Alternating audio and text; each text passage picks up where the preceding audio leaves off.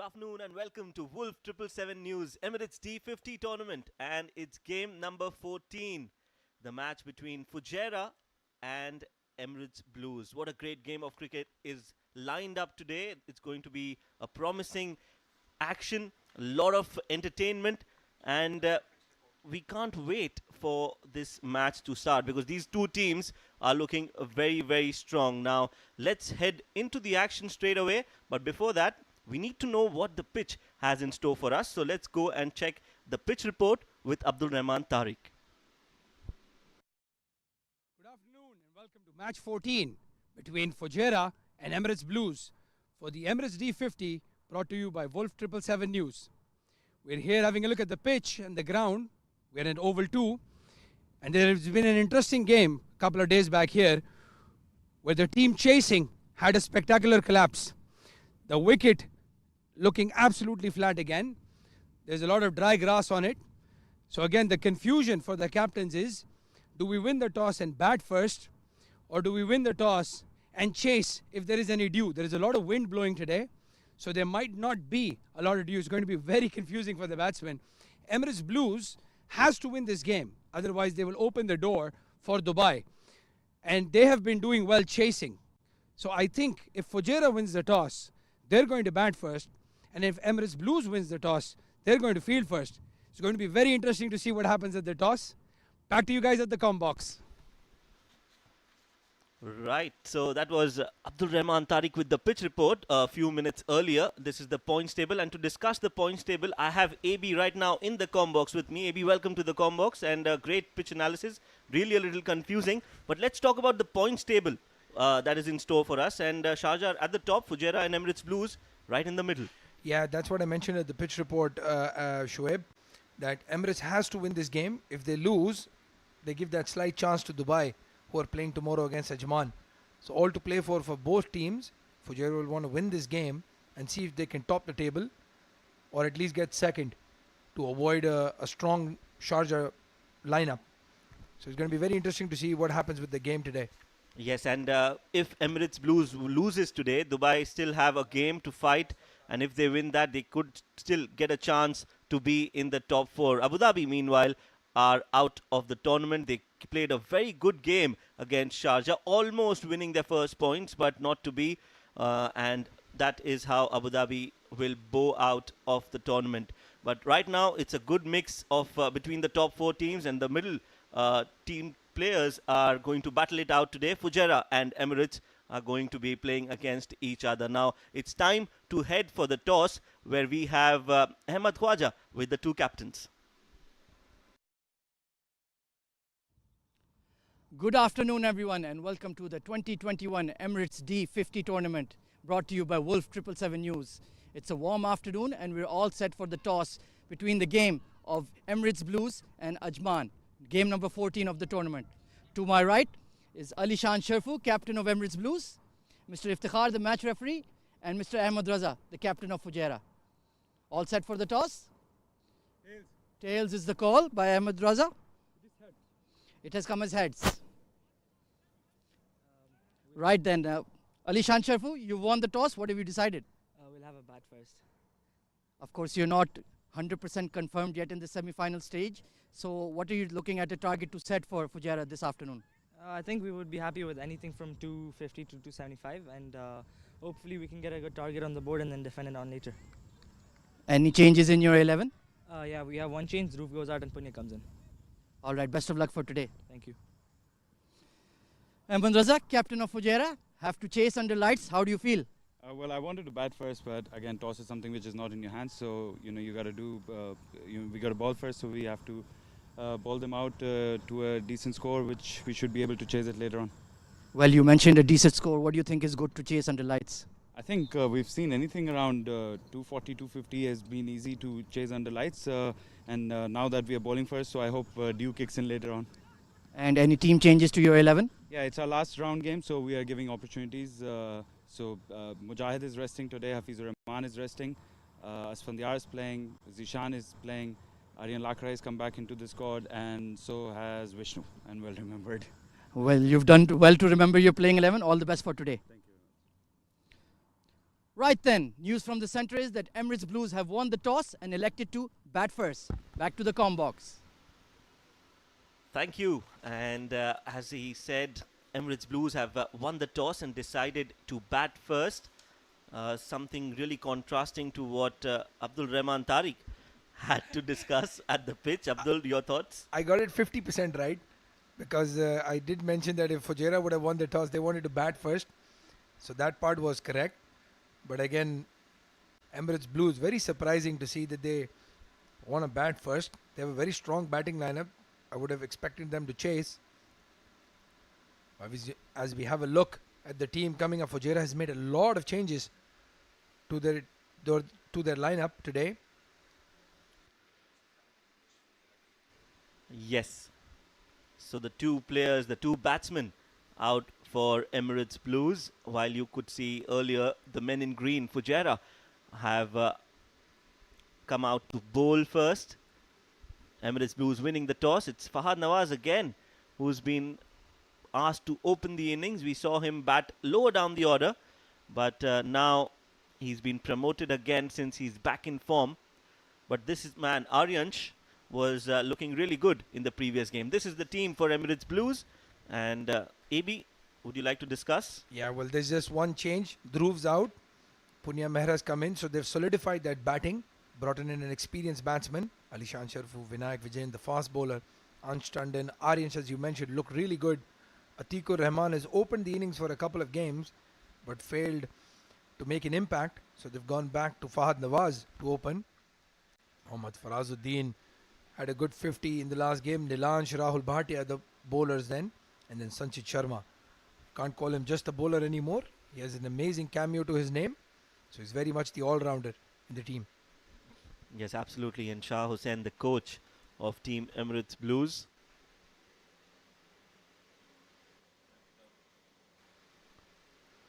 Ahmed Raza said he wanted to bat first. This is how his team looks. Ahmed Raza, the captain. Aryan Lakra gets a game today.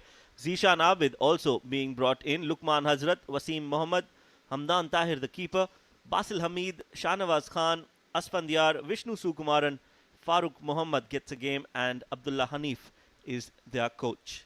Well, Shoaib, I can tell you for a fact that that team has 11 batsmen playing in that lineup. Farooq actually opens the batting for his club. Hazrat Luqman, we've seen, can bat as well. So they have 11 batsmen in that lineup. So it's probably a blessing in disguise for them that they're chasing. Oh, yes, and it gets a little easier to bat under lights. You know, we've seen that except for the game where Sharjah collapsed, which we will discuss in detail throughout the course of the game. But other than that, I think it's been an easy ground to bat in the second innings when the ball comes onto the bat nicely. The pitch smoothens up a little bit. So they wouldn't be too disappointed to be chasing. And it's an opportunity for Lukman Hazrat, the man on your screens right now, to take some early wickets and put pressure.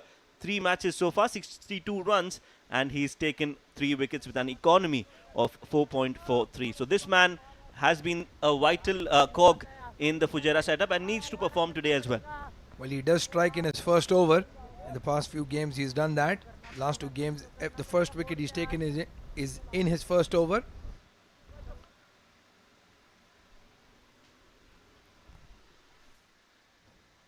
The only good thing about this for Fujairah, Rahman comes in to bowl the first ball on the pads, flicked nicely by Aryansh. Very confident way to get off the mark. Oh yes, absolutely. Just on the pads, a loosener from Lukman Hazrat, and nicely played by Aryansh to get off the mark. Fahad Nawaz is the man who will face Lukman Hazrat now. Well, Shoaib, the last 2 games that saw spectacular collapses, Dubai and Sharjah, was because of a leg spinner. And unfortunately, Emirates Blues does not have one. Aditya Shetty is not playing today. He's training with Punjab Kings. So maybe that's why Fujairah is going to feel a bit confident. They don't have to face a wily leg spinner like Maroof or Dilavar.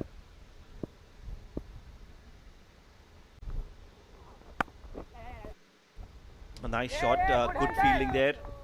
Shahnawaz, the fielder, just a single, looking for a run out. This would Well, this could have been absolutely disastrous for Aryansh. We'll have to see that in the replay, but there was some miscommunication in the calling. As you can see, Fahad Nawaz playing that shot towards Shah Nawaz. A single, a misfield, and that fumble. He was nowhere in the frame when that happened. Well, we've seen or heard of early nerves for the batsman and the bowler. I've never seen a guy trying to collect the ball have nerves. Asfandiar completely fumbled that. That was an easy run out. Chance missed. Aryansh is very lucky still to be there. Yes, let's look at that run out. Yes, no. They took that first run cleanly. And then we don't know really what happened at that end, but some miscommunication for sure.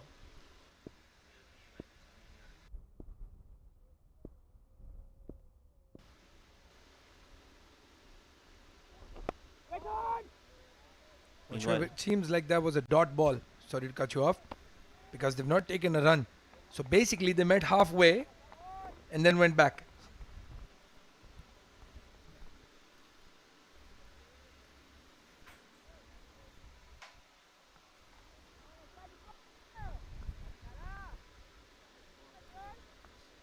So 3 runs in that first 4 deliveries.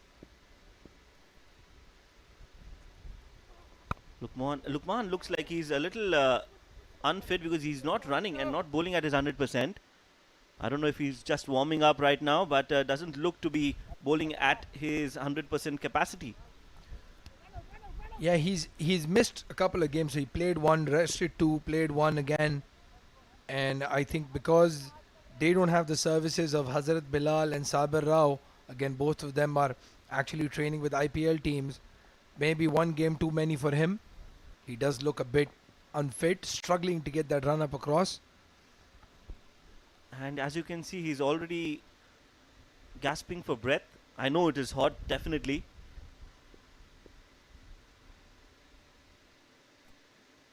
Short ball cut. This is a good shot from Aryansh.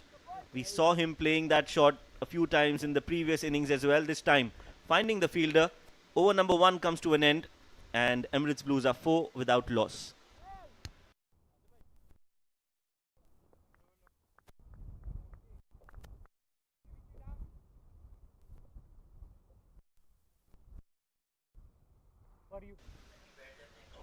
If we look at the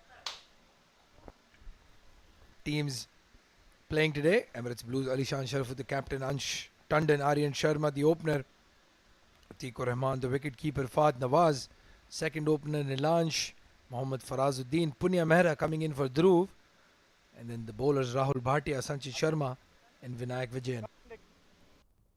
For Fujairah, it's a good setup, good team, good balance, a lot of changes in that team. We'll discuss that. Slightly. Covering.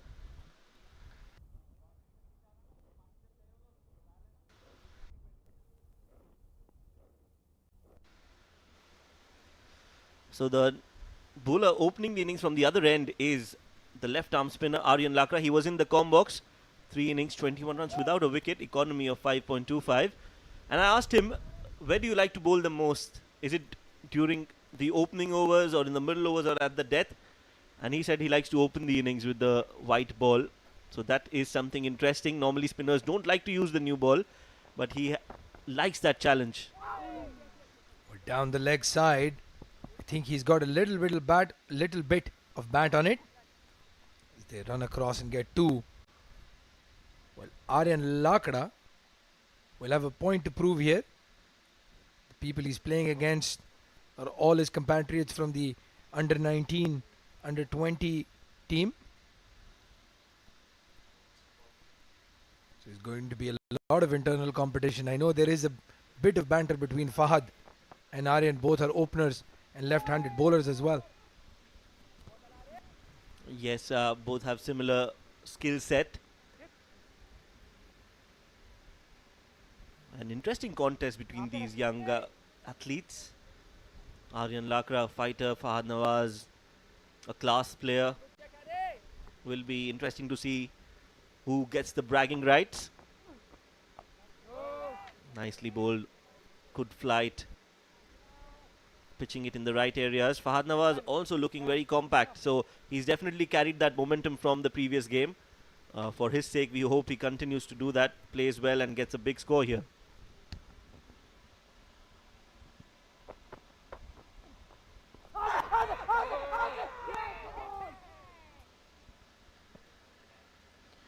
Well, that seems to be a very dodgy decision.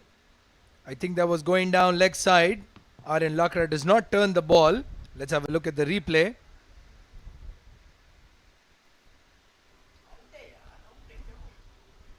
Well, appeal and given. Fahad Nawaz has to walk back. 3 of 8. And that's the first wicket for Emirates Blues and Fujairah. Emirates lose their first and Fujairah get their first wicket. Aryan Lakra strikes. Well, one can say that was a very poor shot by Fahad Nawaz. It was drifting down the pads. He has played that sweep shot really well in the previous innings where he scored 50 odd runs. But for me, again, that was missing leg. You could see all three stumps when the ball hit his pads. Asif, the new umpire today.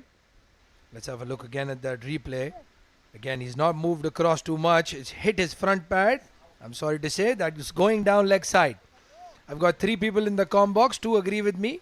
One says that was out. And the one who's saying it was out does not play cricket. Well, it's always difficult for the umpires to judge such situations and decisions. So they don't have the liberty of watching a replay. It was close, no doubt, but after replays, you can see that the ball was just going to miss the leg stump. Having said that, it's a wicket. Nevertheless, Fahad Nawaz is back in the hut, and Aryan Lakra will celebrate that first wicket because that's his first in this edition of Emirates T50. Yes, and it'll give him a lot of confidence. He's a confidence player. Again, on the stumps. Very well played by Alishan Sharfu right behind that ball.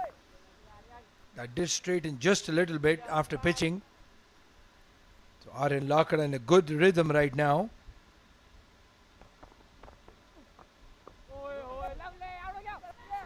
A quick single taken. But in the end, Alishan easily reaching the non-striker end. So good running between the wickets. Yes, good running. 2 overs, 7 for 1 now. A successful over for Aryan Lakra. Yes, and let's look at the Fujairah lineup because we already discussed Emirates Blues. Vishnu Sukamaran gets a game. Wasim Mohammad, Ahmed Raza the captain. Aryan Lakra, Asfan Diyar, Basil Hamid, Farooq Mohammad, Hamdan Tahir the wicketkeeper. Lukman Hazrat is the fast bowler. Shahnawaz Khan and Zishan Abid. Now, Shahnawaz is a very handy off spinner for Fujairah. We will see him bowl later in the day. While it is Lukman Hazrat, who I think is now nicely warmed up. Should see him bowl some express deliveries against Alishan Sharfu.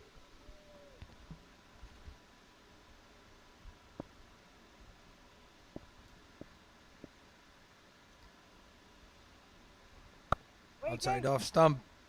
Played very confidently by Alishan. Towards the point fielder. Yes, they'll need Lukman to put in a bowling performance here. They don't have any medium pacers. Maybe we'll see Wasim bowling a little bit more than normal. But they do have a lot of spinners in their lineup today. Farooq is playing the leg spinner. Ahmed Raza, left arm spinner. Aryan Lakra we saw open the bowling. What a pitch of a delivery that was. Hazrat Lukman pitching it in the right area and then just shaping it away ever so slightly. And the ball just beating the edge of the bat straight into the hands of Hamdan Tahir. A half-hearted appeal but very, very close.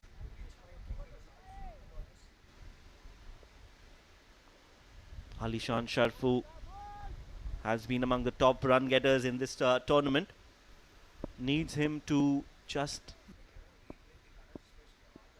play on for Emirates Blues because his wicket is very important. Another good delivery, movement off the deck, missing the off stump, missing the bat. This is some good bowling from Hazrat Luqman. Yeah, he's definitely warmed up now. We saw him bowl a similar delivery to Haider Wasi Shah, which was on the pads and just straight in to get him LBW. Ali Shan playing away from his body, the ball moving away. Very lucky not to get that outside edge.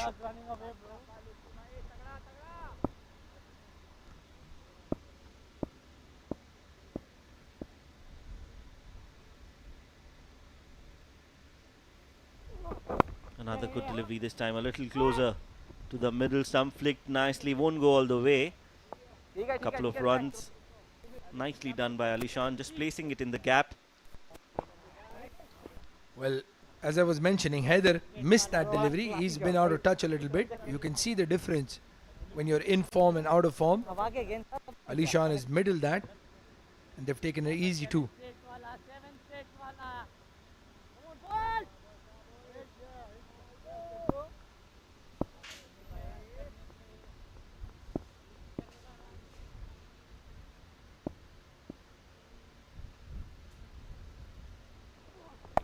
This time outside off, thickish edge. There is a gully, but the ball will escape that gully fielder. There is a third man, so an easy single for Ali Shan, but he shouldn't be playing those deliveries. Not pushing too hard because then you create an opportunity for the fielders in the slip cordon. 10 for 1 Emirates Blues, and Aryansh is on strike now. Will face Hazrat Luqman.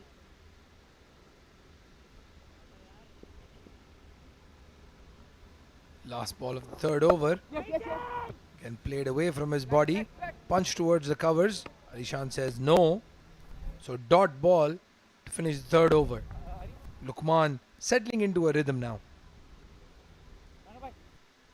Yes, a much better over from Luqman compared to the first over. This time he was a little more consistent with his line and length and bowled really well. So the man out is Fahad Nawaz, who was sent to open the innings. He had come down the order, but today failing. A little bad luck, I would say, but out on 3 of 8.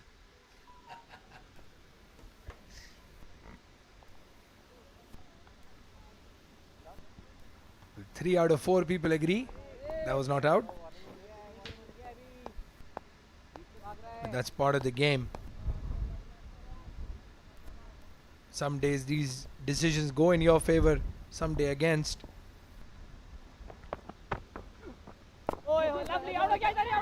Quick single taken. Good running, pressure on the fielders. This is good intent from Emirates Blues. And these are small victories, small wins that actually turn the game in your favor in the long run.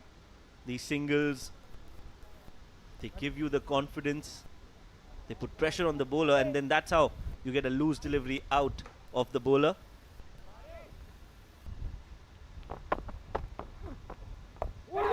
Flighted delivery, very well bowled, played in the gap. There is a fielder at long off. Cut that off. They take just one. And Shoaib, we've seen this happen in this tournament in the beginning at least, that the batsmen were not rotating the strike.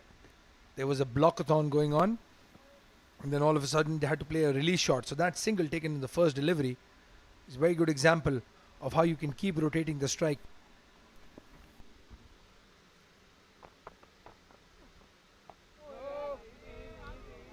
This time straight to the fielder, so they decide not to run.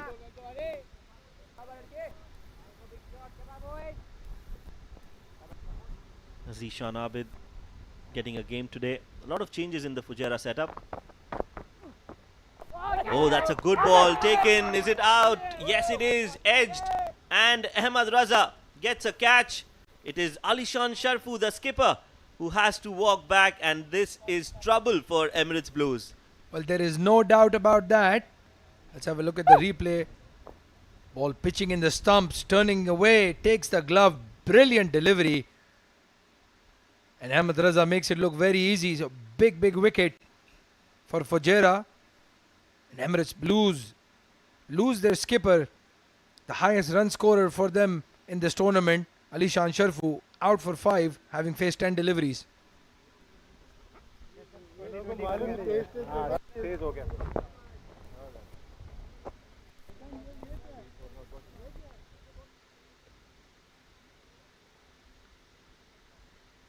So Aryan Lakra gets a wicket, and that's a big wicket of Alishan Sharfu. He's got 2 big wickets, Fahad Nawaz and Alishan Sharfu. And the new man in is Ansh Tandon, the left-handed batsman. Scored 167 runs. A healthy strike rate of 81. But today is a different situation altogether. A lot on the board, on the table for Emirates Blues. They need to win to be getting a place in the top 4. And even if they lose, they should make sure they don't lose by a big margin, or else Dubai will still have a chance in the final game against Ajman. If they play and if they win with a comfortable margin, there could be a twist in the tail. Yes, we were thinking that the semi-finalists have been finalized, but if Emirates Blues, as you mentioned, lose today by a big margin, then for sure the management of Dubai will pull out their calculators, try to figure out how they can qualify for the semi-finals. They've not done themselves any favors, Dubai. They could have chased down the total against Fujairah. They were looking good at that moment. And even against Sharjah, they could have defended the total. 5th ball of the 4th over. Very well bowled by Aryan Lakra. On the stumps, he's making a statement. He wants to be back in the playing 11. Fujairah's got a very strong lineup.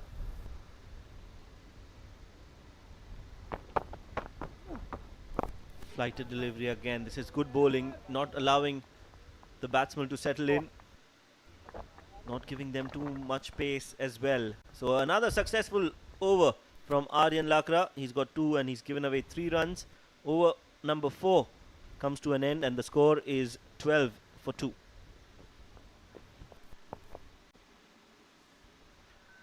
Let's have a look at the most sixes hit in the tournament so far. Amir Hamza was looking very good in that game against Fujairah. Could have single-handedly won the game for Dubai. But he's been the find of the tournament so far for Dubai. Asif Khan, again, very consistent. Highest run scorer as well as the second highest number of sixes. And Alishan Sharfu, who's at number 3, unfortunately will not add to this tally today. Yes, that's right. He was dismissed by Aryan Lakra. And number 4 is Shahnawaz Khan, 8 sixes, while Fayaz Ahmed of Team Abu Dhabi has 7 sixes to his name. Good delivery again from Hasrat Lukman outside off. We've seen Aryan play a lot of his scoring shots in that point and backward point region. So it's good to see Ahmed Raza getting a fielder there just to stop that shot and also put pressure on Aryansh.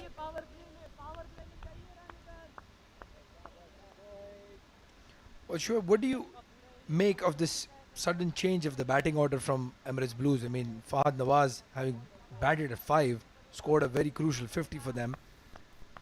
We've seen Aryansh, who's come in as a new opener. He's done all right. On the stumps, very well played. Could have gone easily to the hand, just played it with soft hands and kept it down.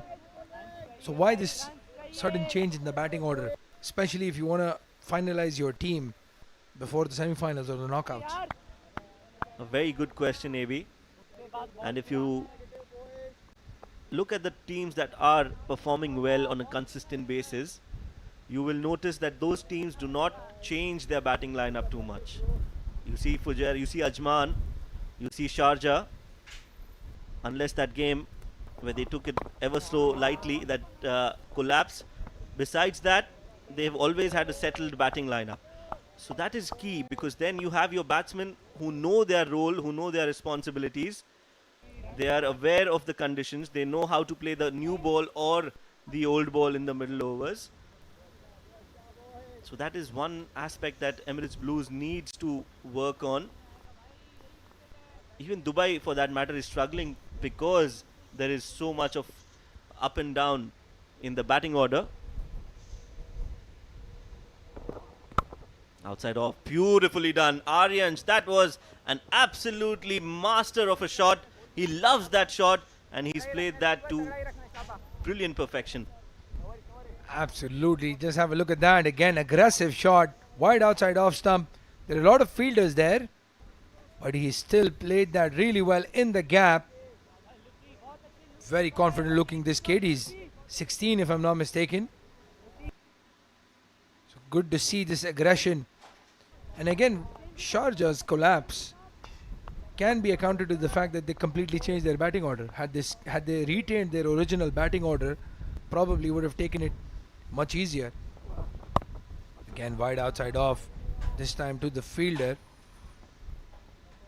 And the interesting thing, Shoaib, and this is something that we've seen having watched all these games, is Aryan Lakda has gotten Fahad Nawaz out in almost every edition of the D Series tournament, the D10, the D20 and now the D50. So why would you want to go ahead and promote that matchup instead of keeping him low? Very interesting. Maybe we can find out from the think tank of Emirates Blues why they did that. Last ball of the 5th over in the stumps. Again, Aryansh is looking really good. Get some bat on it.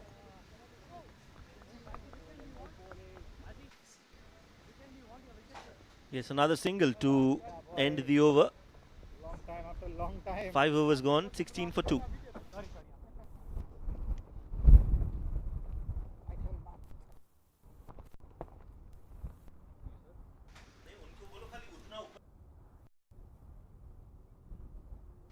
Let's have a look at the bowlers. 2 bowlers used so far. Hazrat Luqman, 3 overs, 12 runs. And then Aryan Lakda opening the bowling for the first time in this tournament for Fujairah.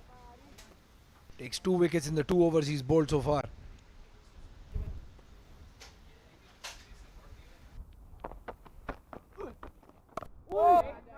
Very close, that one.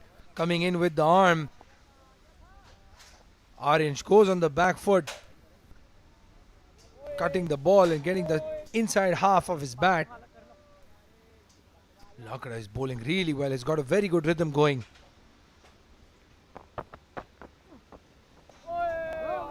Yes, this is what happens when you get a wicket. Obviously, your body language and your self-belief just climbs on to the next level. And that then reflects in your bowling as well. You become more confident. You start bowling in the right areas. Again in the stumps. Plays it straight back to the bowler. Lakda has got a very good rhythm going at the moment.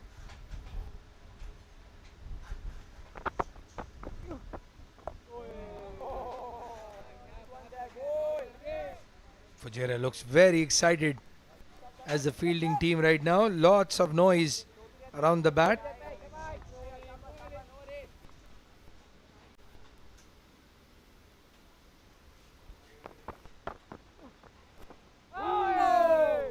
This time wanted to cut it, Aryansh. What has really impressed me about Aryansh is his temperament.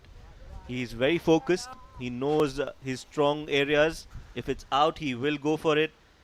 And if it's a good ball, he will respect that. So this is a good skill and a good quality to have, especially when you're an opening batsman. Yes, and he's just 16, Shoaib. There's still a lot to learn as the 6th over finishes with the score at 17 for 2. There's a lot to train for, a lot to learn from senior batsmen like Ansh Tandon, like Ali Shan playing with you. Yes, and also you will see a lot of improvement in his strength, in his shots. There will be more power as he grows, as he plays more cricket. If he, focuses on his strengths and his diet and the fitness regimen, I'm sure he will get even better. Aryan Sharma, 7 of 16. He's out there in the middle alongside another batsman, a very stylish one, Ansh Tandon.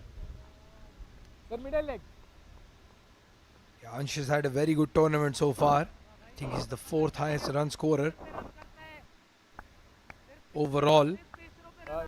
He's played some crucial knocks in this tournament. One against Dubai, the 71 not out, taking the team to victory. He did get hit on the helmet by Amir Hamza.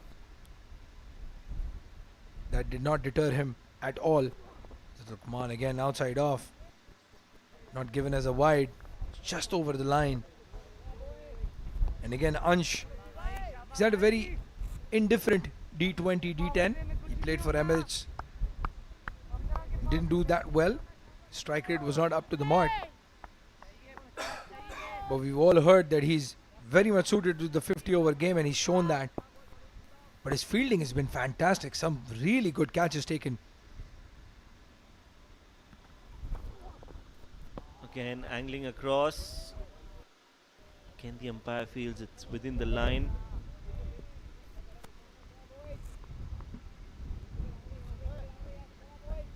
Yes, Ansh is a complete package. We've seen him bat. We've also seen him perform in the field, contribute towards the team. And that is also such an impact to have when you have a great fielder in your side.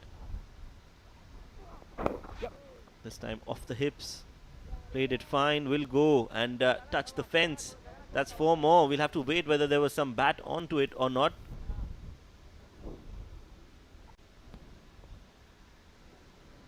Let's have a look again. Yes, I think he's gotten a big piece of the willow there. Ball goes into the boarding. So Hazrat Luqman going wide outside off stump for the first 2 deliveries, and then directing one on the pads. For sure, in this heat, I think this is going to be the last over of his spell. He does look a bit exhausted.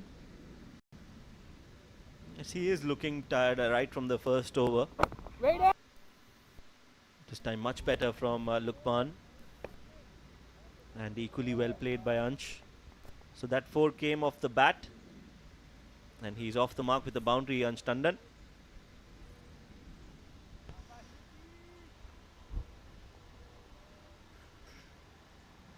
But Fujairah does have a huge set of bowlers. Farooq, the leg spinner, Ahmed Raza as well. 5th ball of the 7th over, again wide outside off stump. This time the umpire stretches his arms.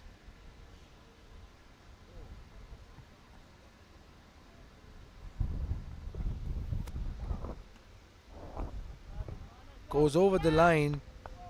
Was always moving away.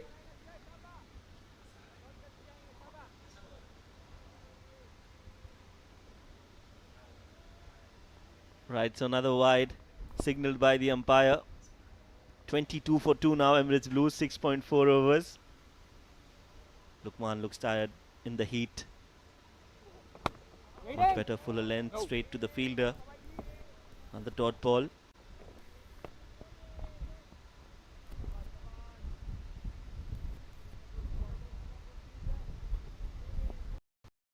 Yeah, he's walking back. He looks extremely out of gas, Hazrat Luqman.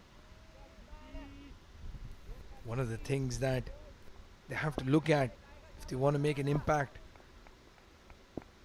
in the ECB camp. We've heard Azhar say that fitness is the most important thing at the moment. Shorter delivery. Ansh Tandon looking to go over mid-wicket. Misses it. Let's have a look at that again. Just over the stumps. Poor shot by Ansh. It was not too short, not the right shot selection. Lucky that the ball did not hit the stumps, just over it. End of the over. And a good one from Hazrat Luqman.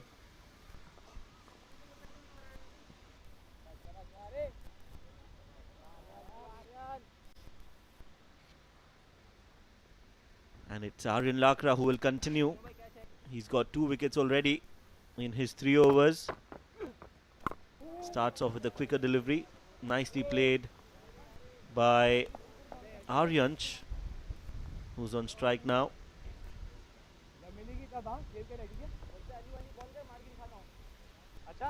Yeah, I think Aryan Lakra is probably going to bowl an extended spell, maybe go for about 6 overs, maybe 7 overs as well. Again, he's in a very good rhythm in the power play. On the stumps as well. Well played by Aryansh. But Aryan Lakra is it's one of those things, Shoaib, when a bowler is in such good rhythm, you feel he's going to take a wicket every delivery he bowls. Absolutely. Every delivery is a wicket-taking delivery. Another flighted delivery this time. And it has been played along the carpet, down the ground. Vishnu Sukumaran will throw it back to the bowler. 1 run added to the total. And Aryansh, I like him. He's got the right temperament for this format. Hasn't played any rash shot. And this is a rare skill to have, especially in the UAE when you don't play a lot of 50 over cricket. You see how some good talent like Abdul Shakur struggles to maintain that focus. No ball signaled by the umpire. Now that is unusual. A rare sight. Will be a free hit. Well, he's instantly apologized to his captain. Left arm spinner bowling no balls. Let's have a look. Again, very well caught by the umpire. Free hit coming up, and again it's a no ball. So he's hit it in the air. For some weird reason, the fielder is trying to take a catch of a free hit, drops it, and he's going to get another chance, Ansh Tandon. So 2 no balls back to back. Well, it was in the slot to be hit. Did not time it too well. Up in the air. Should have been taken, regardless of whether it was a free hit or not. That was a catch. Zishan Abid dropping it. Another free hit. Flighted outside off, outside leg in fact. Swept, and swept nicely by Ansh Tandon. 4 runs for him and the team. Well, that was very good adjustment by Ansh. Aryan saw him come down the track, bowled it wide outside the leg stump. Usually they go outside off, and he's adjusted it very nicely and played a sweep shot. It goes to fine leg for 4.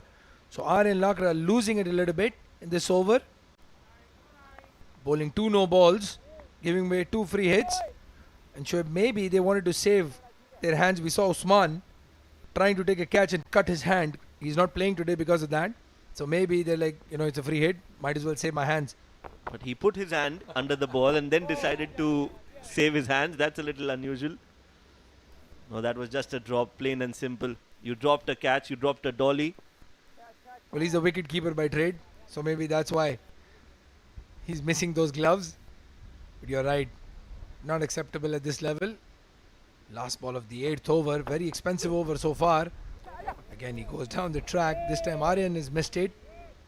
So dot ball to the end the over. 8 overs gone. 31 for 2. We have a change in the comm box. Ahmed Khwaja and Qasim will be joining us.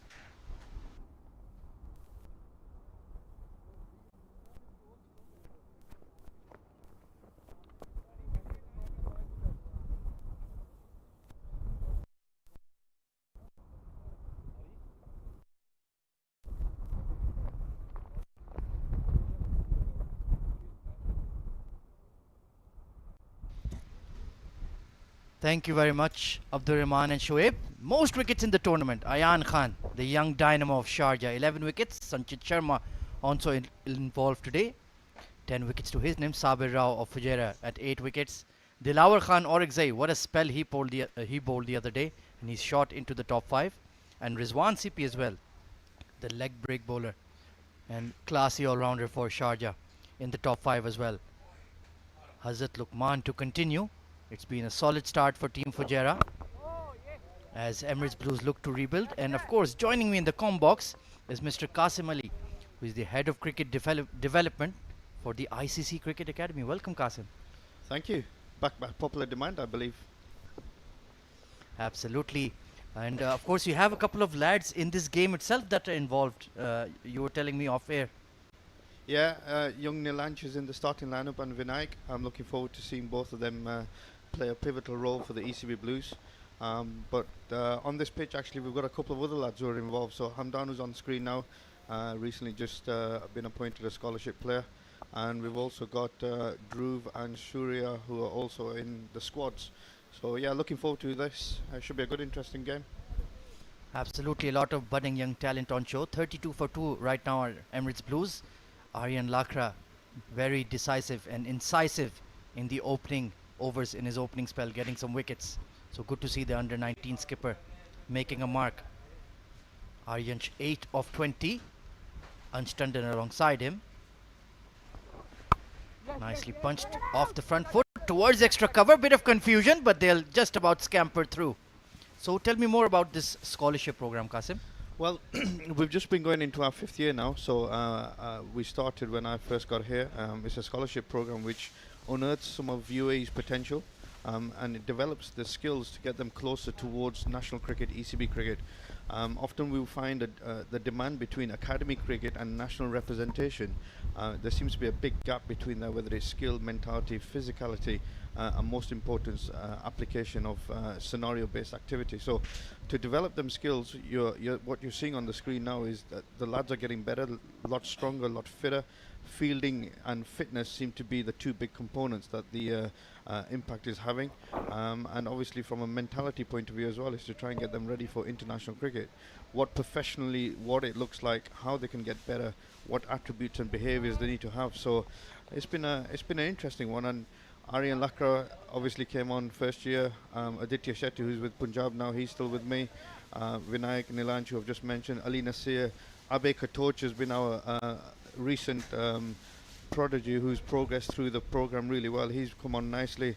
Samara from the ECB girls, she's also with us into our 2nd year. So yeah, very much looking to develop the UAE's next talent. Absolutely, a lot of young players who've featured prominently in this tournament, and we've heard about a lot doing well in age cricket and eventually looking to make the step up at the senior stage. Back to the game, this time 8.5 overs gone. 34 for 2 as this man on screen, Ansh Tandon, he's had a pretty decent tournament. As the captain of UAE himself, Ahmed Raza, the silver fox as I like to call him.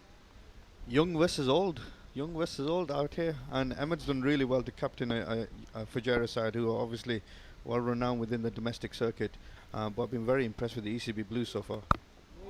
Indeed, they've done well in this tournament. They're on the verge of a semi-final spot. If they win today, they will most certainly qualify for the top 4. And then moving on to the crunch stage of the tournament. Ansh Tandon 10 of 15.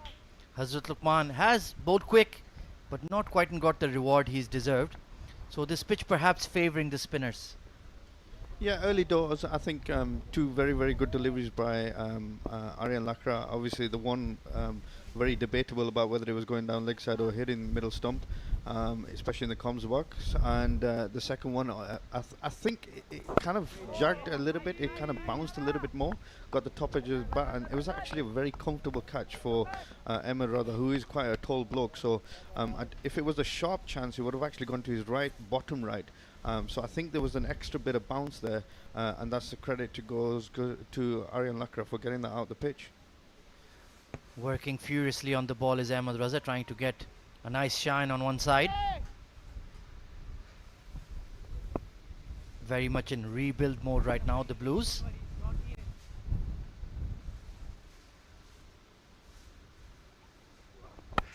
This has been slogged over the top, a ridiculous shot, and mid-on is getting under it and takes a catch. Ansh Tandon with a rush of blood, and he's thrown it all away. Yeah, a bit of a surprise shot that actually. He was, I'm not sure what he was trying to do there. He's got plenty of time. It's a 50-over game. He's obviously lost his captain. He's lost another opening experienced batter. And I'm not sure whether he was trying to cause intent or show the intent, but actually the execution was rather poor. And a relatively comfortable catch for the big tall man, Emma Raza. That's a shot that is an absolute nightmare for the coach. Ansh Tandon, 10 of 17, had 2 boundaries in it. But he'll be bitterly disappointed with that short selection. But a solid catch there by number 69 on his back, Ahmed Raza. Just a back of a length delivery, nothing in it. And he's just played across the line. Very hard to explain. Yeah, and if anything, he should have what he should have tried to do is actually get through the line. He's actually tried to go up and under, but the execution has been very poor there. And to be fair, Lukman has not been bowling very quick. So if anything, if the length was a little bit shorter, maybe that shot was on a little bit more. And that has been a really good shot of the batsman there in previous times. So disappointing to see that. But we see Punya coming out to the crease. I think Punya's a very good young batsman for UAE cricket, and I think he'll do really well in future going forward, especially in the World Cup. 65 runs to his name. This is his third innings of the tournament. That strike rate is not too bad. He was looking good in the first innings and then got adjudged leg before, was quite disappointed with that dismissal. So he has a very, very big opportunity here against the top side. Yeah, and it's a big rebuilding phase now. From a cricket perspective, he has to stick around. He has to be the anchor. He almost has to play the most experienced batsman's role here. And he's got to lead his side through, especially this difficult phase here, because if they're not careful, they're going to be 60 all out here.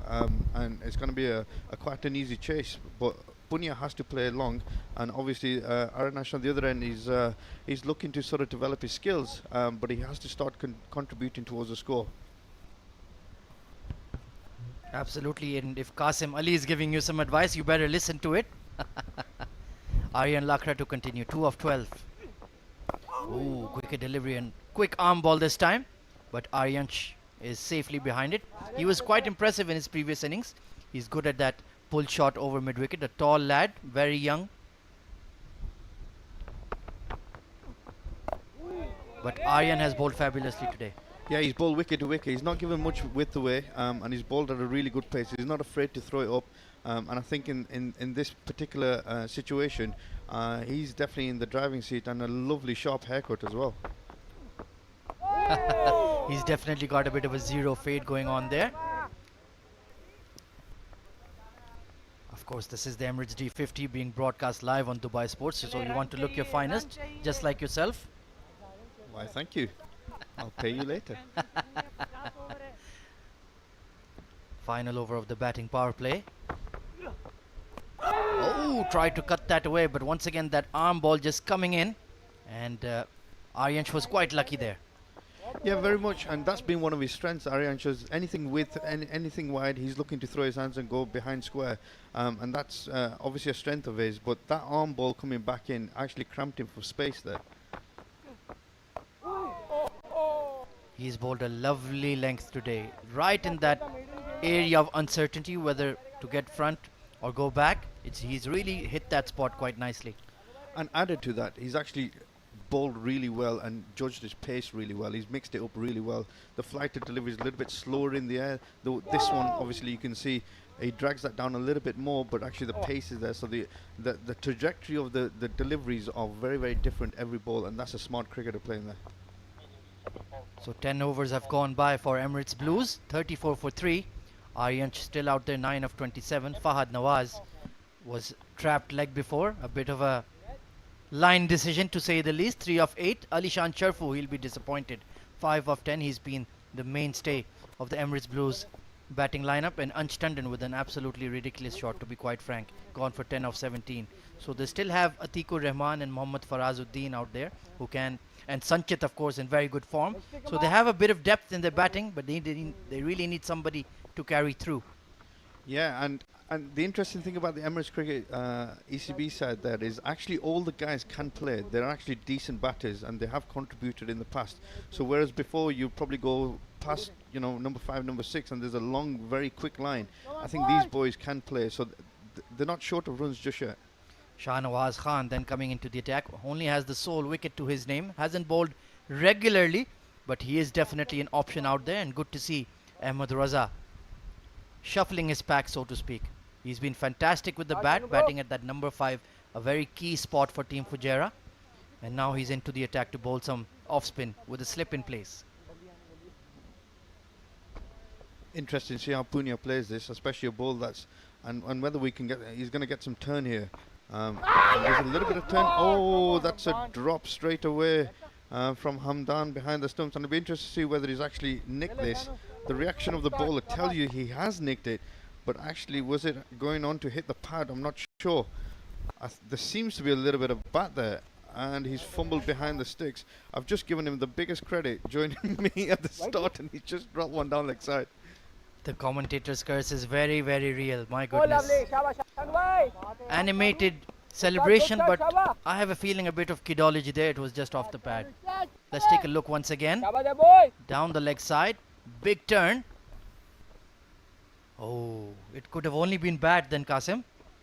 Yeah, it didn't look anywhere near the pad. I mean, the bat was way out in front. It would have been interesting to see whether we could get a closer shot there. But the reaction from the players tells me everything. And obviously, Hamdan's one of these. His reaction tells me a lot. Punya still on naught. Oh, look at that. Shahnawaz is really honing in on that middle and off stump area and getting very good turn. Yeah, early doors, bit of turn there, and a little bit of drift as well with this breeze coming in. So it can be a little bit difficult to play off the surface if there is breeze and a little bit of turn, and the trajectory is quite flat and quite quick. You can see there, the quicker and flatter you're going to bowl, the more turn you're going to sort of expose out of the pitch. And obviously from Emirates Blues' point of view, they really need Punya to stay in here. Oh, lovely! Maiden to start for Shahnawaz Khan. 11 overs gone, 34 for 3. Excellent start, 11 overs gone. Excellent start from the Fujairah guys, and I think they'll be quite happy there. And I think you can see spin very quickly from both sides. I think that's what's going to happen. And as you can see there from the most runs there, Asif Khan there, 334 runs at the top of the order, ballisting it. Obviously that 100 a couple of days ago was fantastic. Alishan Sharif with over 267 runs in second place. Amir Hamza with 185.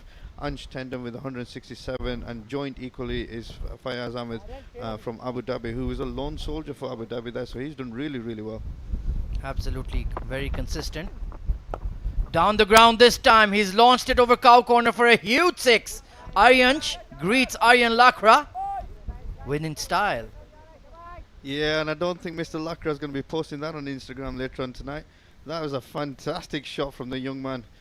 You can see the hands going straight through the line of the ball, and there's not a lot of turn there, and he's actually done really well. And that's a pressure shot. Somebody who's on 9 of 30 odd balls, that's a pressure shot, and I don't think Lakra will be would mind that at all. I think he's going to try and go after him here.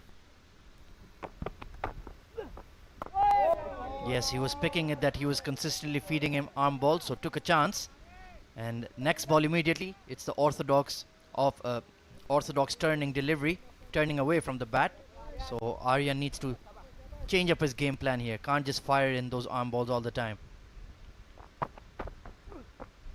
That's more like it. Now he's really looking to turn it. Yeah, and a bit of pace off as well, and he's looking to almost put it on third and fourth stump, allowing him to cramp himself. And if he wants to play that, he has to go over extra cover with that shot, which I haven't seen Aryansh do that at the moment. You obviously a bit more width there. Is there a run-out opportunity there? A little bit of good fielding there from backward point. But this is where Aryansh really needs to sort of develop his game plan against spin, because he can't afford for dots to continue on the way they are. 40 for 3 are the Blues. Oh, good delivery this time. Bit of a leading edge. Oh, chance for a single? No, there's some backup there. So Aryansh has moved on to 15 of 32. He's taken his sweet time, and now he has to make it count. Zishan Abid there, a very active figure in the field.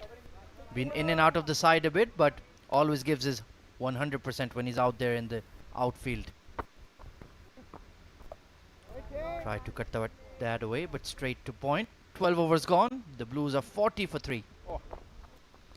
Yeah, and I think this period now is about consolidating, trying to get runs on the board without leaking any too many wickets here. I think it's an important partnership.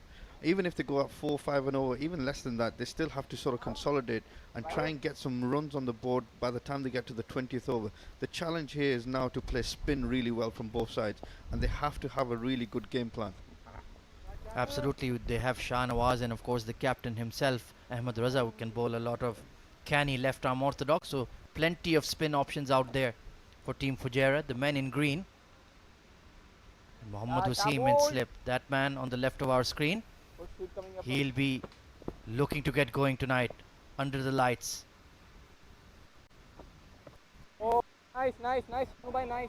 But Shahnawaz, 7 dot deliveries in a row. Something has got to give. Yeah, I think a pressure shot's coming on here. Either a miscue or a pressure shot's going to come from Punya. He has to get off strike here, especially with the ball turning. Oh, off the back foot. Very, very Yes, interesting shot there. tight. That's a tight shot there. Obviously, with coming back in, so he's cramping himself up room. He's got to be careful that doesn't come straight back onto the pad in front of the stumps. Excellent fielding of his own bowling. With his height, I think Punya should perhaps think about that lap sweep or taking the ball fuller. Perhaps disturb the length that Shahnawaz is bowling here. Long way to go.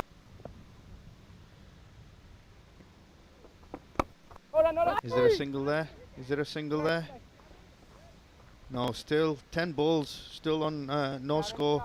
I don't think this will, phase Punya at all. I think he's a clever young cricketer. I think he'll take his time with this, but he has to look for a single or try and get off strike at least.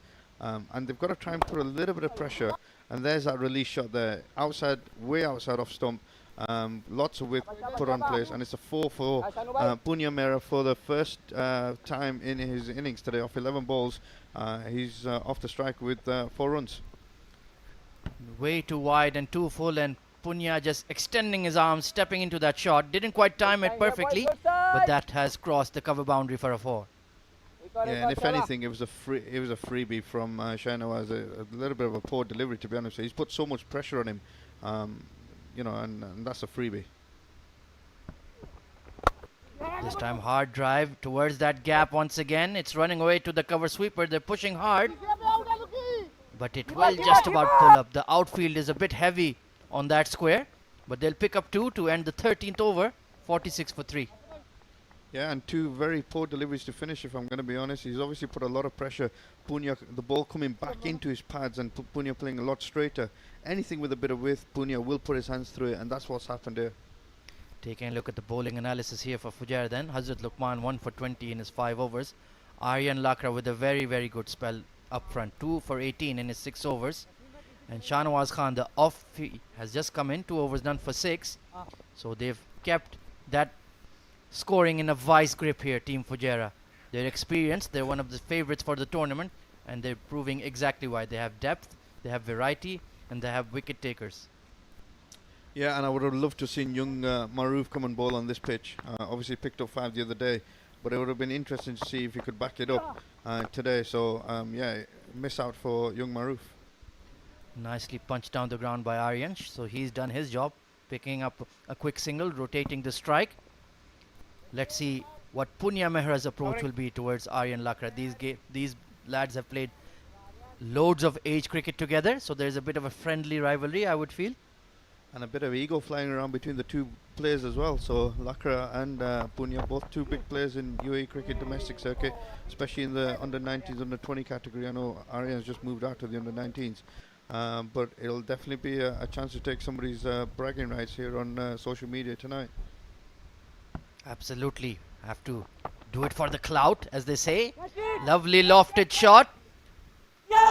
And it's gone straight to mid-off. He's taken an absolute stunner. Vishnu Sukumaran, you beauty. That was a fantastic catch. Look at that. And a release shot. And we just spoke about the social media impact. And actually, he didn't really need to do that. Deep mid-off was out. That was a really poor execution shot, if I'm going to be honest. And it just goes to show the match awareness from Punya there was not there. Maybe it's the heat, maybe it's the fatigue. He's only been out there for 14 balls. And actually, that's a really cheap wicket there for young Punya, getting himself out there, if I'm going to be honest. And a nice little tally for Aryan Lakra. He's on to 3 wickets. 6 runs off 14 deliveries, only the sole boundary to his name. That man Vishnu Sukumaran, he's been in and out of the side, but that catch will definitely give him a lot of confidence.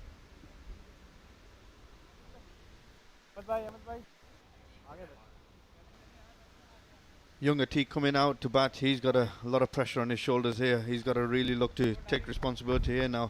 His 4 innings, he's only really scored 18 runs. Obviously with a strike rate of 45, which you can't really measure off of the 4 innings. But if I'm going to be honest, he has to show his responsibility here, and he has to show that he's got a little bit of character about him to dig in this difficult situation which his team find himself in. And as you can just see there, the replay of Punya's wicket there, going straight down mid on stone. That's an excellent catch, diving forward. Never easy catches them, especially running off the boundary in a straight line. And he was well off the ground there. He wasn't exactly, a foot off the ground. He was well off the ground there. So it's a great catch, good execution, and poor execution from young Punya. 13 and a half overs gone. Aryan Lakra already has a 3 for to his name.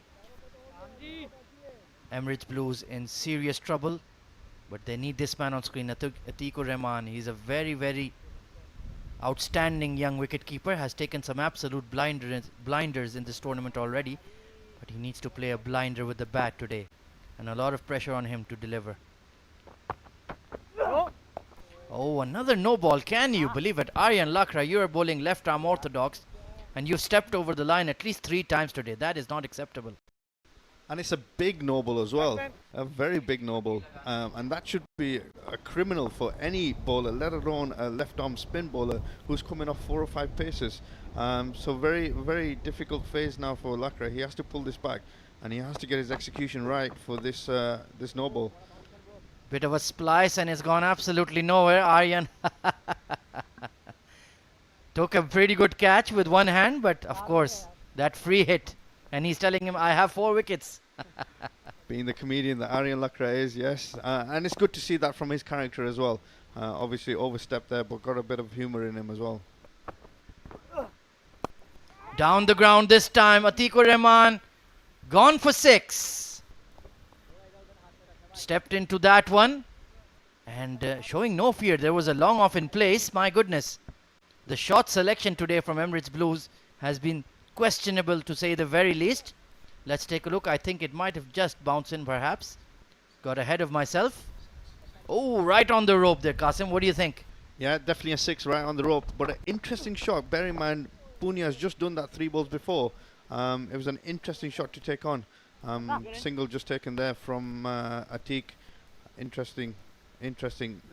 14 overs gone. That's the close of the 14th over there. 54 for 4. Atiq on 6 of 3 balls and Aranash on 16 of 34.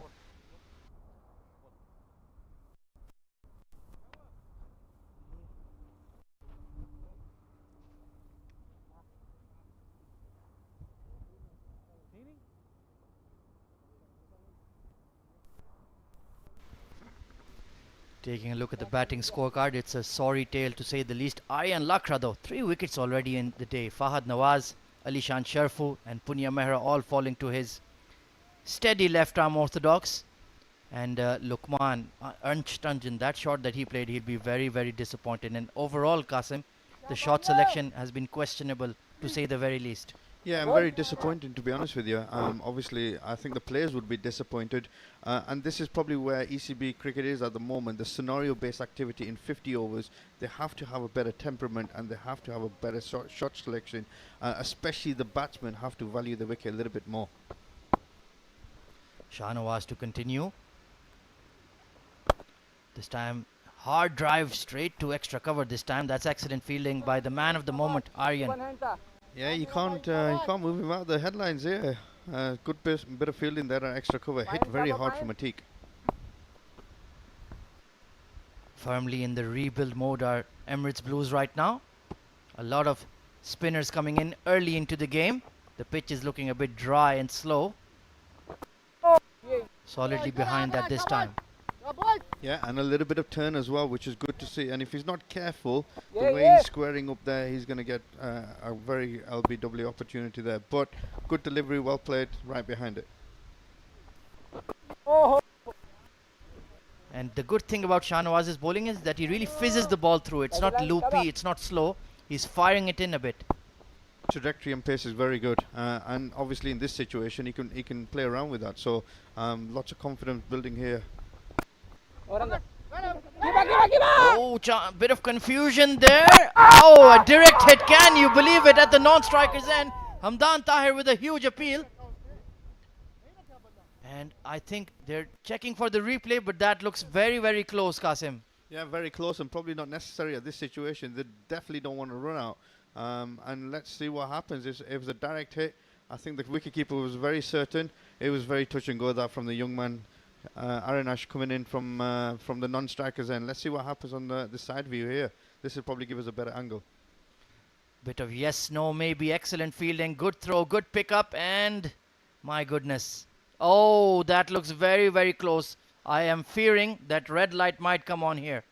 Yeah, definitely very close. Touch and go, and I think a direct hit always in the game here. And it's them small margins that make a big difference here.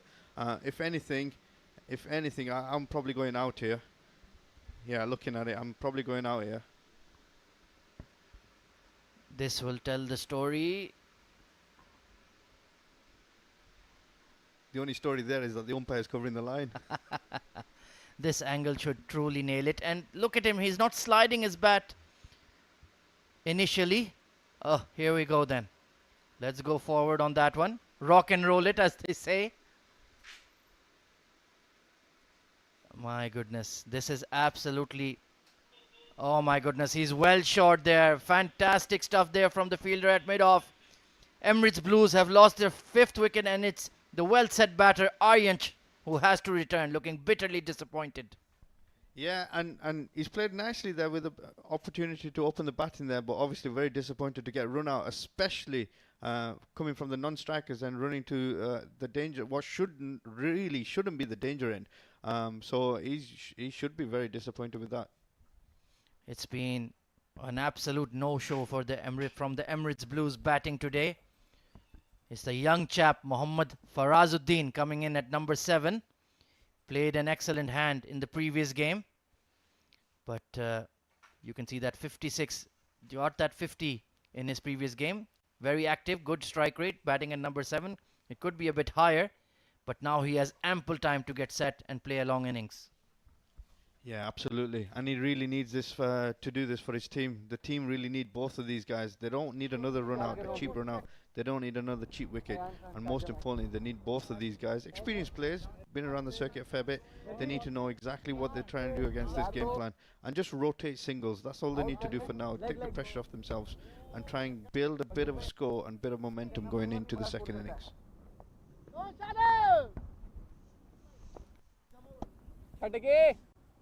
Farazuddin will be the one facing then. Oh, nice.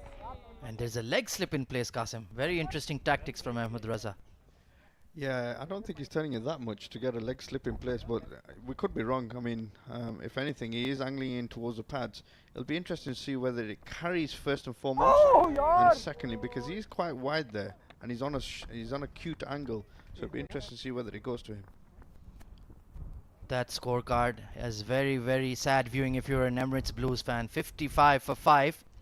And there's going to be a change in the comm box. We'll do that after the drinks break then. Makes sense. Taking a look at that. Run out once again. Zishan Abid. Brilliant pick up and throw. Aryanch was caught in the middle. And then absolutely stone dead. Had to return back to the dugout.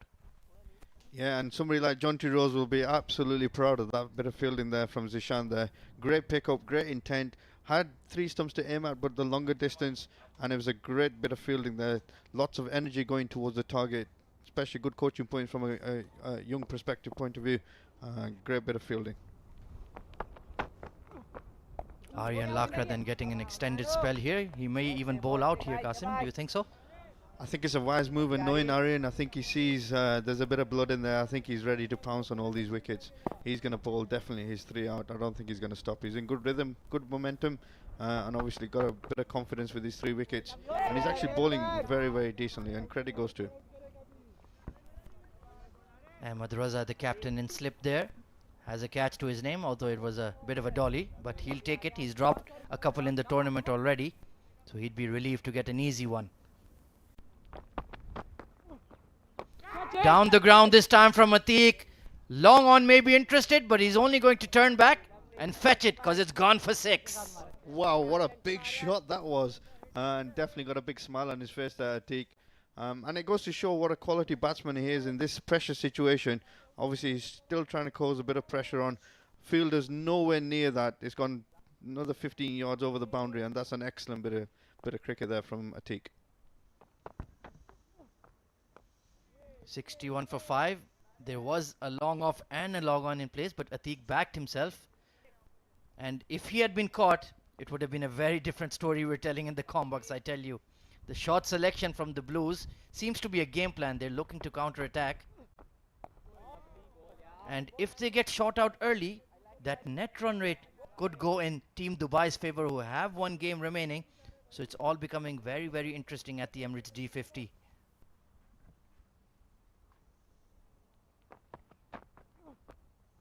Oh, an absolute Jaffa from Aryan to end the over. 16 overs gone, 61 for 5. And bit of turn to finish. Fantastic delivery. Look at that. Lots of air going into the pad line. Beautiful bowling. He should be very, very proud of that. That is exceptionally elite level bowling. That's fantastic.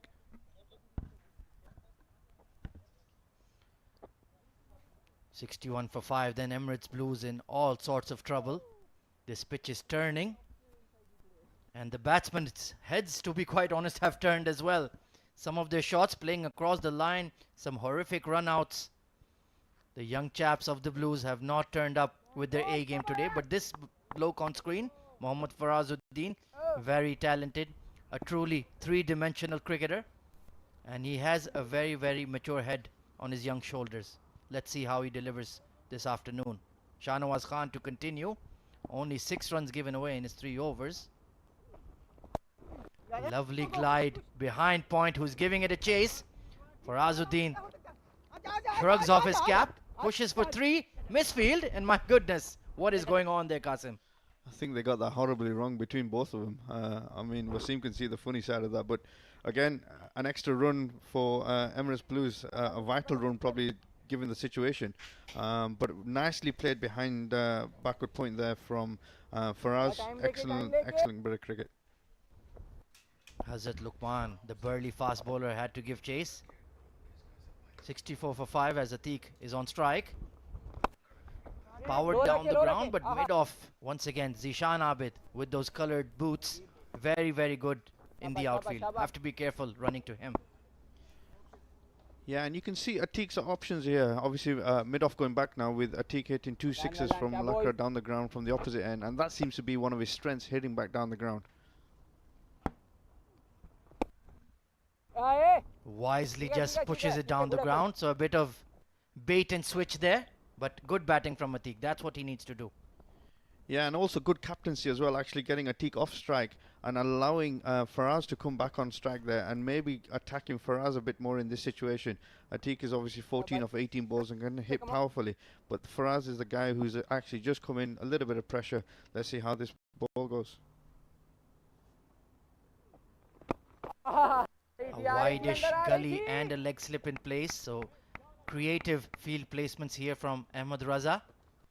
Trying to pry out these youngsters, trying to play on their minds. Just flicked away towards square leg. He's called for 2. But I guess, yep, they'll just stick to 1. And probably a wise decision as well, because that could have been another run out. Absolutely. The running between the wickets has been sketchy, to say the least, this afternoon. 14 of 18. Atiq has got off to a start. He's got some boundaries. You have to hang in there, young man. You have 50 overs to bat. Get a big name. Get a big score for yourself. Pardon me. Make a name for yourself. Oh, beauty. Beats the outside edge there. Yeah, good delivery. Excellent delivery to finish off the over there. It'll be interesting to see how Atiq does manage to get off strike here. Obviously going into the next over, but that's a great bit of bowling. A risky shot, probably not the right shot for that delivery, but a good delivery to finish. Time for a drinks break then, and there's going to be a change in the comm box. But till then, we have a very small special montage to present to you from the very, very exciting game we had the other day between Sharjah and Abu Dhabi. Take a look at this.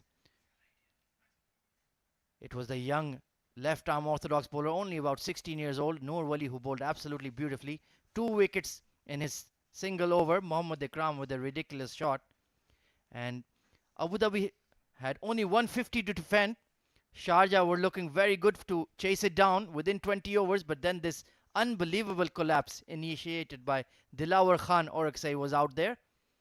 Picked up Rohan Mustafa for a duck, and Team Sharjah collapsed in an almighty heap. 5 for 30 for Dilawar Khan Orakzai on the day. Fantastic keeping there by Sahil Haryani as well. They had about 16 odd runs to get with 7 wickets in hand, but they completely fell apart. Akif Raja with the first ball duck as well. And at one stage, it looked like Team Abu Dhabi would have a miracle tournament end and getting 149 defended, but unfortunately, Team Sharjah just about got over the line. A fantastic game that you should definitely check out. Meanwhile, there will be a change in the com box. It's going to be Shoaib Ahmed and Abdur Rahman Tariq coming in.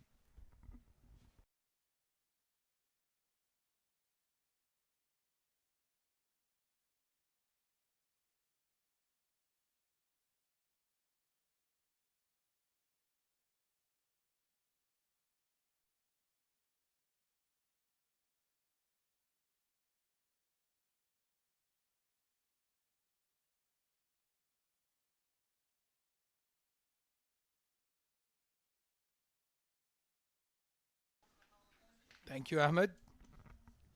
As the teams are taking a well-deserved drink after the first hour. So we have a look at the standings table again.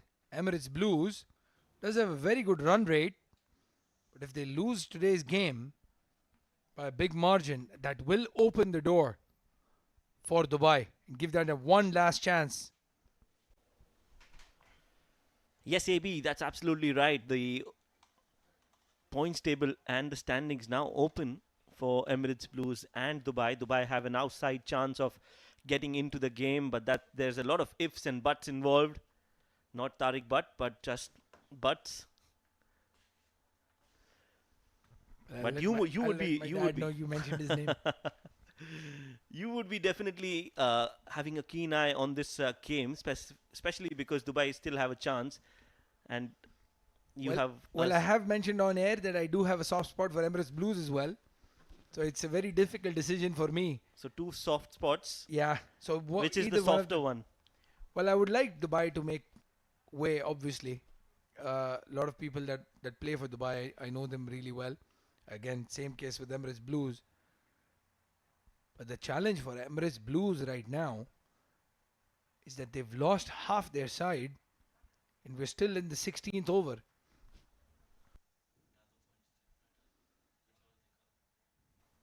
So 120, 130 odd runs here by Emirates Blues, and if Fujairah chases it down in 20 odd overs like Sharjah did with Abu Dhabi,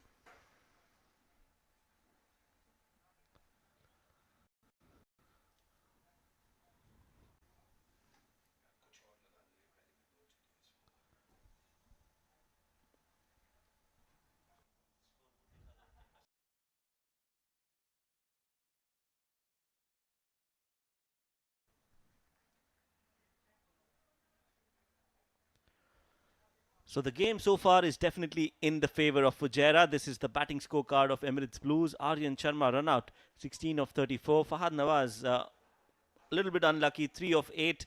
Alishan Sharfu, 5 of 10. Ansh Tandon, 10 of 17. Punya Mehra, 6 of 14. Atikur Rahman and Mohammad Farazuddin are out there in the middle. We know Nilanj Keswani can bat as well. Sanchit Sharma, he showed us how well he can bat. So some more batting. Vinayak Vijayan also can bat. So a lot of batting still left, but clearly running out of steam here, Emirates Blues. well, 33 overs still to go.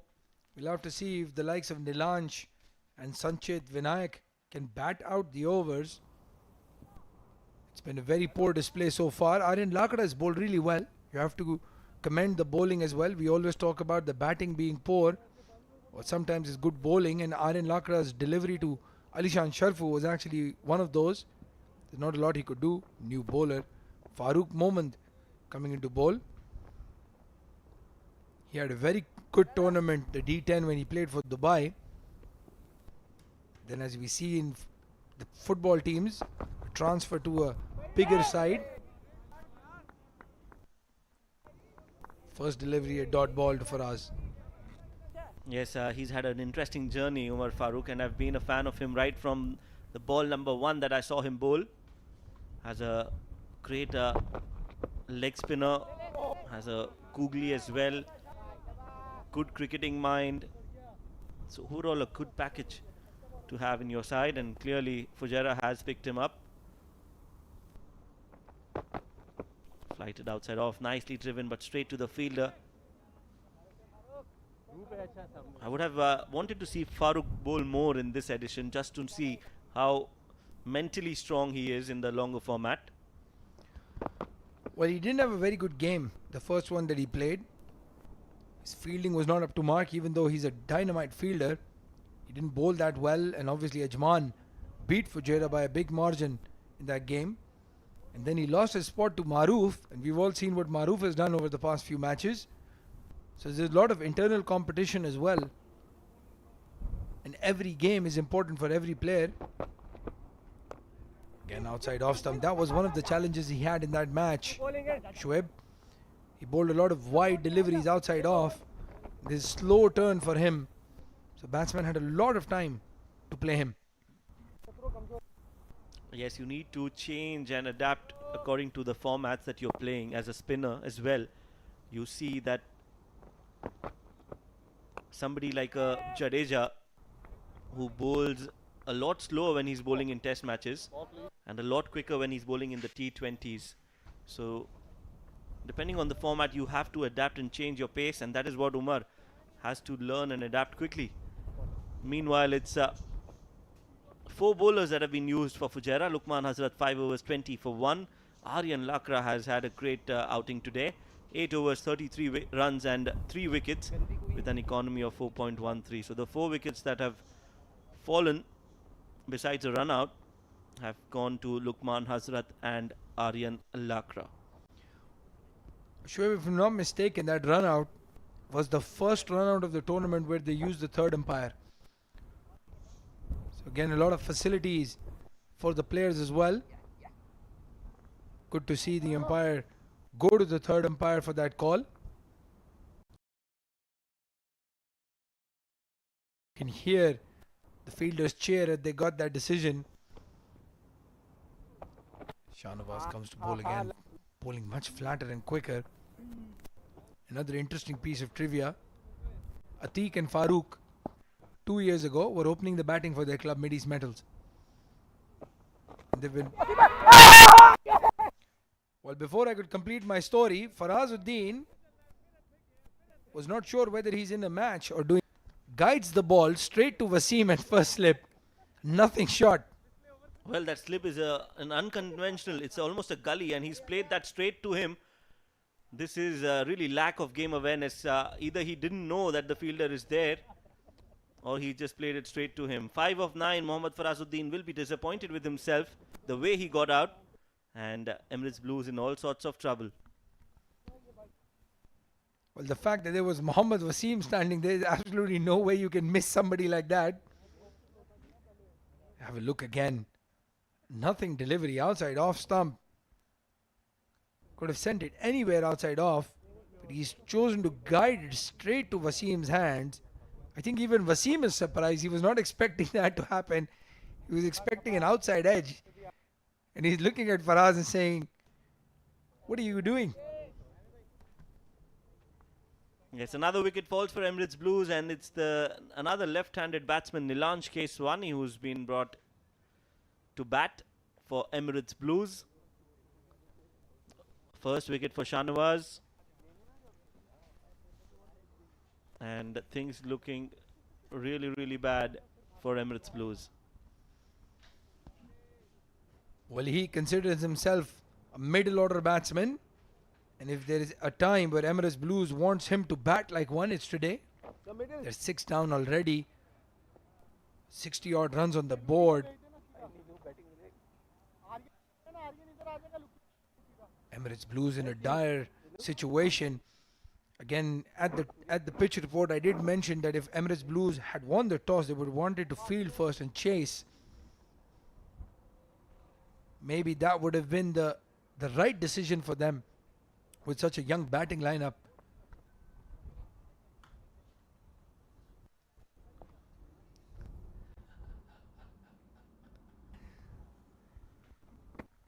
Yes, Shahnawaz gets his first in this match, and what a good way to get a wicket. Nicely played by Nilanj Keswani. Wild throw. Not needed at the moment. Shahnawaz has bowled really well.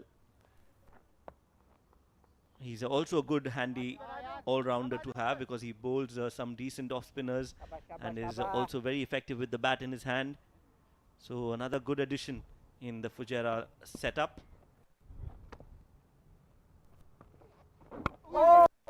Nicely bowled again, quicker in the air this time on the back foot. Nilanj. Some turn also available for purchase for the spinners if you bowl it in the right areas. Well, they've got two slips. Wasim and Ahmed Raza, the tallest players in the team, covering a lot of ground there. And this will be very good for Shahnawaz and for Ahmed Raza, getting an off spinner to bowl a couple of overs. They've got all the other departments covered. They have a left arm pacer, a right arm fast bowler, leg spinner, couple of left arm spinners. So an off spinner bowling with good rhythm is very important for them. 19 overs done. The score is 69 for 6. And Emirates Blues staring down the barrel.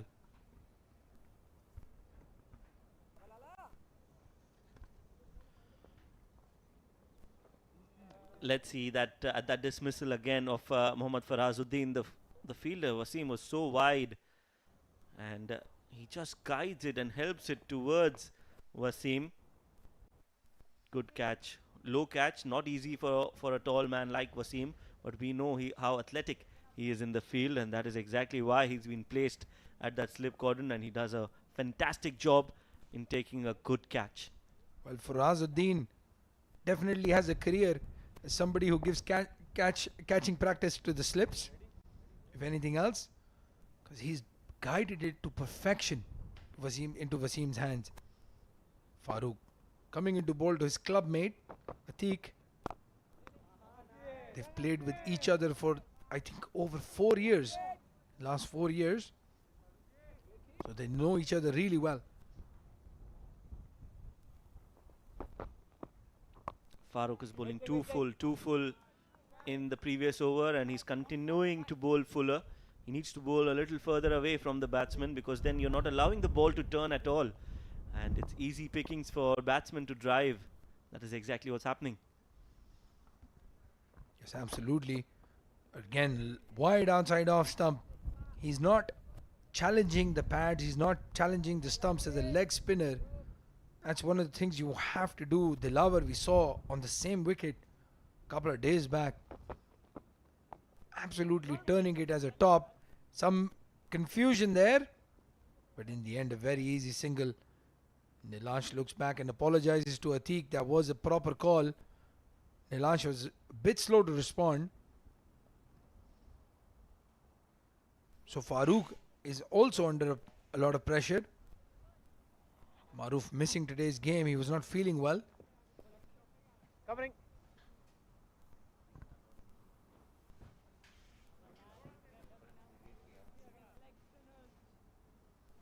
Fourth ball of the 20th over. Farooq will fancy his chances against the left-hander if he gets it to land in the stumps. But again, outside off stump. So he's bowling wide both sides of the wicket.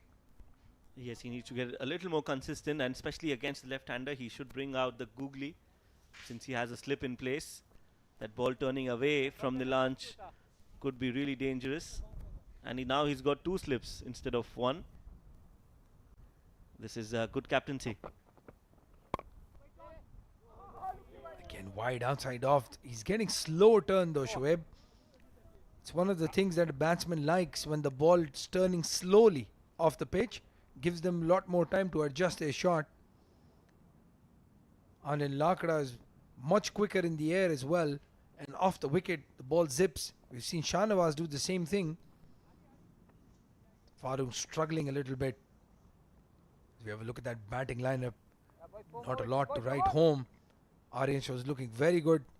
Was a run out. Fahad Nawaz given LBW for 3. Alishan Sharf, who got a very good delivery, out for 5. Anstanden rash shot. Circumstances 10 of 17. Punya Mehra was lucky, not out the first delivery with the catch drop. He just managed to score 6.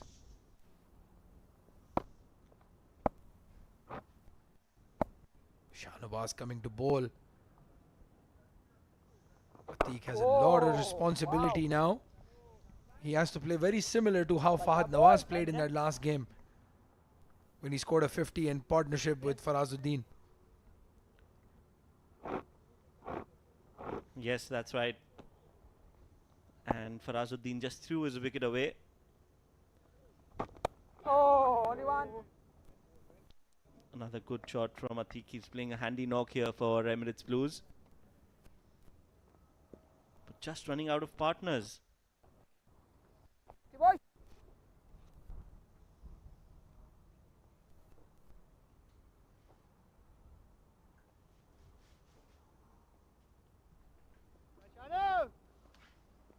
71 for 6 Emirates Blues, and Nilanj Keswani normally has a job to do with the ball in his hand. Today he has a different role to play, one that he can play, but will he play is a question we'll need to see.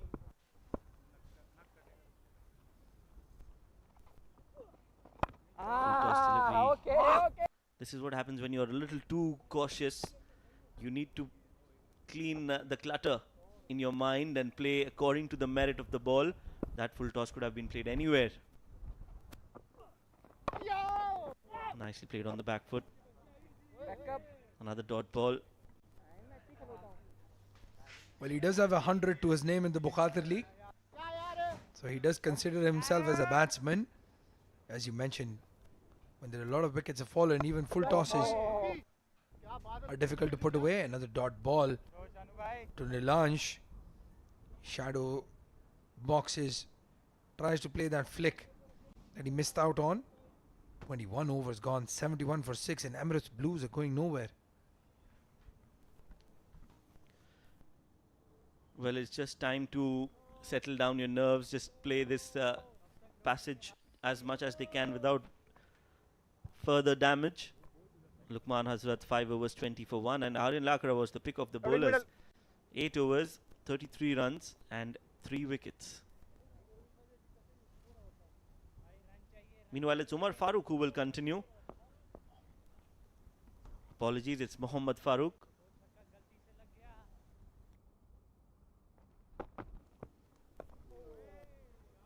Umar Farooq is the other player who's an all-rounder, bowls some really nice yorkers and outswinging deliveries. Missing in this tournament, it's Mohammad Farooq, the leg spinner, and this is a much better delivery, flatter and away from the batsman. Needs to bowl those on a consistent basis. Yes, the first 2 deliveries of this over have been spot on and around off stump. Good looking shot there by Atiq, played in the cover region. Long off. Having to come and take it. They get 2. So Atiq is looking very confident. He moves on to 20, the highest score of the innings for the Emirates Blues side.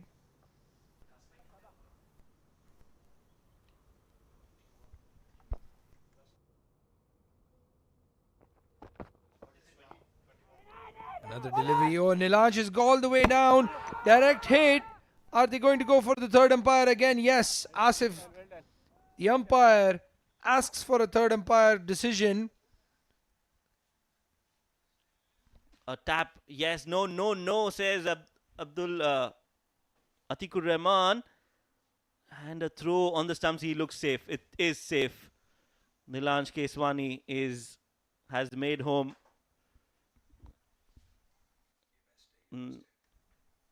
And yes, he's inside. Yes, he's inside the line. So lucky escape again from Nilanj. Good call from Atikur Rahman. Yes, very early, very loud call.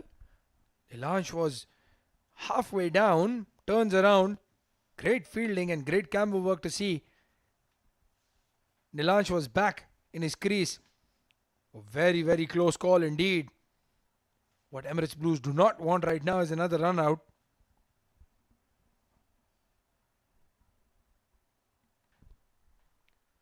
Yes, just wanted to take a single, quick single, but rightly sent back by Atikur Rahman.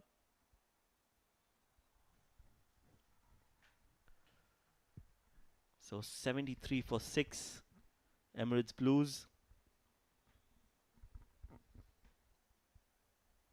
Nicely done by Atiq. This is a very different approach from Atiq. Very impressive to see the way he's batting under the pressure that he is in.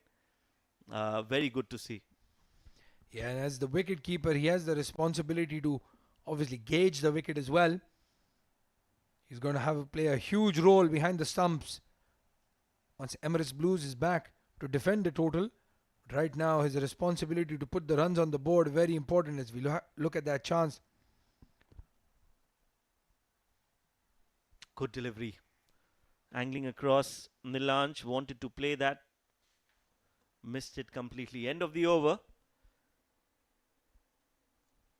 And just a healthy partnership building up here between Nilansh Keswani and Atikur Rahman. Well, again, you can see very loud call by Atiq. No. Sending Nilansh back. Nilansh was quick to respond as well. It's good cricket overall. Their direct hit finishing it off. Nilansh making it back. Emirates Blues in a lot of pressure right now. They still have a lot of overs to go. We still have 28 overs of play left. Shahnawaz coming into bowl.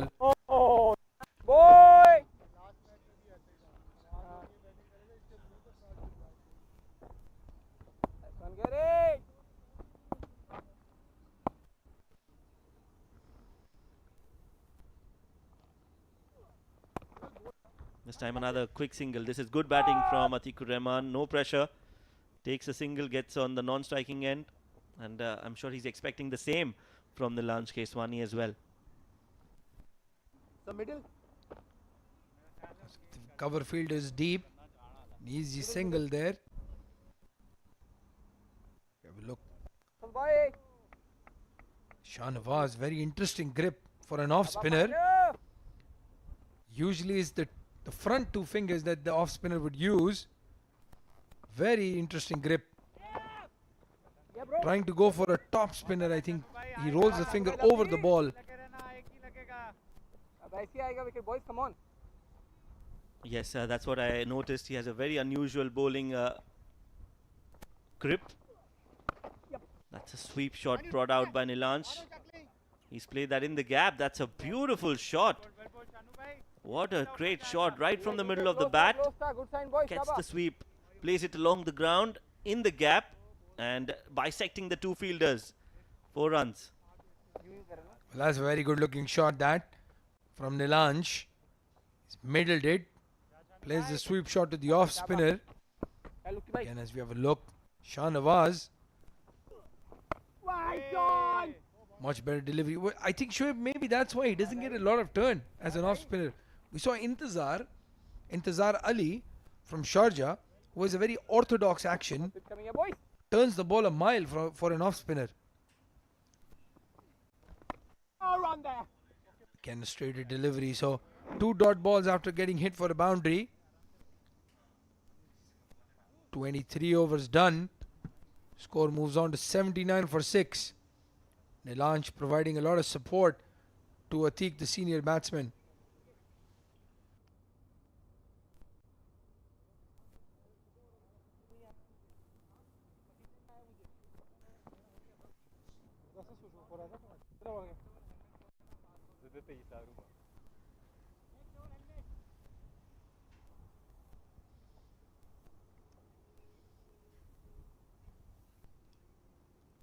Farooq continuing.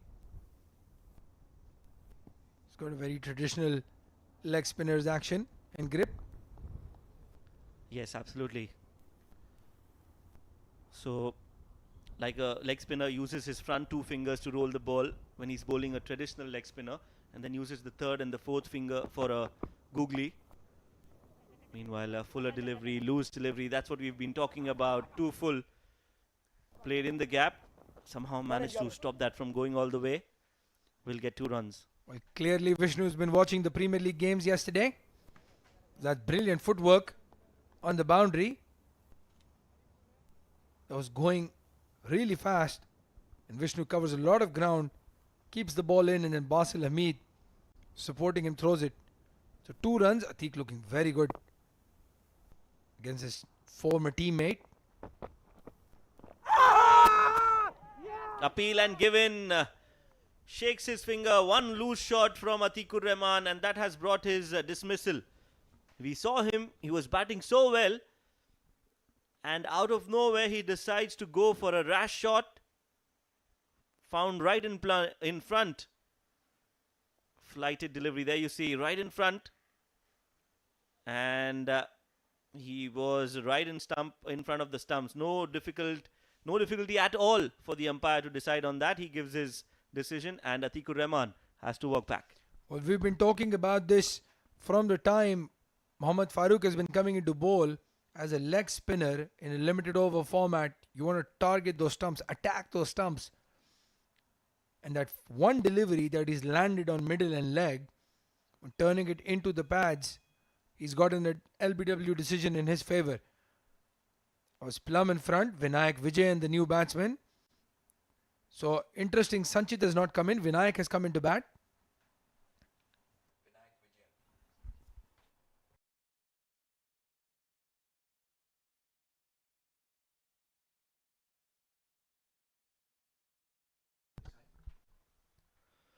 So the new man in is Vinayak Vijayan, coming out to bat for the first time according to the stats.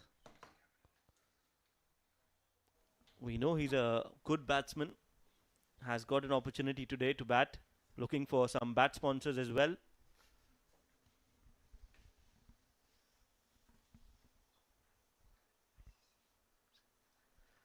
He was under the supervision of our esteemed co-commentator Qasim, and we will have him shortly on air to discuss his journey. Meanwhile, another good delivery to start off from Farooq. A googly played just at the end, managed to get back to ball, scampering through for 2 runs. Well, we hope, as we have a look at that replay, we hope Vinay can stay long enough for Qasim to join us in the comm box. But that was a very good delivery by Farooq. Had it been just a little bit outside off turning in, would have been interesting. He beats him outside off. Qasim is covering his eyes, sitting here watching Vinayak. Well, this is good bowling. First you start off with a googly and then a traditional leg spinner, completely beating Vinayak Vijayan. And it will take time for him to gauge the turn that the ball is getting off the deck. This one again played up in the air, rash shot. Lucky that it didn't go to a fielder. Will get another single. Well, that one good ball that he's landed in the stumps has gotten him a wicket. He's in his 4th over. He's bowled all the deliveries outside off. Maybe it's the wind that's drifting that ball away from the right-handers. But as a leg spinner, somebody bowling the slightly semi-new ball, all you want to do, it's like Rashid Khan, just target the stumps, keep targeting the stumps, even if it doesn't turn. It's a very dangerous delivery on a wicket like this. Just like that, on the stumps. 24 overs gone. Score moves on to 84 for 7. The Emirates Blues struggling to get even to the 100 mark.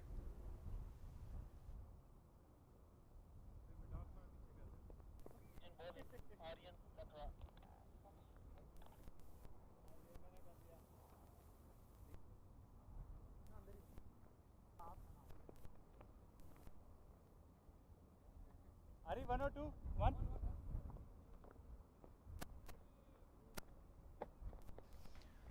Well, we have a bowling change. The bowler that's done the major damage for Fujairah, Aryan Lakda, Coming into bowl from the other end. 8 overs, 33.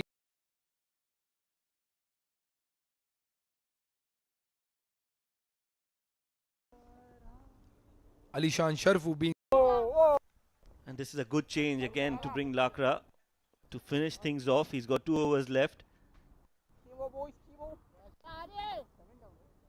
And we'll be looking to get a fifer here, Aryan. Has a conventional grip of a left arm spinner on the seam, and it's important that when you release the ball, again on the stumps. This is very good to watch. You see Ahmed Raza come into bowl from the other end, Shoaib. Just target those stumps. He's not had a ball yet. yes, just giving. Oh, this there you see another bounce appeal, but clearly not hitting the bat at all. That was a crowd catch. Misses Look at that everything. bounce. And that's because of the ball pitching on the seam. Absolutely, Shoaib. Perfect. Spot on that. Ball hits the seam and bounces.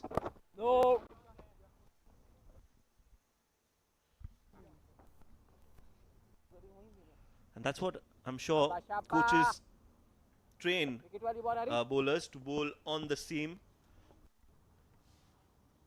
so that they can get that extra bounce and turn.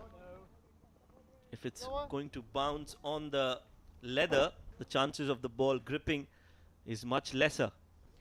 Well, we're at the halfway mark. Emirates Blues 84 for 7.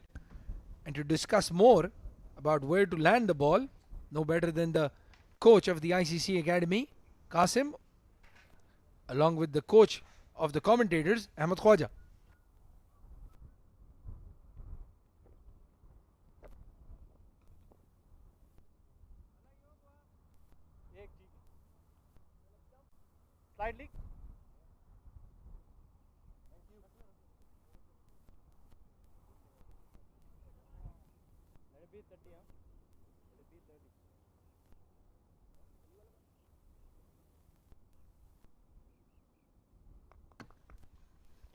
Thank you very much, Abdur Rahman, for that gracious welcome.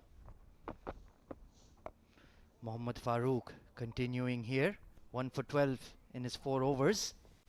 And it's been an absolute no-show here from the Emirates Blues boys this afternoon. Very unfortunate. And this keeps Dubai interested in the tournament. Lovely googly there, cut away, but straight to backward point. Bit of a misfield, and they'll scamper through for a single, Qasim. Yeah, an interesting misfield there from the man himself, Zishan, who took an excellent run out before.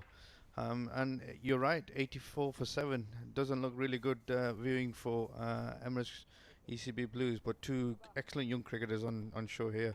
Hopefully they can bring some runs for their team. It's been tough sledding so far. Some poor shots, some poor running. The coaches will be quite disappointed, especially after getting 2 victories in the D50 already. They looked good to make an impression in the knockout stage. Now it's become a bit dicey, and it's going to it may depend on net run rates if they lose this game today. Good bowling here from Farooq, and he's immediately bowling it quicker through the air as well on this track.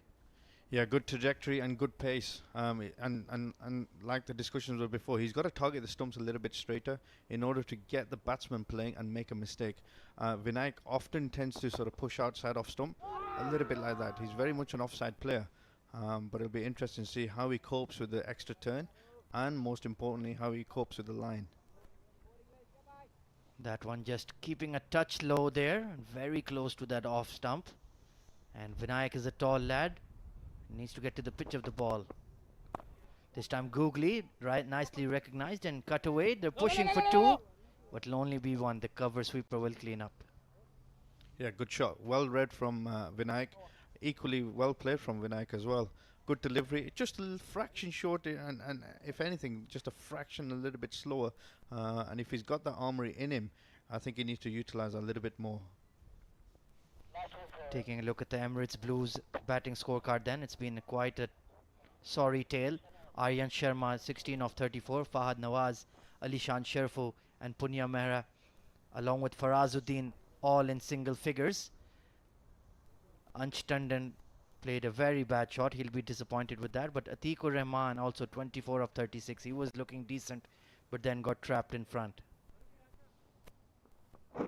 Yeah, they've only got two batsmen left, and Raul Bhatia and obviously Sanchez. Sanchez, probably the more recognised batter out of them two.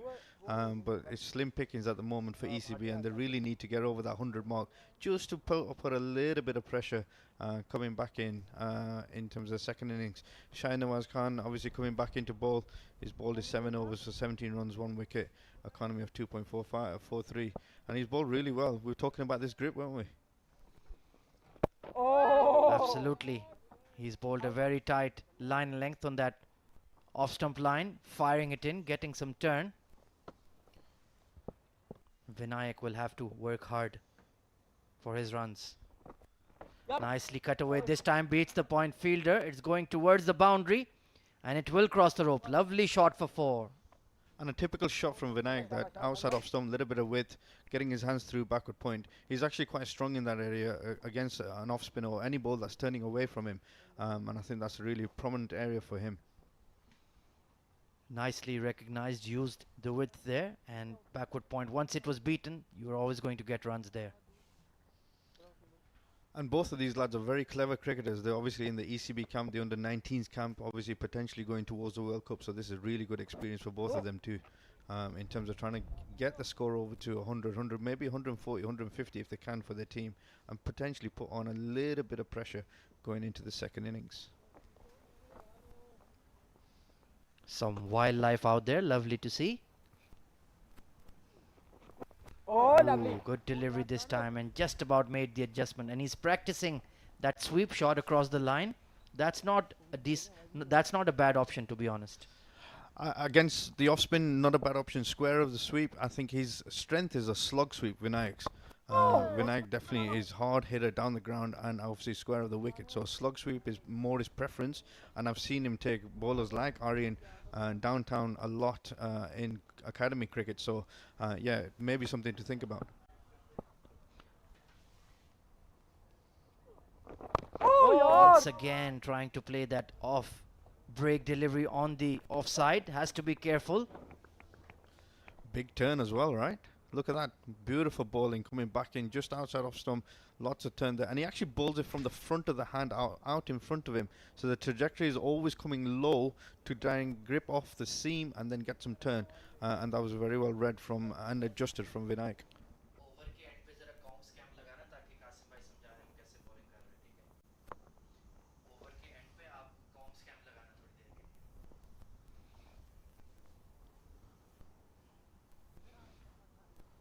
Vinayak and Nilansh trying to man the crease here for Emirates Blues. 90 for 7, a lot of time remaining in the game. 23 overs to be precise, and Mohammad Farooq, another very interesting spin bowler, continuing. Lovely googly this time, beats the outside edge. Beautiful drift into the outside off stump, and actually bowling with nice pace there. Just goes on a little bit with the arm, so that's fantastic. And you can see Nilansh's reaction there. Not quite sure whether it's going to turn a lot. Oh, a little bit of surprise. Oh, in front, and this time he's given playing across the line, and that looks absolutely plum LBW. Emirates Blues 90 for 8. Yeah, and it was on the cards. I mean, I just said the ball before. The ball was skidding on with the arm, and that's gone straight on with the arm again. And Nilansh is playing for the turn with this shot. If you look, he's trying to go square of the wicket here, and actually it's gone straight on. So across the line, getting back into the nets, and we can work on that.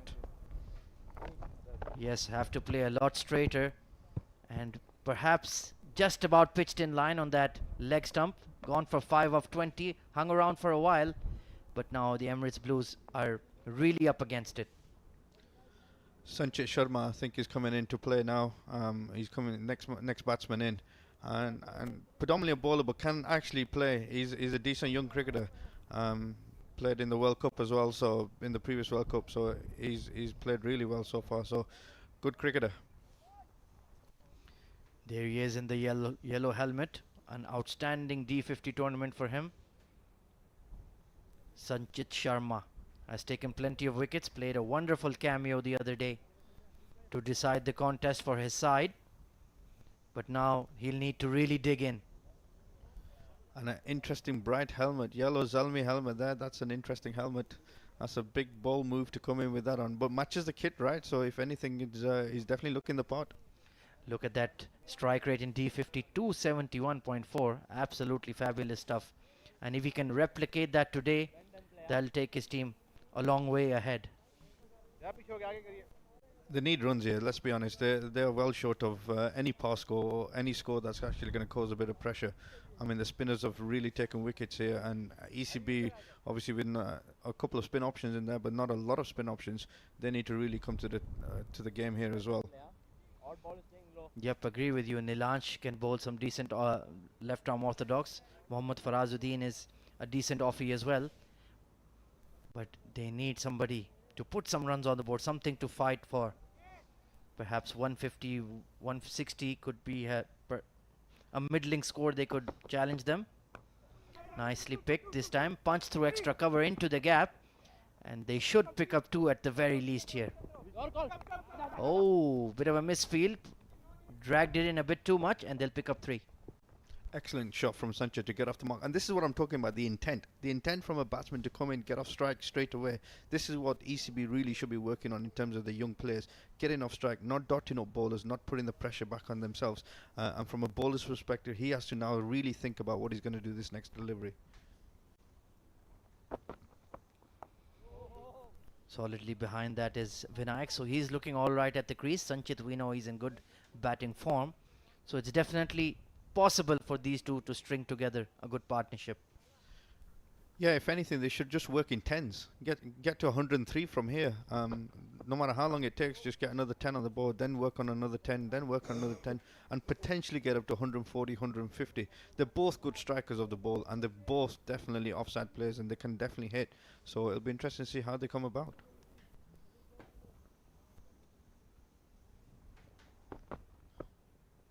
Oh, that big googly once again from Farooq, just beating that off stump. 28 overs gone, it's 93 for 8. So Qasim, please explain to us how exactly is Shahnawaz bowling that quicker off break? How is he executing that ball? Well, if you look at the conventional grip from an off spinner in this position here, there's 2 fingers on the outside and then obviously 2 down the side here.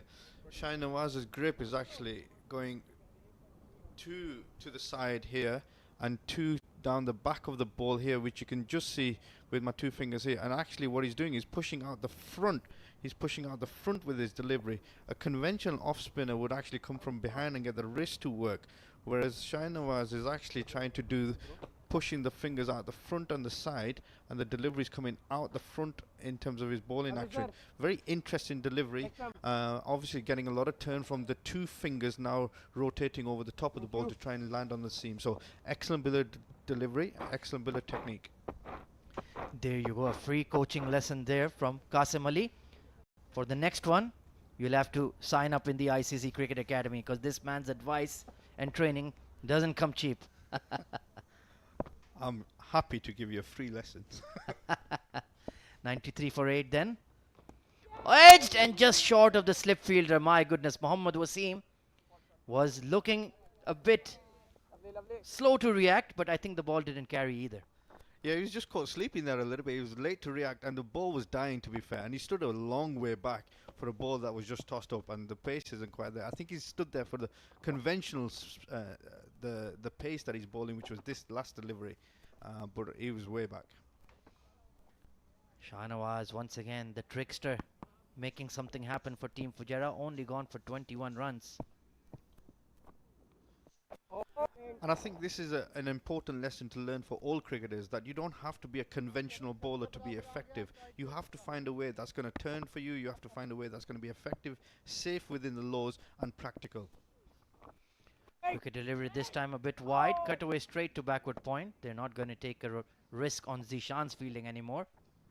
And that ball actually moved away. It turned away from the right-hander, so almost replicating the dusra, the delivery that's going away for a conventional off-spinner. 3 of 6 is Sanchit currently. Shahnawaz hurrying through his overs. Oh, inside edge. He went for that big booming extra cover drive and that ball turned in. And you can see Vinayak's reaction actually saying, what are you trying to do? We're trying to get some runs here. And that's an execution shot. And you can just see his arms going up in screen here to get him to play some proper cricket and actually try and bat out the rest of these overs. And I think that's what the discussion is going to be here by these two, is to try and rotate straight here as long as possible and actually get some runs, some much valuable runs, needed runs. Absolutely spot on. Good to see Vinayak taking charge, being the senior batter at the crease right now. Even though Sanchit is having an excellent tournament, it's all about working in pairs, supporting each other, just like us. What a great duo we are. Absolutely. The blue and green, look at this. Mohammad Farooq to continue. Flighted delivery and absolute Jaffa beats the outside edge. Yeah, and Vinayak has a tendency just to play and sort of get his hands outside off stump. And that's an area that he really needs to start working on. And that's just a flutter outside off stump there. And that's a great delivery. You can see the slip fielder Ahmed Raza standing a lot finer. And this is a real examination of their technique versus spin. And if anything, I would just like, in this situation, I'd just probably like to see another slip fielder or a guy just at googly show catching, put some extra pressure and make him go over the top, make him do something different. Edged, and the keeper has put it down. My goodness, Mohammad Farooq, so unlucky. Difficult chance, but I think if he had left that for Ahmed to go left side of Ahmed, I think that was his catch. Not big enough to get into the keeper's hand. That was going straight to Ahmed. You can see that straight away. So interesting. Indeed, it was going to be gulped up by Ahmed Raza, but the keeper, you want your keeper to go for those catches though. Yeah, you do, and actually from if anything, his hands were quite high to start off with, so he's actually gone with it and gone hard with it. So if he should have just left it and gotten straight to Ahmed's big bucket hands. This time going for that googly, but he was ready for it. Not quite landing it where he wants today. Yeah, the googly's been quite wide and coming slowly back in. If anything, a little bit straighter and coming back in to hit the pads would be more effective. Once again, the outer half of the bat, excellent over from Farooq. 30 overs gone. The Blues are 93 for 8. And what do you think a good score is here, given the situation here? What do you think a good score is going to be for these guys? Good question, Qasim. I think at least something above 175 could perhaps make a game of it. But that looks very, very far away right now, especially with how the ball is turning. Tell you what, if to get 175 from here, I'll go back to England. My goodness. But Mohammad Farooq, he's bowling a wonderful spell here. We've seen the nature of these pitches really turn. Hamdan Tahir, he'll be disappointed with that take. Yeah, absolutely, and you can just see the reference that I was trying to make with the hands being quite high straight away, and he's actually not gone with the ball, he's gone against the ball. So interesting take that from Hamdan. Lofted over, extra cover this time. There's nobody on the cover sweeper boundary, and that's going to be 4 runs to Sanchit Sharma. And a freebie as well. No sweeper out there. It's obviously not needed at this stage for these guys, for Fujairah team, but definitely put up there. And Sanchit's not afraid of hitting them. And as you can see in the background there, the Super Kings are in the back area there, having a net. Yes, absolutely. CSK are here training for the IPL in our adjacent ground. They're in the nets right now. Perhaps will come out later in the evening for some scenario-based training, as Qasim likes to call it. The scenario right now for the Blues, though, is looking quite dire. And they need some scenario-based activity going on for the ECB Blues at the moment. They need another 25, maybe 50 runs. Lakra giving a chase out there, ball going straight to 4 over the boundary rope there, 4 runs. Sanchit Sharma counter-attacking here against Shahnawaz. He fancies himself against him. Once again, that lofted extra cover drive executed pretty well. Yeah, width on offer again, 4 runs. And I think that the danger man here is Sanchit. He's obviously striking really well and he's not afraid to hit the ball. Maybe that's the role that he's gone in with. 11 of 9 balls, 101 for 8. It's taken 31 overs, but finally the Blues have crossed into the triple figure region. 11 of 9, and this man Sanchit Sharma capitalizing on his good form in the D50. He's just been a good cricketer, and look at that, CSK in the background there having a training session in the nets there. fantastic to see our very own Zahur Khan, who's part of the bowling unit there in terms of net bowling, and Kartik Minapai, who's also part of that campaign as well. So great for our UAE lads to be part of. There he is, young Zahur, learning from, and Kartik as well, both in the picture. Absolutely, this has been the plus point, a massive plus point of seeing more domestic coverage, live streaming the game on YouTube, on Facebook, on Dubai Sports, live on TV. A lot of people are taking notice.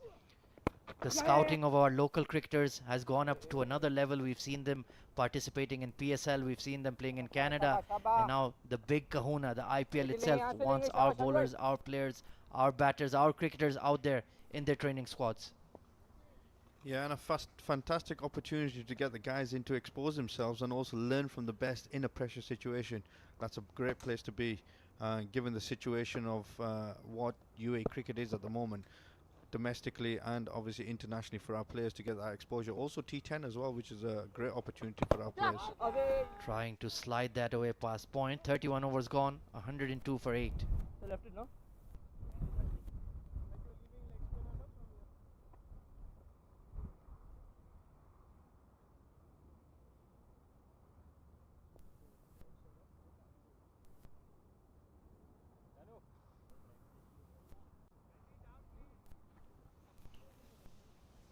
102 for 8, then 31 overs gone. So let's talk about the match scenario a little bit here, Qasim.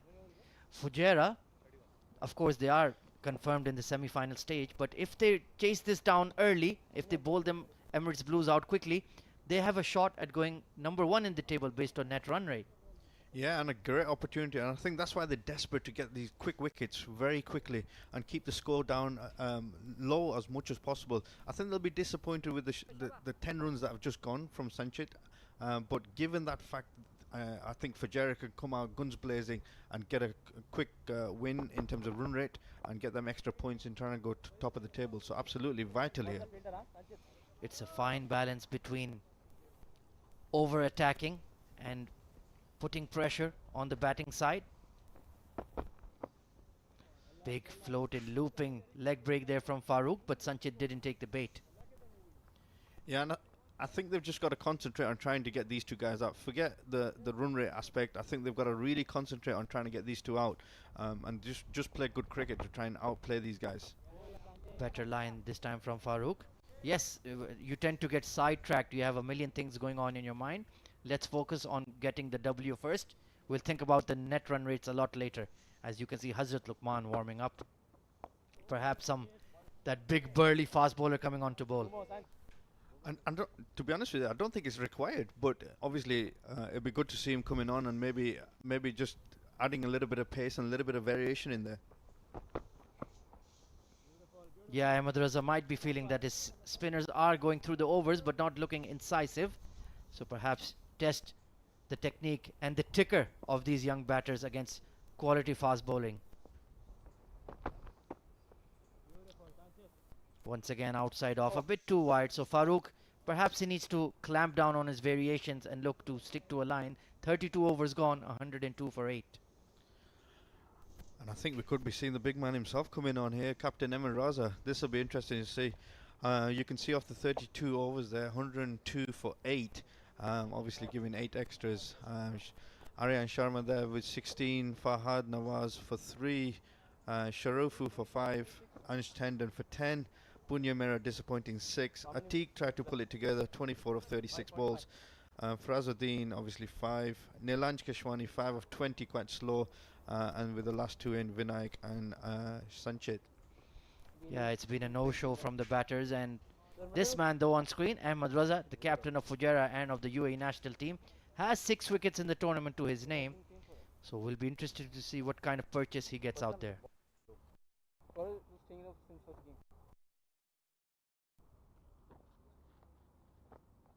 The first time our team is getting a wicket was stable. Yeah, I've seen you guys used to play well like early. We have something for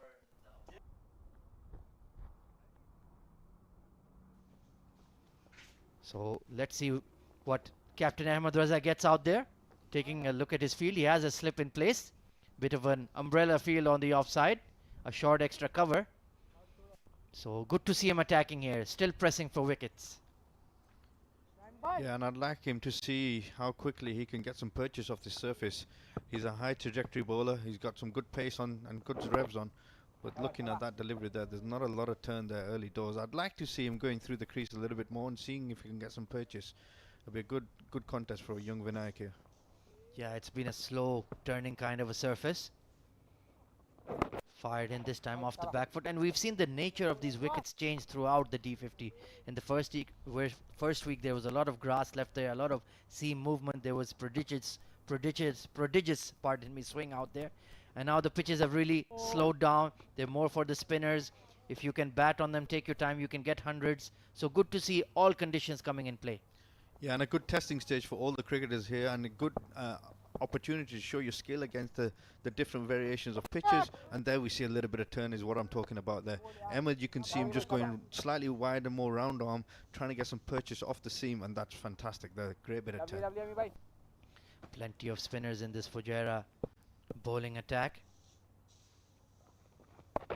This time hitting the splice of the bat. This is excellent bowling. Yeah, and you can see him varying his pace, and he's actually, like I was saying, to go, the more round arm he's going to go, the more he's going to angle it back into the pads, and if he can get that to land on the seam, that's the challenge in terms of Ahmed, to get him to land on the seam and get some purchase. A maiden to start for skipper Ahmed Raza. 33 overs gone, 102 for 8.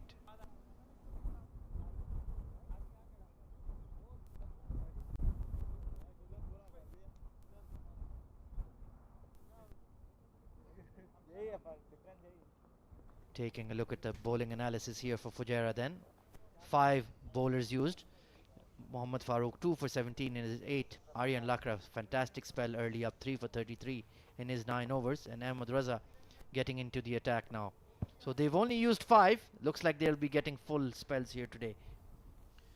Yeah, 4 spinners there that they've used, and obviously Luqman in there. So it'll be interesting to see how well and how quickly they can get rid of the final 2 batsmen here. Mohammad Farooq to continue, 2 for 17. He's been miserly, although not quite as accurate as he would have liked. But those variations are very hard to pick. His action doesn't change, his grip doesn't really change, but he can get the ball to turn both sides. Down the ground this time by Sanchit Sharma. He stepped into that one and tonked it for 6. What a fantastic shot from Sharma, and he's really showing that he can hit the big ball here, and that's a great bit of technique there, trying to go through the line there. That's fantastic, and that's gone long way back. Absolutely smashing into our side screen there, and you can see very low back lift, quick hands through the ball, and nicely executed there. Good shot. Quicker this time and solidly behind it. And slightly shorter as well, and that's what he doesn't want to do. Put it into Sanchit's face, put it into his area that he can hit. The trajectory was a little bit lower, the pace was a little bit quicker, and obviously a little bit shorter in terms of where he's pitching the ball.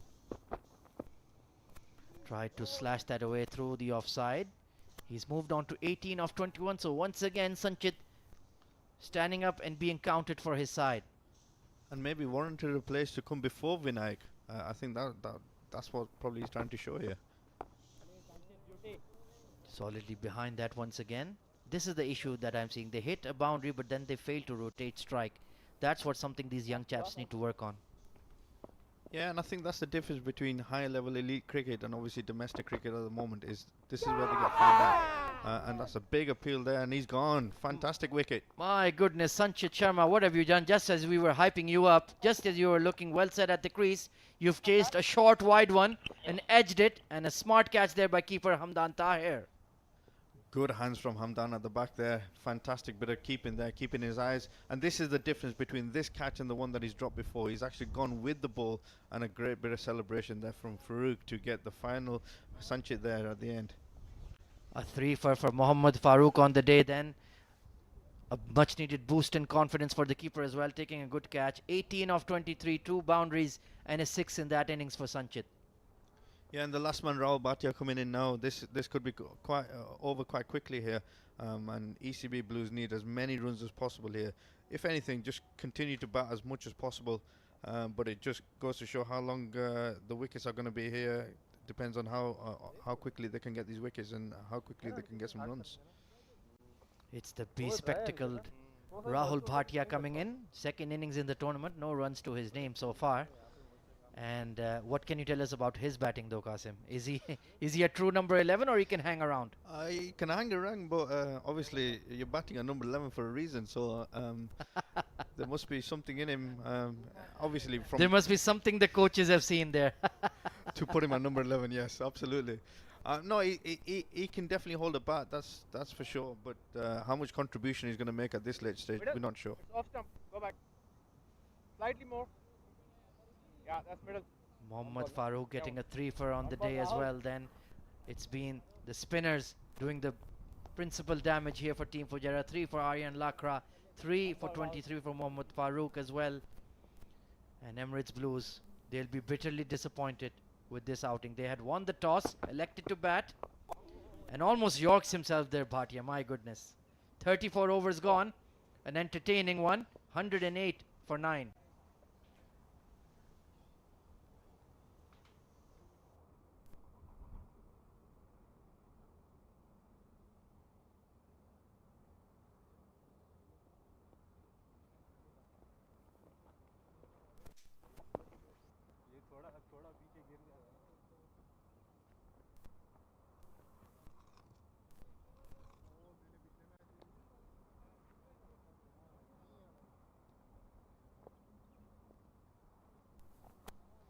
So it's going to be that man on screen, Vinayak Vijayan, trying to do a salvage job here with the number 11.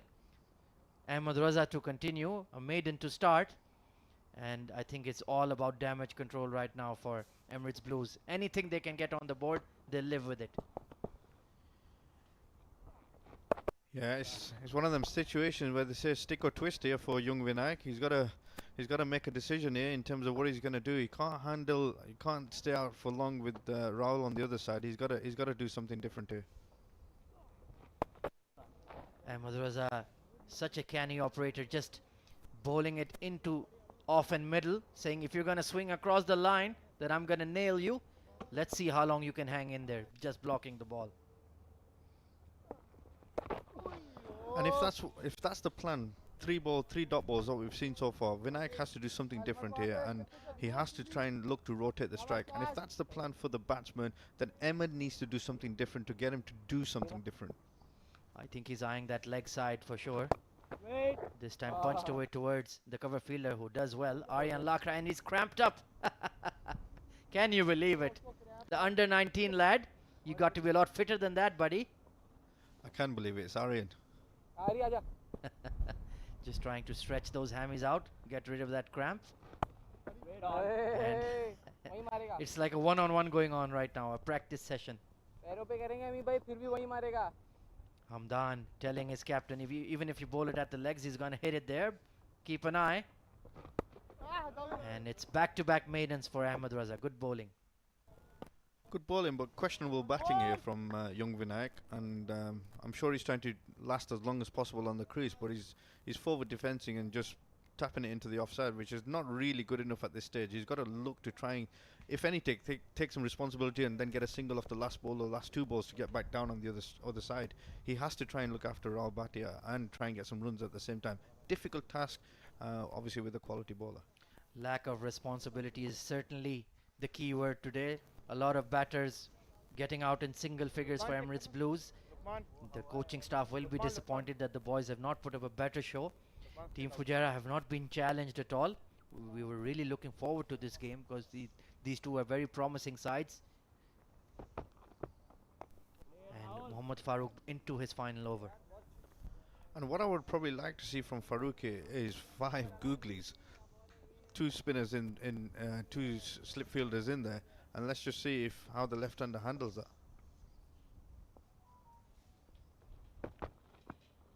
Flatter this time, worked away to square leg. So Rahul Bhatia, well, Qasim Ali was underrating his batting. That's very nicely done.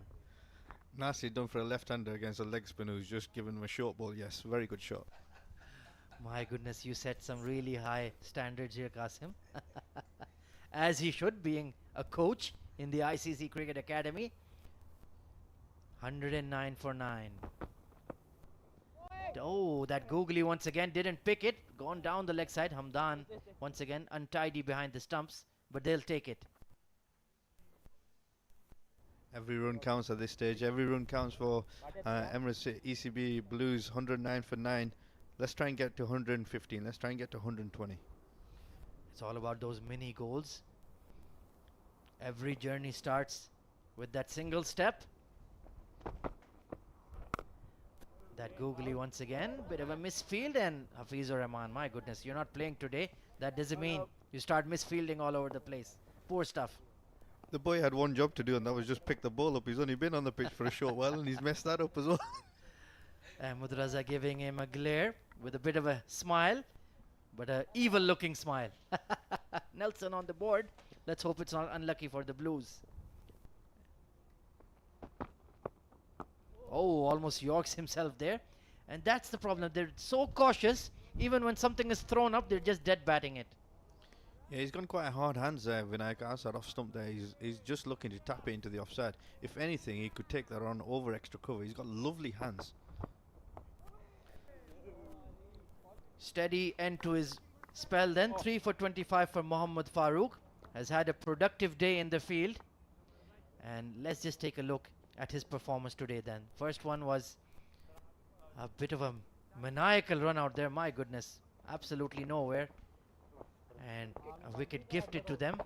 This one, look at that. Too full to sweep and plumb in front. Nilansh Keswani playing across the line. And that celebration says it all. That appeal says it all for Mohammad Farooq. So 3 for 25 on the day. He's had a good day in the office. He's had a very good day, and he should be really proud of himself there. Fantastic bowling from young Farooq there, and two very good LB dismissals there. Different dismissals, but very good dismissals. 36 overs gone, then 14 overs remaining. Rahul Bhatia looking very solid at 2 of 4. I'm going to hype up. I'm going to create something here. Promote him up the order. We want to see him bat. Look at that technique. My goodness, picture perfect. David Gower is smiling looking at that. Well, he needs another 3 runs and he can be in the middle order. My goodness. Qasim will certainly have a stern talking to with these lads when he meets them in the academy. Leg slip is Aryan Lakra having a bit of a chirp at Rahul.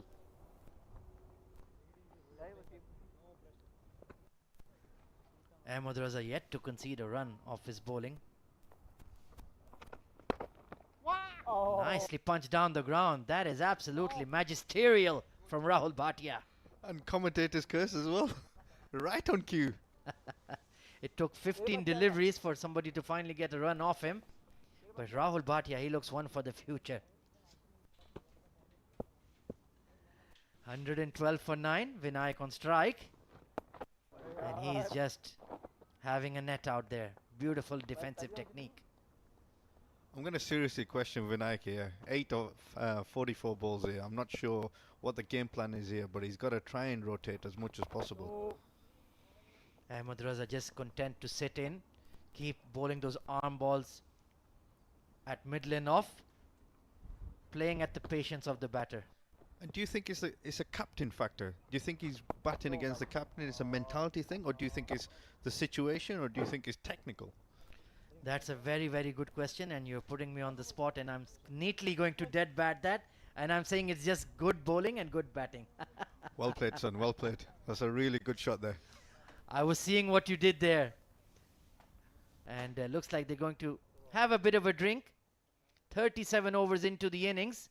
Beautiful sunset here at the Sevens Cricket Stadium, oval number 2. The lights are just about flickering on. Let's take a look at the points table then. This is very interesting here. Sharjah are ruling the roost. 4 wins out of 5 plus 1.39, sitting on 12 points. They're definitely in for the big dance. But then Ajman have a game in hand, and that too against Dubai. They're sitting on 9 points. Net run rate looking good. But Team Dubai will have an eye on the net run rate of Emirates Blues. It's 0.34. They're on minus 0.46. The points, if they tie them on points by beating Ajman in their final game, that net run rate could come into play, Qasim. Yeah, absolutely, and that's probably explains what they're trying to do at the moment, is stay out there as long as possible. give themselves something to bowl at. But yeah, definitely Dubai must be watching this game very, very closely and hoping that the Fujairah team are bowling Emirates team out very, very quickly. And well, let's talk about that final matchup that's coming up tomorrow, Ajman versus Dubai. Do you think Dubai can beat Ajman? Can they get that victory and tie Emirates Blues if they lose on points? Personally, I don't think they can, but I'm sure Dubai are going to be up for it with lots on up for grabs, with a lot of opportunities to try and get in there. And it's also an opportunity to see what Ajman comes out with, bearing in mind that they've actually qualified. So it'll be an interesting scene to see how Dubai come back and react, and also what team Ajman comes out with. And of course, Team Fujairah have 3 wins out of 4. This is their 5th game in progress. That net run rate is not too flash, but they have the points in the bag. So they should be relatively comfortable. And of course, I have a firm grip on this game going on right now as well. Yeah, if anything, taking momentum into that final game is going to be important into the next stages. So I think from there's everything still to play for. Although there's a dominant side at the moment in Fujairah playing, I think there's definitely momentum and confidence to take into the next game. Well, you've said a very interesting word, and let's have a bit of a conversation on that.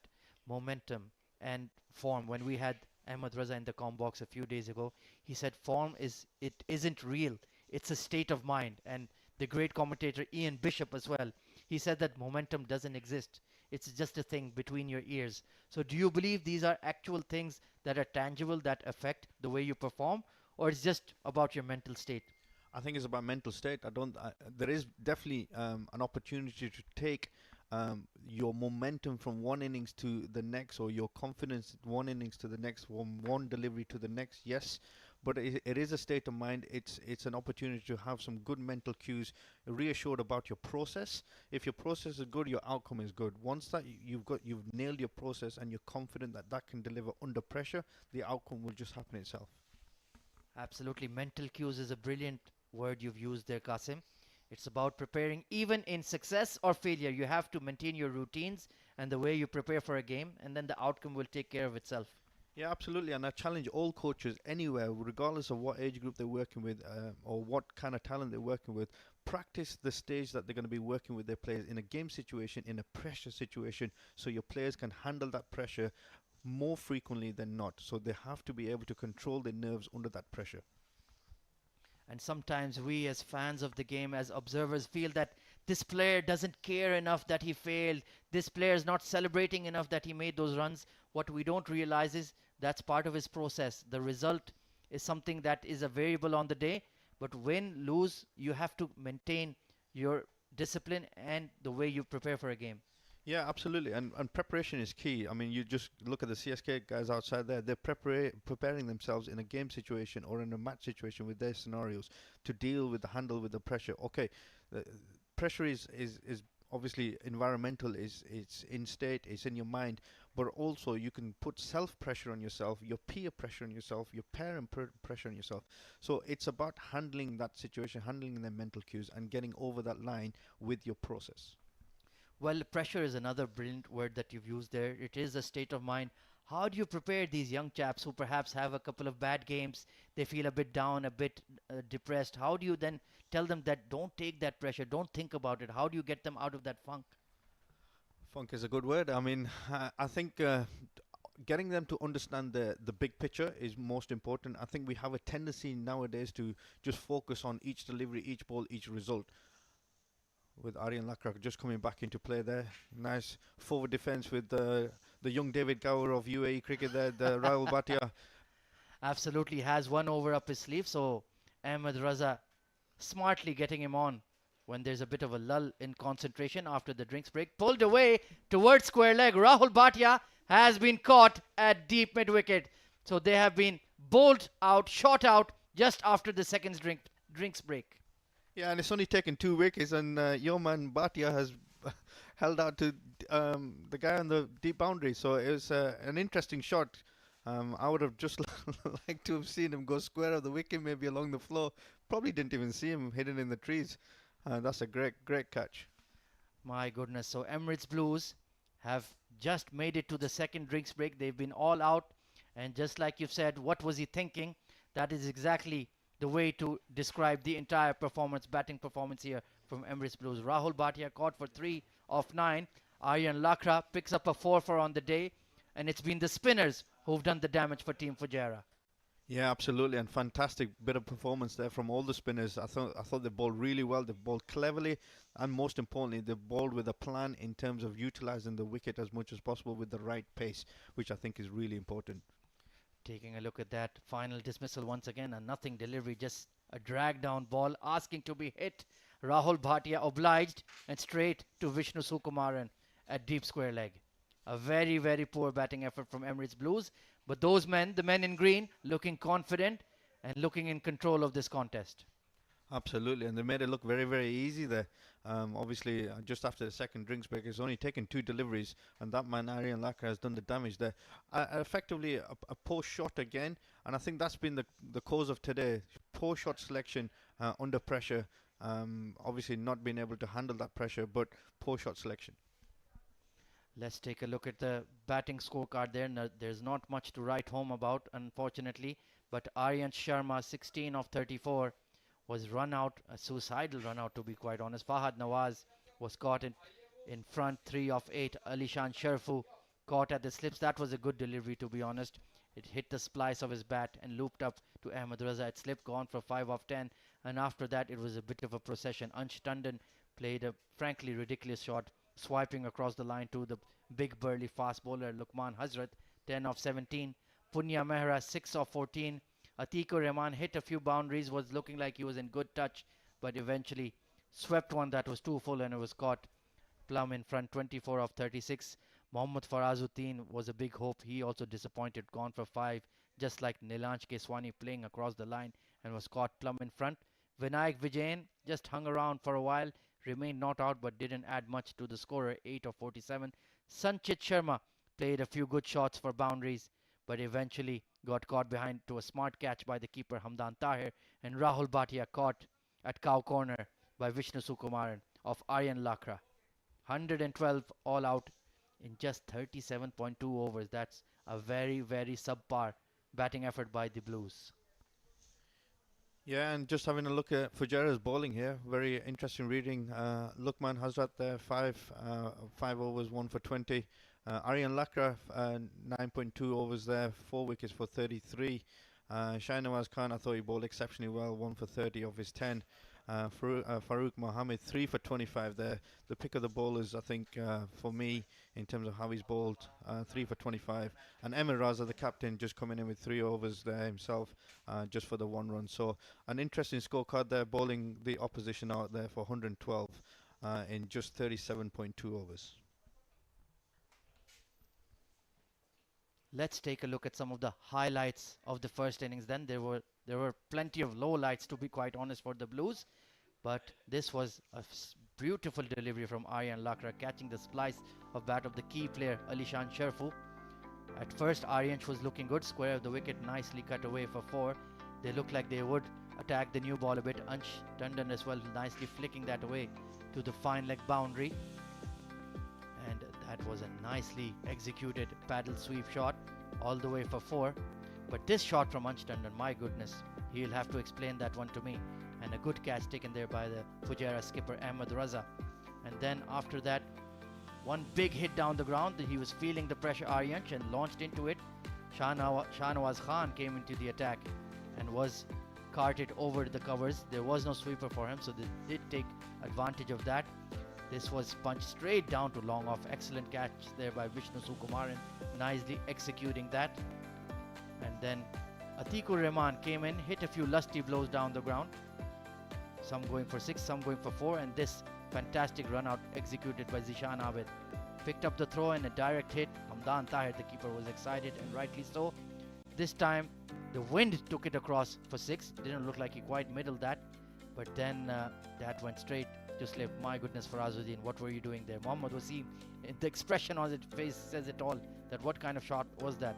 Once again, the confusion between the wickets, the direct hits just kept coming from Team Fujairah, but Nilansh was safe there. This was a very poor shot.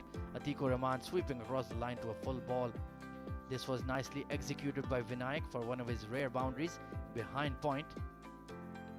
And then Nilansh Keswani across the line. Mohammad Farooq, 3 wickets on the day picking up just reward for some accurate and canny bowling. Sanchit Sharma coming in with his iconic yellow helmet, peppered that extra cover region for a couple of boundaries. Shahnawaz giving him some width, and Sanchit said, "Thank you very much.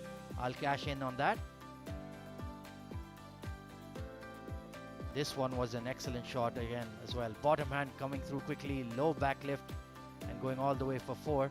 But at the other end, that big 6 was looking like Sanchit was really going to cash in, look to play a big innings. But then he chased a wide one and Mohammad Farooq took the wicket. And then Rahul Bhatia, the final wicket, caught at deep square leg. We were praising him in the com box and he took that to heart and just gave a straightforward catch there to deep square.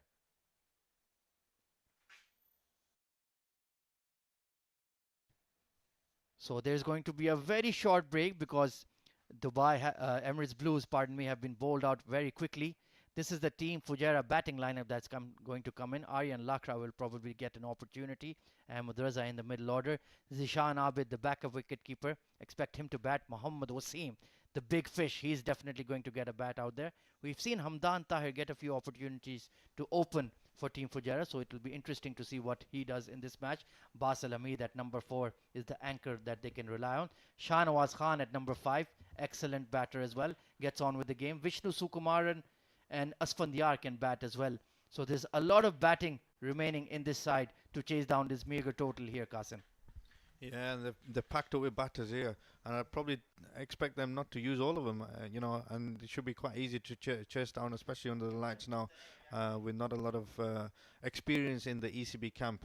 I expect these guys to chase it down. It'll be interesting to see who comes out to bat for Fujairah, especially given that run rate opportunity to get at the top of the order, top of the table as well. So it'll be interesting to see who comes back at the top, and I'm looking forward to Wasim coming out. He's quite an explosive batsman, isn't he?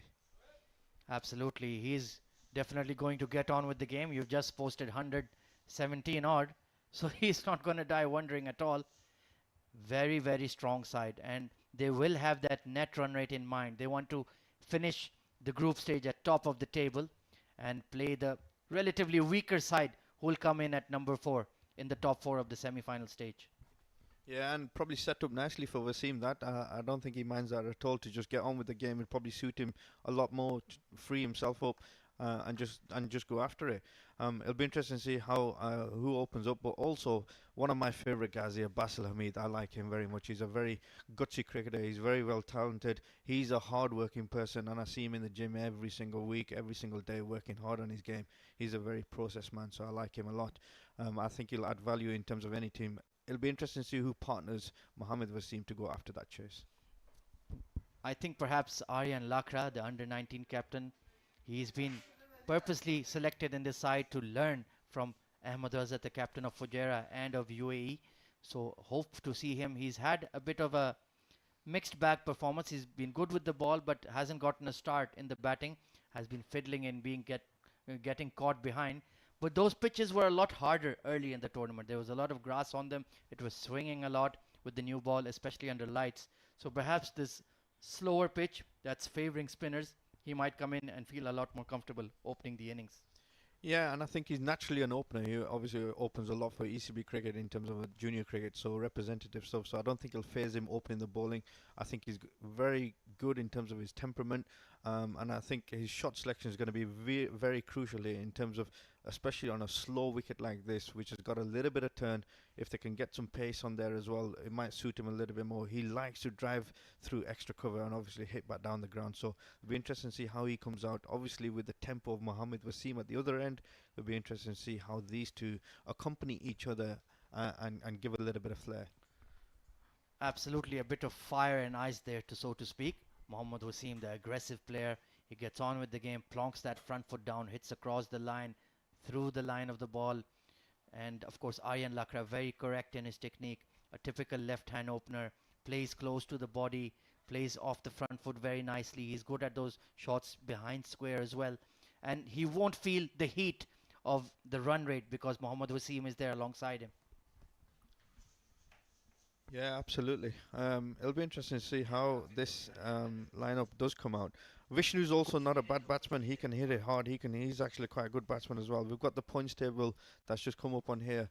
Sharjah, who are at top of the table with 12 points, having won their 4 games. Ajman with 9 points in second place. Fujairah, hopefully at the end of this game, can go up to the top there, depending on the net run rate.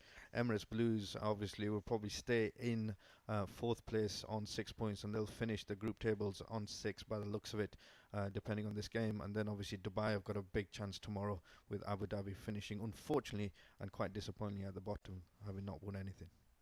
Absolutely, I think Fujairah will definitely want to get that net run rate above Sharjah. It's a fair distance away, about 1.26 points, 2-3 points to be precise away. So they'll definitely need to go hell for leather to get that massive boost. But 120 odd, 117 runs to get, I think even if they do it in 20 overs, that will definitely get them right at the top of that table. And then they would look to face perhaps Emirates Blues or Dubai, who will finish 4th in the standings. And that is a matchup they'll definitely feel suits them. Yeah, and it's a winner takes all. I reckon winner takes all into the final stages, and I think it will suit somebody like Mohammad Wasim, who's known for his power hitting in T20 and also in T10. So I think it'll suit his game early doors to probably go after that total. And it's not a big total, to be fair. It'll be interesting to see what mindset the ECB Blues come out with in terms of trying to defend this short total.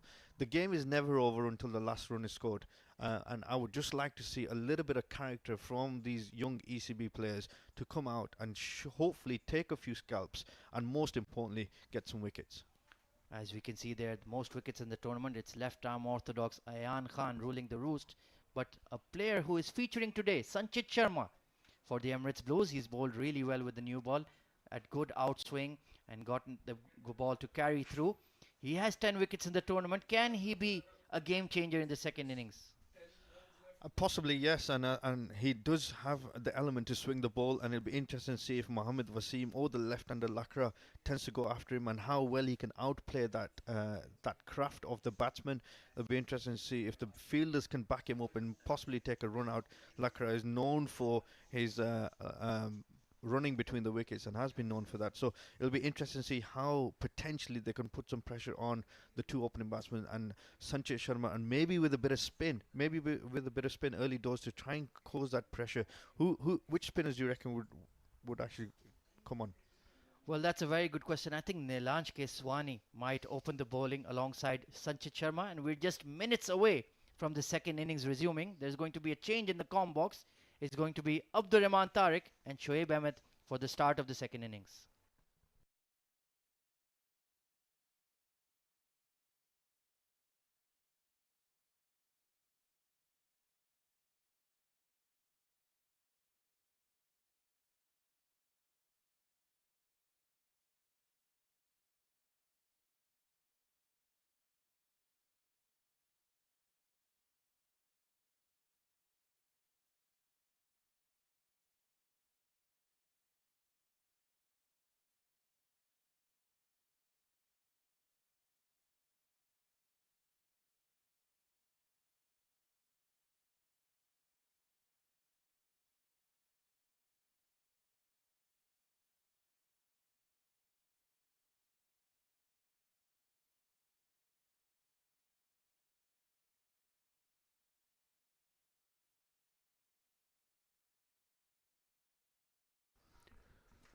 Thank you, Ahmed.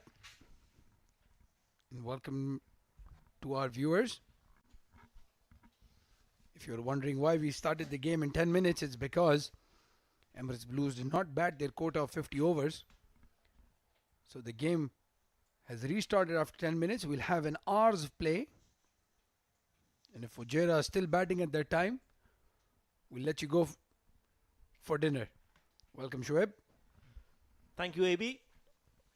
Well, what an interesting turn of events here.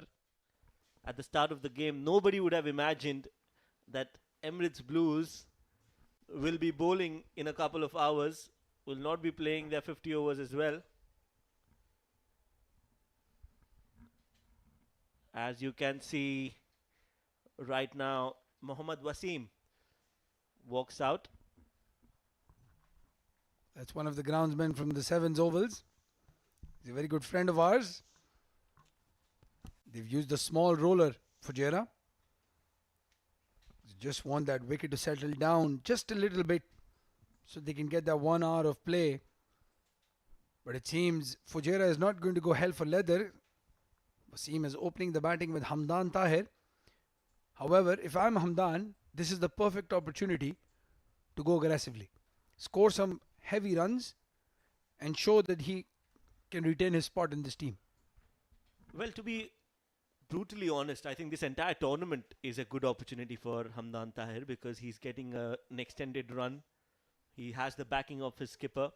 And if he had an option of selecting his non-striking partner, there would be no one better than Mohammad Wasim to open the innings with. So he's got everything right going in his favour. He just needs to come out and bat and score runs. Yeah, and he needs to bat the way he does in the club level. If we look at Sanchit Sharma, he's the second highest wicket taker of the tournament so far. Amazing economy rate of 3.88. 10 wickets to his name. But yes, Hamdan and Wasim actually open for their club. Sara Katan CC as well. So they know each other, they bat with each other, and again, it's just a mental thing. 100 and something odd runs, 11 batsmen in the side. Unless and until there is some spectacular collapse from Fujairah, the writing seems to be on the wall. So he should enjoy himself. Sanchit coming into bowl to Wasim. You can see that aggression from ball 1.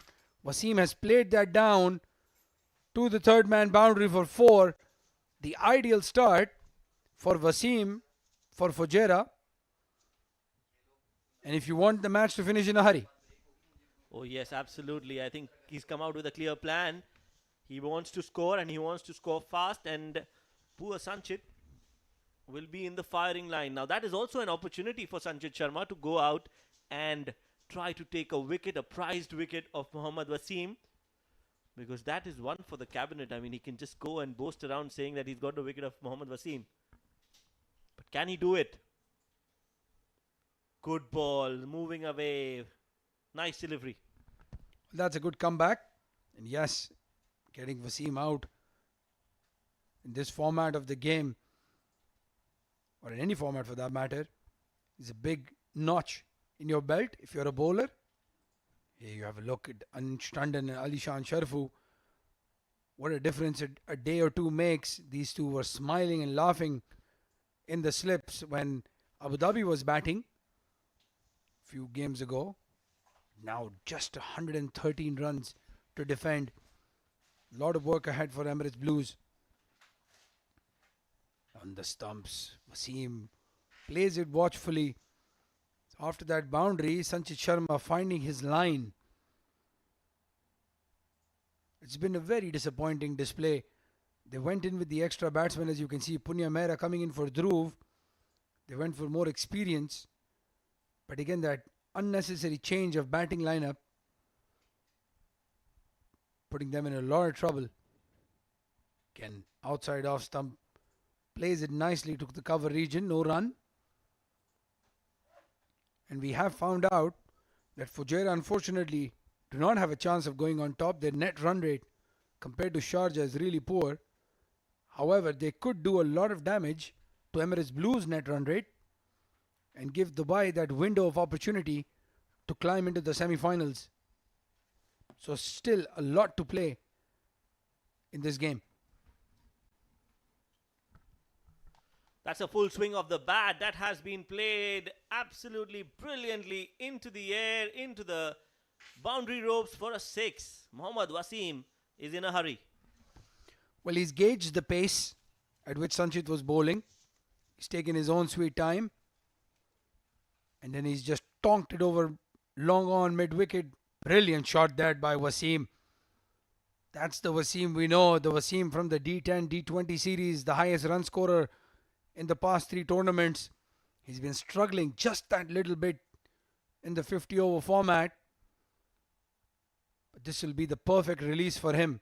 If he can get a 50 odd in the next 5 overs, the semi-finalists are going to be very nervous. Well, the contest is clearly between the top three, Ajman, Sharjah and Fujairah. And Emirates Blues really need to buckle up if they want to give out a strong performance. Sanchit is not happy with that single being taken. Aryansh a little slow in the field. Again, a very young kid. Will get stronger, will get leaner, will get fitter. But you need to back such players, AB.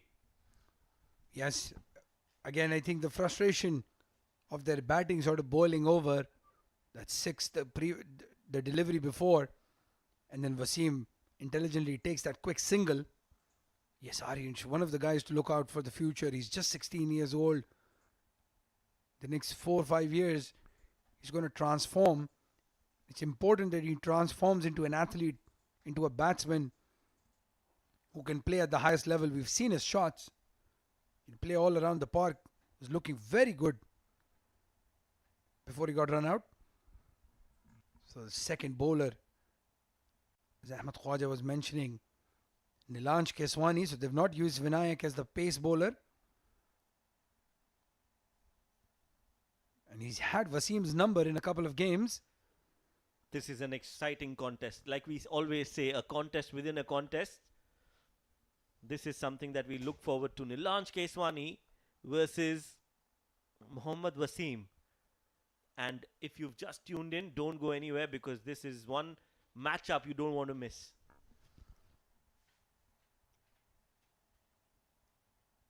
Coming into bowl, he's over the infield. That was very close. Heart and mouth stuff for a minute. Alishan Sharfwood mid-on, right at the edge of the circle. And Wasim has played it over him. Didn't look confident at all. But nonetheless, he's gotten 4. And as Ahmad Khwaja mentions, a game within a game going on at the moment.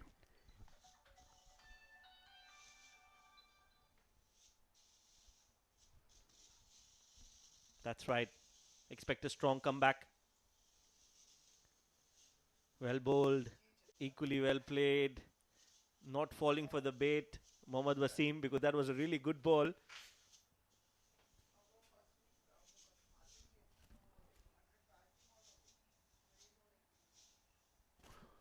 This time, that ball is gone into the other oval. There is Chennai Super Kings who are practicing there. They will have to return the ball back to Mohammad Wasim. That's how huge that 6 was.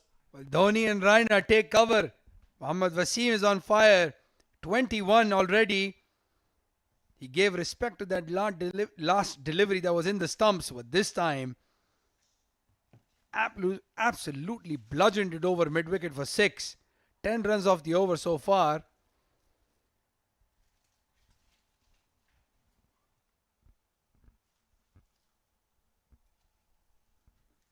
Again, straighter delivery.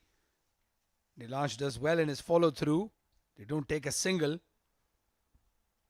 21 runs in the first 2 overs.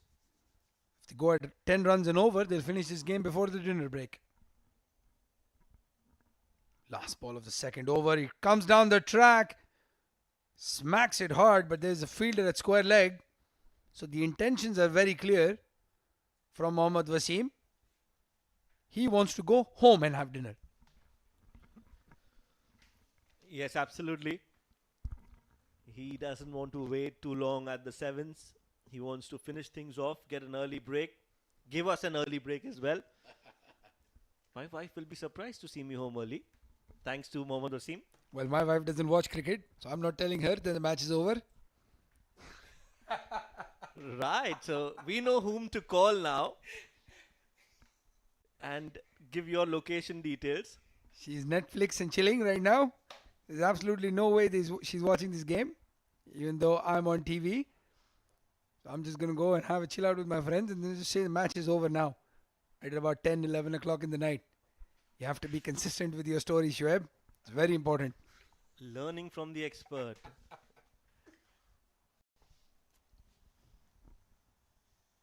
So we have a look. The Dubai Al Ain Highway and the sites around it. Such a beautiful location to have these grounds. Sanchit comes into bowl again. Beautiful looking shot that by Wasim. That's over mid-off for another boundary. So Fujairah have started this run chase really well.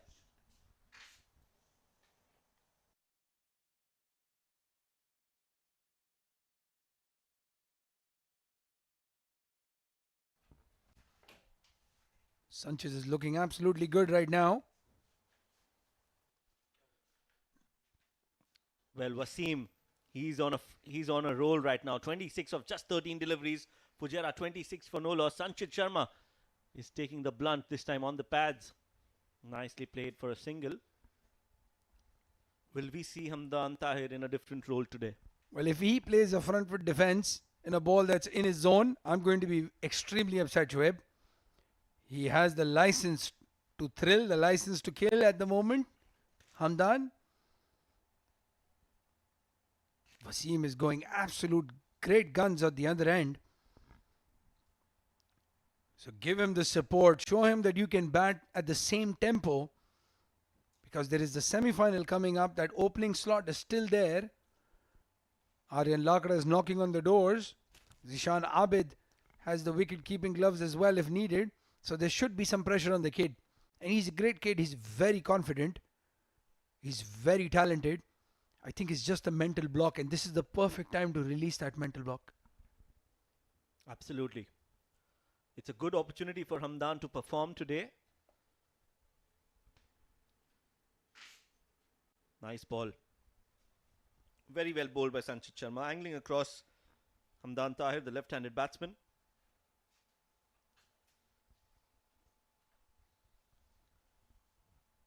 Another good delivery. And as you rightly said, Hamdan is a talented youngster.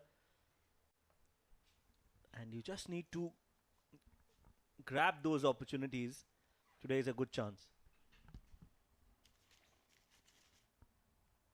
Again, very well played there by Hamdan. That was a good delivery. So you have to give respect to the good deliveries. But if you get a half volley outside off stump, go for your shot. There's absolutely no pressure of the chase anymore. 27 for no loss. We're still in the third over.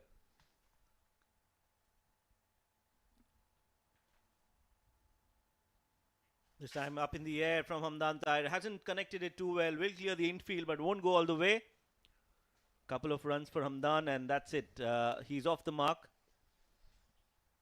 Well, that's good to watch. That's good to see. That intent is there. He wanted to clear the infield. That's the important thing. That mindset is clear. And that's good to watch. I'm vouching for this kid to do well for Fujairah. There's a bright future ahead of him. He's a wicket-keeper batsman. He opens the innings as well.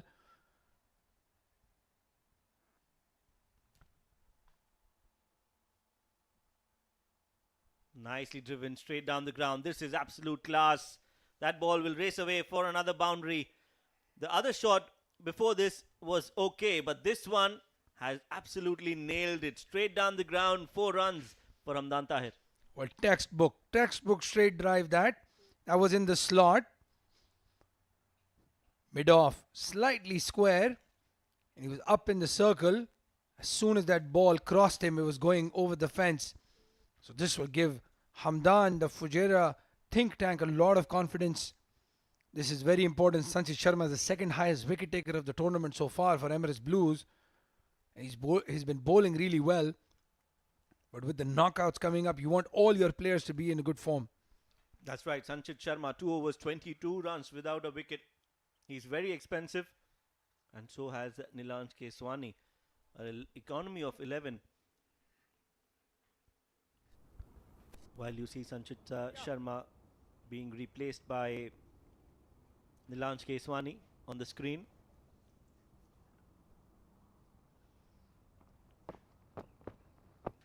Up in the air. That's another one. This is the biggest I have seen so far in the Emirates D50. And it has come off the bat of Mohammad Wasim. That's hit the Chennai Super Kings bus. We have to call the insurance brokers now. That's an absolutely mental shot there. Look at that. He has swung for the fences, Wasim. That's gone over The infield over the trees. There's a very friendly security guard standing there. I hope it missed him. A very good looking shot there by Wasim. 6 off the first ball. And now all the pressure back on Nilansh. Needs to bowl a little quicker, Nilansh. This time just plays it. Expect the other shot, the other ball to be played with an aggressive mindset again. Needs to bowl away from Mohammad Wasim.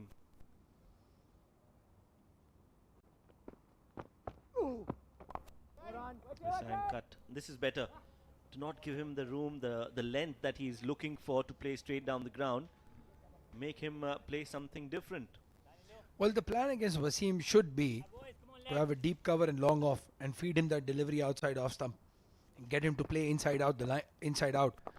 These deliveries on the stumps are not a good idea. They're wasting a fielder outside on the square leg boundary. They do have long off, but give him the cover and let him cut the ball as well, because if he cuts the ball you still have the deep cover to save it. But if he plays inside out, that's a very dangerous shot against somebody like Nilansh, who doesn't turn the ball, will either straighten or bring the ball in to a right-hander. You're right, he's not an absolute rank turner of a bowler. Most of his deliveries are the arm balls, are the ones that come straight into the right-hander. So it is important that he keeps the right length, because if you are not bowling on the right length, it becomes difficult for Nilansh and easier for the batsman to hit shots. Well, Hamdan facing Nilansh for the first time. Again, good intent there. He's driven the ball down the ground. Not tried to go aerial. They've gotten the 7 runs in the over. But if he can get a boundary in this over as well, that'll do world of good to Hamdan's confidence. And on cue, Hamdan Tahir has delivered straight down the ground. Not very convincing, didn't get it off the middle of the bat, but it was a safe shot. He knew exactly where he was playing it. There are no fielders behind the umpire. So again, very good to see this intent from the young batsman, the controlled aggression you like, Shoaib. Absolutely, and the best part about it is that he's still playing, wanting to play straight and not cross, because normally players, their default action is going and playing towards the mid-wicket. But this is good batting from Hamdan Tahir. He wants to play straight, and that's why he's getting value for his runs.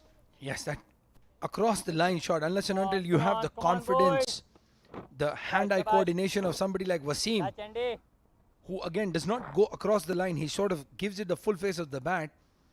With a young kid like Hamdan, for him to go straight down the ground, safer shots, very good to watch. And we see a bowling change. Rahul Bhatia, he's been amongst the wickets, 6 wickets this tournament so far. Again, a very solid economy rate. But we've seen the Fujairah batsmen don't have any care of your tournament economy rate. They're going at 11s and over.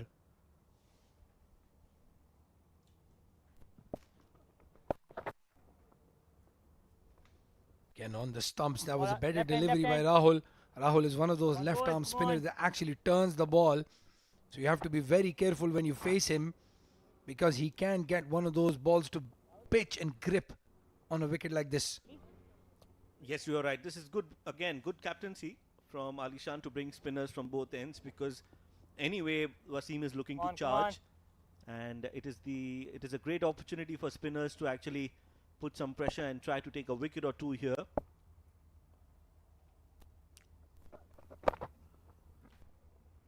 This time straight to Alishan, who was on mid-wicket for Imran Tahir. For Tahir Hamdan. You can have a look at the field. For Hamdan, he's got a long on in place and mid-wicket. So they're expecting him to go across the line, but he doesn't do that very often. Plays it with a straight bat to the captain Alishan Sharpu. He'll be highly disappointed.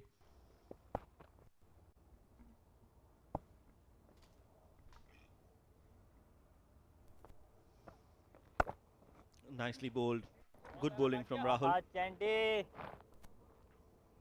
Singles coming, singles coming. The idea should be to attack and to put pressure.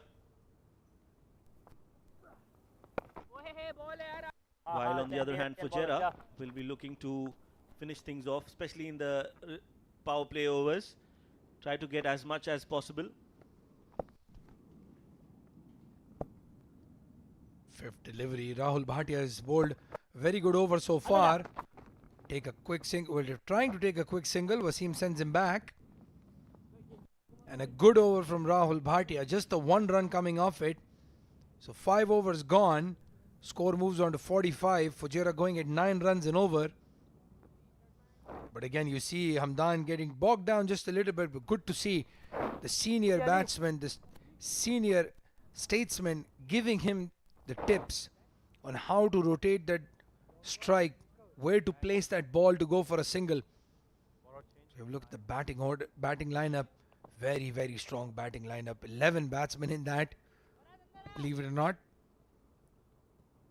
I was mentioning Farooq actually opens the batting for his club team, so they can all bat. And a very interesting bowling change now. The fast bowler Vinayak Vijayan coming in. He does have a lot of issues with extras. So we can hope he bowls a 6-ball over. 24 runs given in the one match that he played. He took the 2 wickets.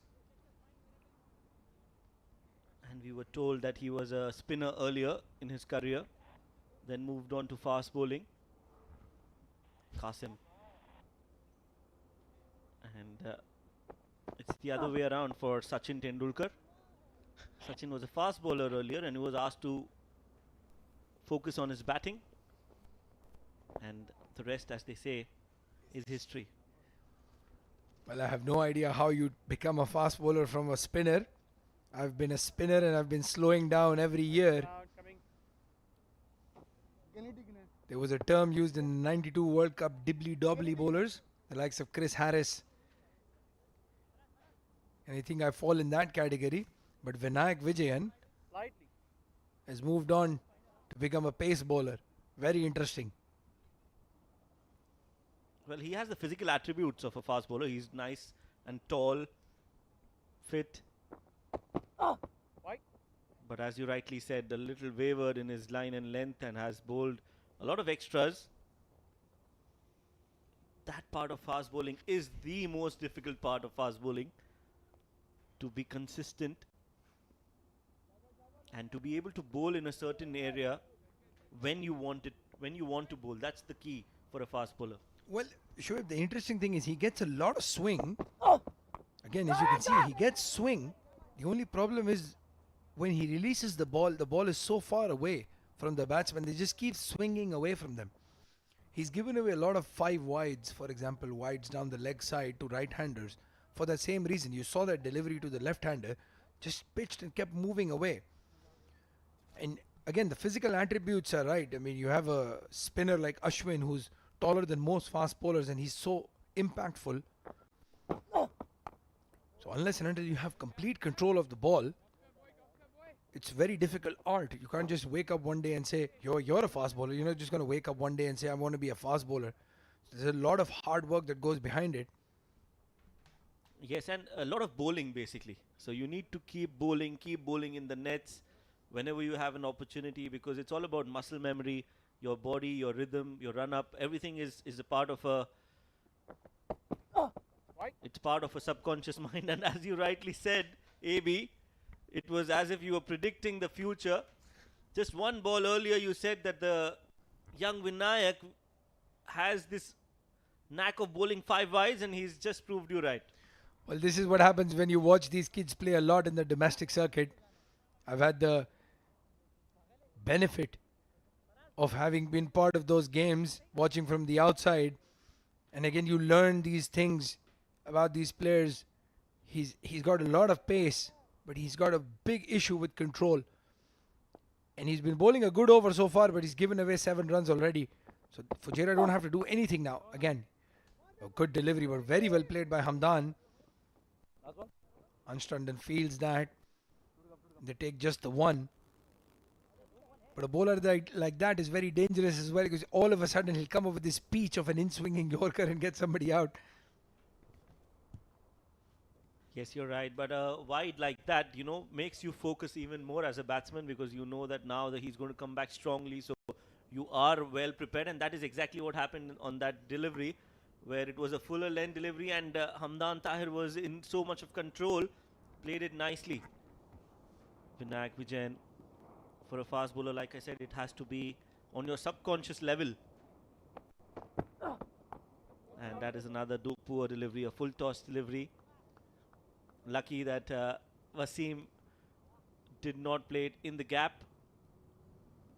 But it was another poor ball from Vinayak Vijayan. So it's not always about pace. It's also about consistency and about bowling in the right areas and bowling where you want to bowl. So it's not as if Vinayak doesn't know where he wants to bowl. The ability to bowl where he wants to bowl is key. Well, we were talking about the boundary outside off stump. That one is testing Sanchit Sharma down a deep cover. As the 6th over finishes, 9 runs conceded in that, 5 of them coming off a wide. Vinayak Vijayan again struggling with his lineup and with the new ball. But at least Emirates Blues has got their field placing right. That fielder we were talking about, that deep cover for Wasim. Very important to get your fields right for a batsman like that. But again, if you look at somebody like Sanchit Sharma, today he's gone for a few runs, obviously 22 in his 2. But he doesn't play around with the pace. He's got a steady action, very good action, repeatable action. And he just keeps bowling the same deliveries and gets wickets. So for somebody like Vinayak, it's very important to focus. Unless and until you want to go completely mental with pace. Hit those 145, 150 marks, which, I don't think is going to happen. This time in the slot, played over the infield. Will go all the way. 4 more. Farazuddin gives a valiant effort, but will not be able to stop that ball. Mohammad Wasim gets another boundary. He's quickly moved on to 37. Well, Ali Shah needs to learn and learn fast. Again, that same thing we were talking about. There's nobody outside on the cover field. That would have been 1 run at most. But instead, Wasim gets 4 and moves into the 40s really quickly. Fujairah on the rampage. They're already halfway there. Much better delivery on the stumps. Quick single taken. They were looking for a chance for a run out. Went for Wasim's end, obviously.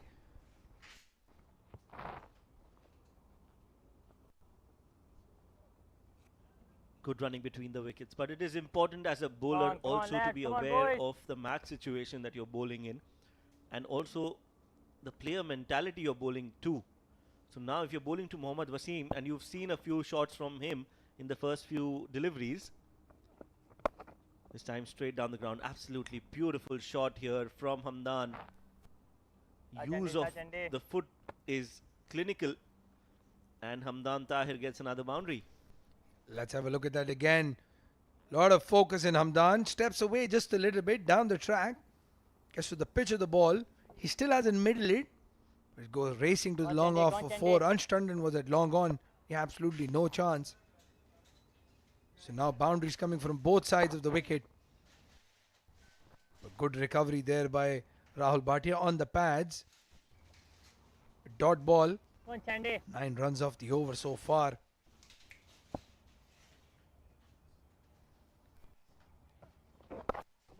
Poor delivery on the pads. This time he's flicked it to square leg. So Rahul Bhatia also trying a lot of stuff. Yeah, that's what pressure does to you. You've been hit for a boundary by Hamdan Tahir, who's not been in the greatest of forms. And suddenly you have the scoreboard pressure on you. You're not defending 300 runs. You just have a few runs. So all that definitely plays on your mind as a bowler. Not an easy job. The batsmen have not done their job, and then you expect your bowlers to do it. That's a little difficult, unfair. This time stepping down the ground, hits it, and it's gone sailing over the ropes for 6. Well, he's hit it with one hand. He's got the gloves off. Mohammad Wasim. I think that hurt him because it hit the bottom of the bat. You can have a look. He's blowing air into his hand because he's hurt it. Let's have a look at that shot. It was very interesting. I think he played it with one hand. Yes. That front top hand coming off the bat. Not bad bowling from Rahul, because it was outside off, and this was intentfully played towards the long on, because Mohammad Wasim realizes that the man is inside the circle, the mid-on fielder is inside the circle.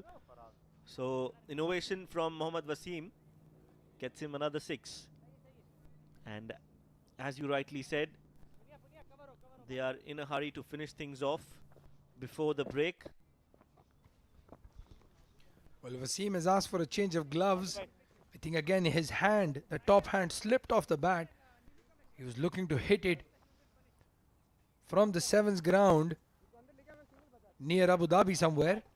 Didn't get full half of the bat, but nonetheless, the power of the man takes it over the fielder for 6.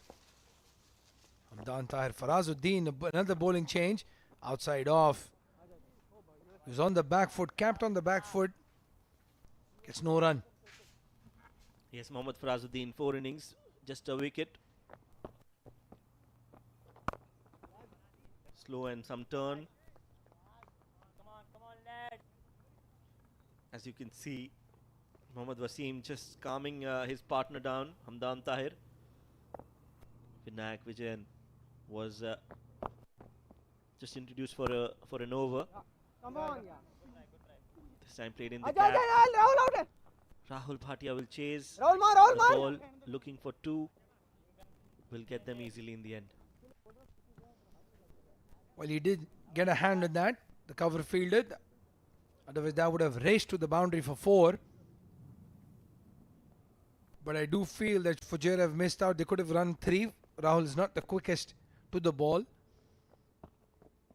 Hamdan on strike again in the stumps. Plays it with a dead bat for Razuddin. Where was that aggression when we were batting, my friend?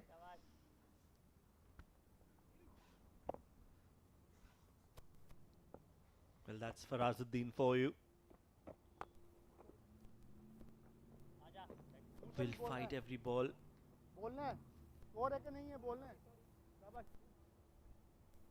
This is good bowling so far from Farazuddin. He's flighted the ball and has managed to contain the flow of runs in this over at least. Again on the stumps.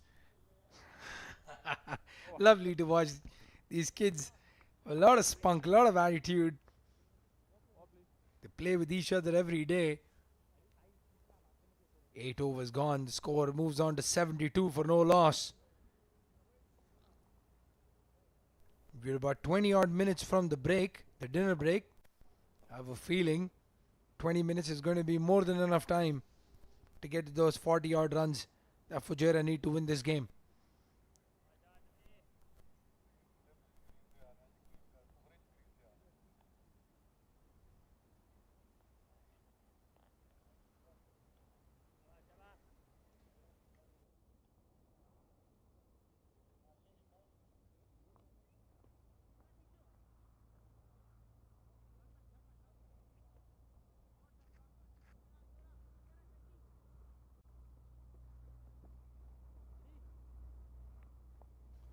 Well, the captain Alishan Sharfu has brought himself on. He's gone for a few runs in this tournament, but it has taken some crucial wickets. 5 wickets, 108 runs, the 4 innings that he's bowled in. Yes, the skipper bringing himself into the attack, taking the onus on himself to get a breakthrough. Starts off with a wide, and from the looks of it, Wasim, who's on 48, just 1 shot away from a good 50, will not put brakes on his innings. He's going to go for it. If it's in the slot, he is going to attack, and will be interesting to see how soon he can reach to his half century. Well, there you see Hamdan Tahir's father with Alishan's father.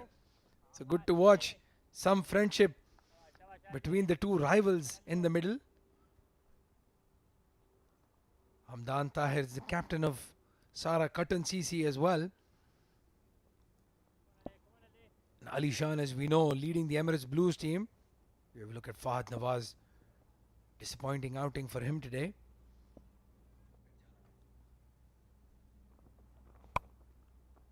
Outside off. Crashed and crashed beautifully. This one is for the camera from Mohammad Wasim. What a brilliant way to bring his 50 up. He's been dealing in boundaries and sixes all throughout this innings, and this one is no different. In the slot, outside off, poor delivery, rightly punished, and Mohammad Wasim is back in form. Well, when both commentators start off saying the same exact thing, you know that shot was class. Outside off stump, drives it magnificently in the gap. Alishan Sharfu is giving him the width that he needed, and Wasim has scored another 50, so he is finding form and peaking at the exact time Fujairah would have wanted him to. You're right, this is bad news for Sharjah, Ajman and the others, because Mohammad Wasim is back where he belongs, right at the top.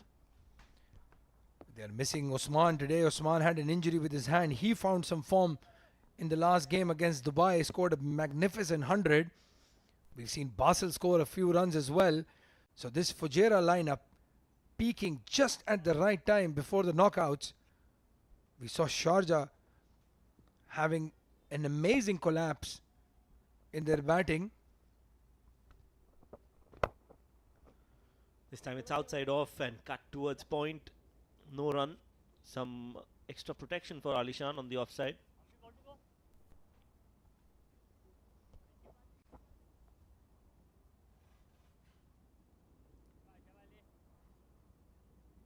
When they launch, Rahul Bhatia had poor outings in the field so far. Again, short delivery. Hamdan's on the back foot. Plays it down to square leg for one.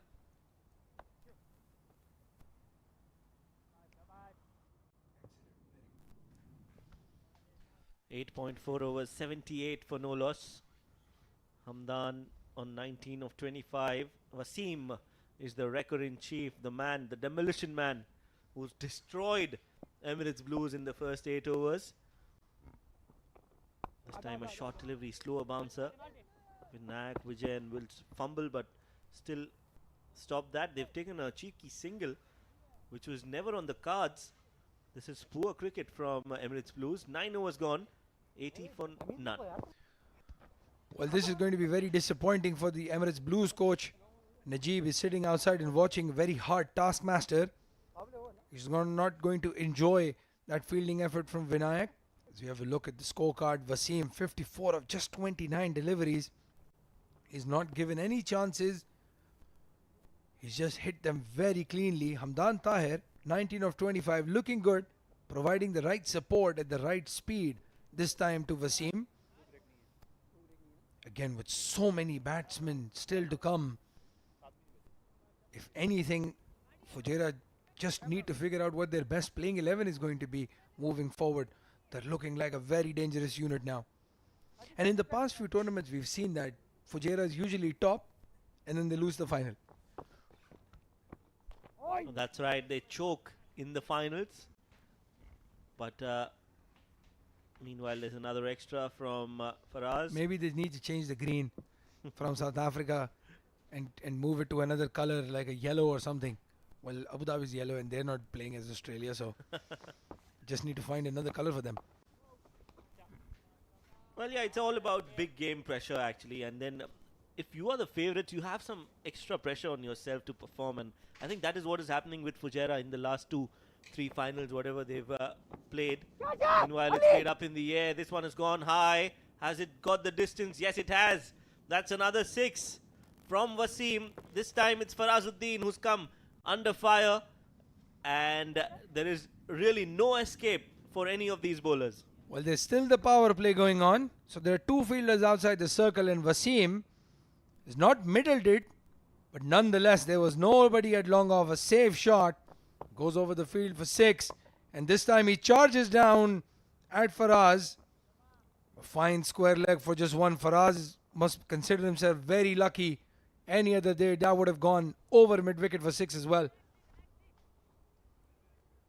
Yes, that's right. A full toss delivery. Just that Wasim stepped down, but not close to the ball, and that's why I couldn't time it. Meanwhile, Hamdan tries to go big. He plays it in the gap. Won't go all the way, but just a single. That will bring the dangerous Mohammad Wasim back on strike. Now this is an interesting contest. Faraz under pressure now in this over. And by the looks of it, Wasim is going to line up for another big one. Yes, even Hamdan's loosening up a little bit now. Wasim goes across and he's bowled him. Well, look at that. Mini Shahid Afridi, he says, this is my home. This is my wicket. Well, my friend, you've got about 24 runs to take the other 9. But that's a big wicket in the context of the game for him, and it'll do a world of good to his confidence. Yes, one shot too many. This was not in the slot for Wasim. Still went for it, misses it, and the sound of timber says it all. A very, very happy Mohammad Farazuddin. That's why he's a fighter. And absolute brilliant performance from this young talent, Wasim Mohammad. 61 of 33 deliveries. And there is still 24 runs to go. If there's anything to go by from the previous match that we just witnessed, it's a lot of runs. Well, if we see another 7-wicket collapse like we did yesterday, or day before yesterday, again, inside hedge. Very lucky Faraz and very unlucky Wasim. Look at that celebration. Look at that. He's like, this is my house. Farazuddin. A lot of confidence, a lot of swagger in that kid. Well, I'm here to stay. That is the message from Faraz.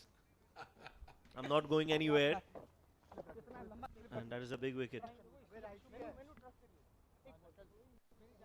And there is some banter between these two as soon as they come. Now this is a time to put pressure on Basil Hamid. If I was the captain, I would just go around Basil and say, can you beat Mohammad Wasim, or are you just an ordinary player who's just going to play singles and doubles? Because that's the only way they can actually get into the minds of these players and try to get a wicket. Well, we all know Basil. He's the coolest cat in the domestic cricket circuit. Absolutely nothing phases him. So I'm sure his response is going to be, there's absolutely no reason. Wasim is a much better batsman than me. End of discussion.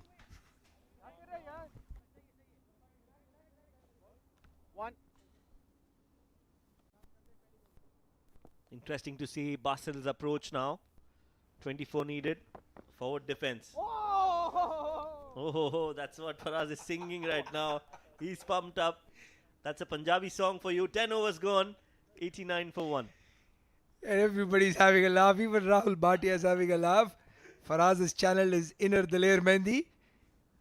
And that appeal absolutely no sense at all. There was no intention from Basil to play that ball. It beats outside off. I think he was just trying to get away with the wide maybe. But lovely to watch.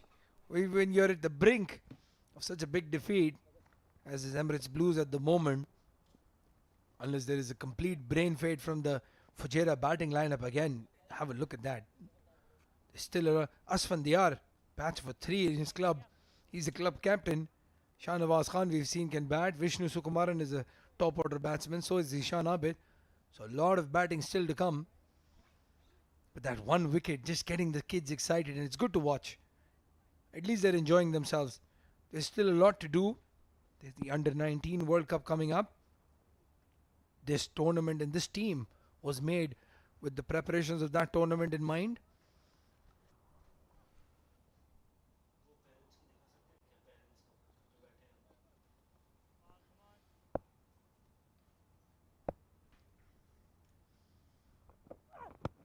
Oh, that's out. That's out. Yes, it is. It is out. The umpire signals it. That's another wicket. Are we into another collapse? Now, don't tell me, because my heart is not strong enough to take such drastic shocks, so to say. Back-to-back wickets. This time it's Alishan Sharfu, and Hamdan Tahir has to walk back. Well, both umpires are Asif, and they're having a good day in the field so far. That one pitched just on leg stump. Was hitting leg on middle. Hamdan very disappointed to get out. And yes, Shoaib, another collapse, another close game is definitely not something we want to look at right now.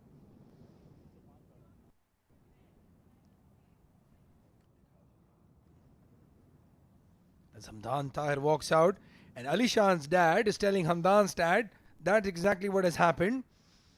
My son's gotten your son out.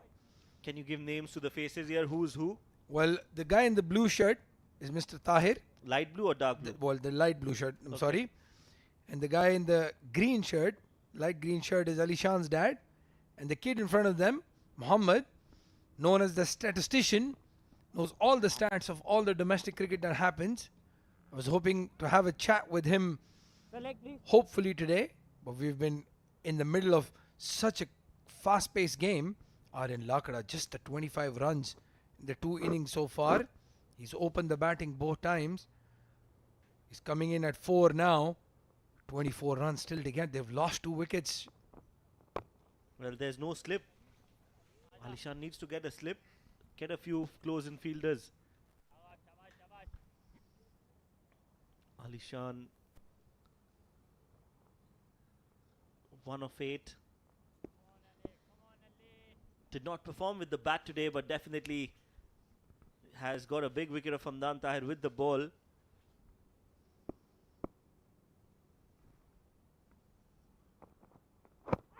Another fuller delivery, another appeal, and another signal by the umpire. That's another wicket. Well, is the story starting to begin again? Is that the collapse here? Shoaib, I have absolutely no idea what's going on here. I'd packed my bags. It's ready to go home. We see another LBW. That looks straight as well. It's very similar to the Hamdan dismissal. So Alishan Sharfu has picked up 2 in 3. And is this the start of something spectacular from the Emirates Blues kids? Aryan Lakra is walking out. And that's a good decision. Sending in a right-hander. Now Shahnawaz is coming in to bat. Alishan's got the number of the 2 left-handers. Hamdan previously and then Aryan Lakra. So maybe a right-hander to counter that. As you have a look at Shahnawaz's stats, 154 runs in this tournament so far. That strike rate for me is very important, because a lot of middle order batsmen have struggled in the 50-over game in this tournament. But his innings against Sharjah was where he announced himself on the stage, and he's looked very good after that. Yes, that's right. Shahnawaz, a very handy all-rounder. Today has to do his job with the bat in his hand. Meanwhile, it's Alishan all the way for Emirates Blues, the captain leading from the front. He's got 2 wickets, given away just 8 runs in his 1.3 overs. 24 still needed. So no runs scored and 2 back-to-back, in fact 3 wickets on the same score. Short ball, an appeal from Alishan. The umpire is not interested. Asif Iqbal, a very, very experienced umpire, has almost got all his decisions correct, as much as I've seen him. Good addition to the umpires panel. A very good call from Asif Iqbal. Yes, well, that's what I like. When the batsman is saying that's a wide, my friend, that's gone over your arm. It could have hit your arm as well. It is down the leg side. There's no reason for them to give it a wide. Again, shorter delivery. This time Shahnawaz has middled it. Falls short of Vinayak. So finally they get off 89. Shoaib, 90 on the board. The score is spectacular. They're going at 9 runs and over. But they've lost those 3 wickets in almost 5 deliveries and just made this game a little interesting. Yes, that's right. 90 for 3 now. Basil Hamid is the experienced campaigner who will have to stay there till the end.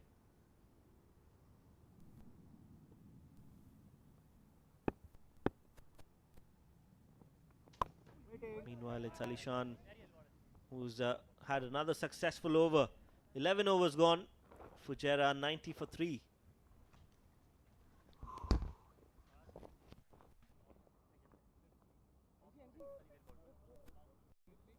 चाहिए मैं बता रहा हूँ slip चाहिए हाँ हाँ slip चाहिए रहने रहने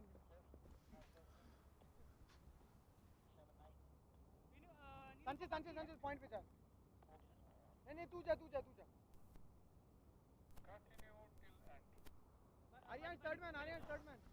Let's have a look again. Those two wickets falling in at one Alishan over. Hamdan Tahir and Aryan Lakra. The previous delivery from Mohammad Faraz taking Mohammad Wasim's wicket. So two new batsmen at the crease, Basil Hamid and Shahnawaz Khan. And Mohammad Faraz coming into bowl again. Well, Shahnawaz is not going to hold back. I can tell you that. Even if they're 3 down in the 11 overs, he is still going to play for these shots, and this is going to be a very interesting over to watch, Shoaib. Yes, absolutely. Faraz got the breakthrough first and starts off well. Well played by Shahnawaz. Get another fielder close in. Why not? Get a leg slip. This time cut. Short and wide from Farazuddin. 1 run will be added to the total. Shahnawaz gets a single. Will bring Basil on strike.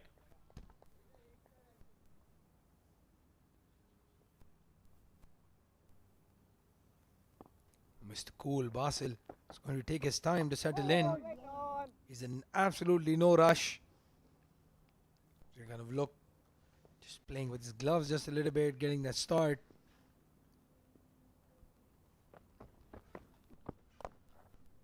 Full toss delivery. That was very close, but again, Basil Hamid playing with a straight bat. Had he gone across the line or tried to hoik it, could have been very interesting.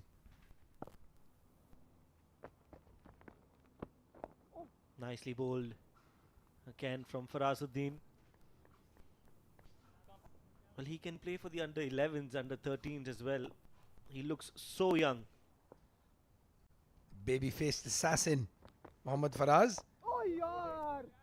Again, the batsman has middled that ball and he says, oh yeah, as if there was an outside edge or something of that sort. Yes, that's just to put pressure. A quick over from Faraz.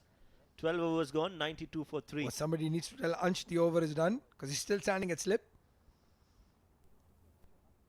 Now finally they realize, and he's asking his captain, he's like, can I have a bowl? Basil and Shahnawaz, they play together in the same club, so know a lot about each other.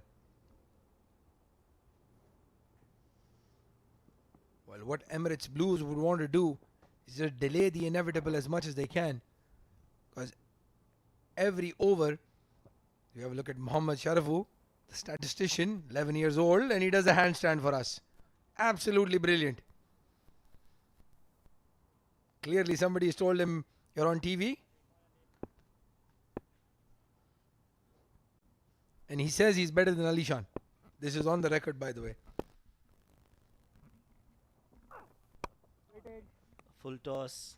Well, I'm sure here the credit needs to be given to the father, Mr. Sharafu, because it's not an easy investment. It's an investment of time, effort, money. A lot of things go into bringing a child up, especially in the UAE.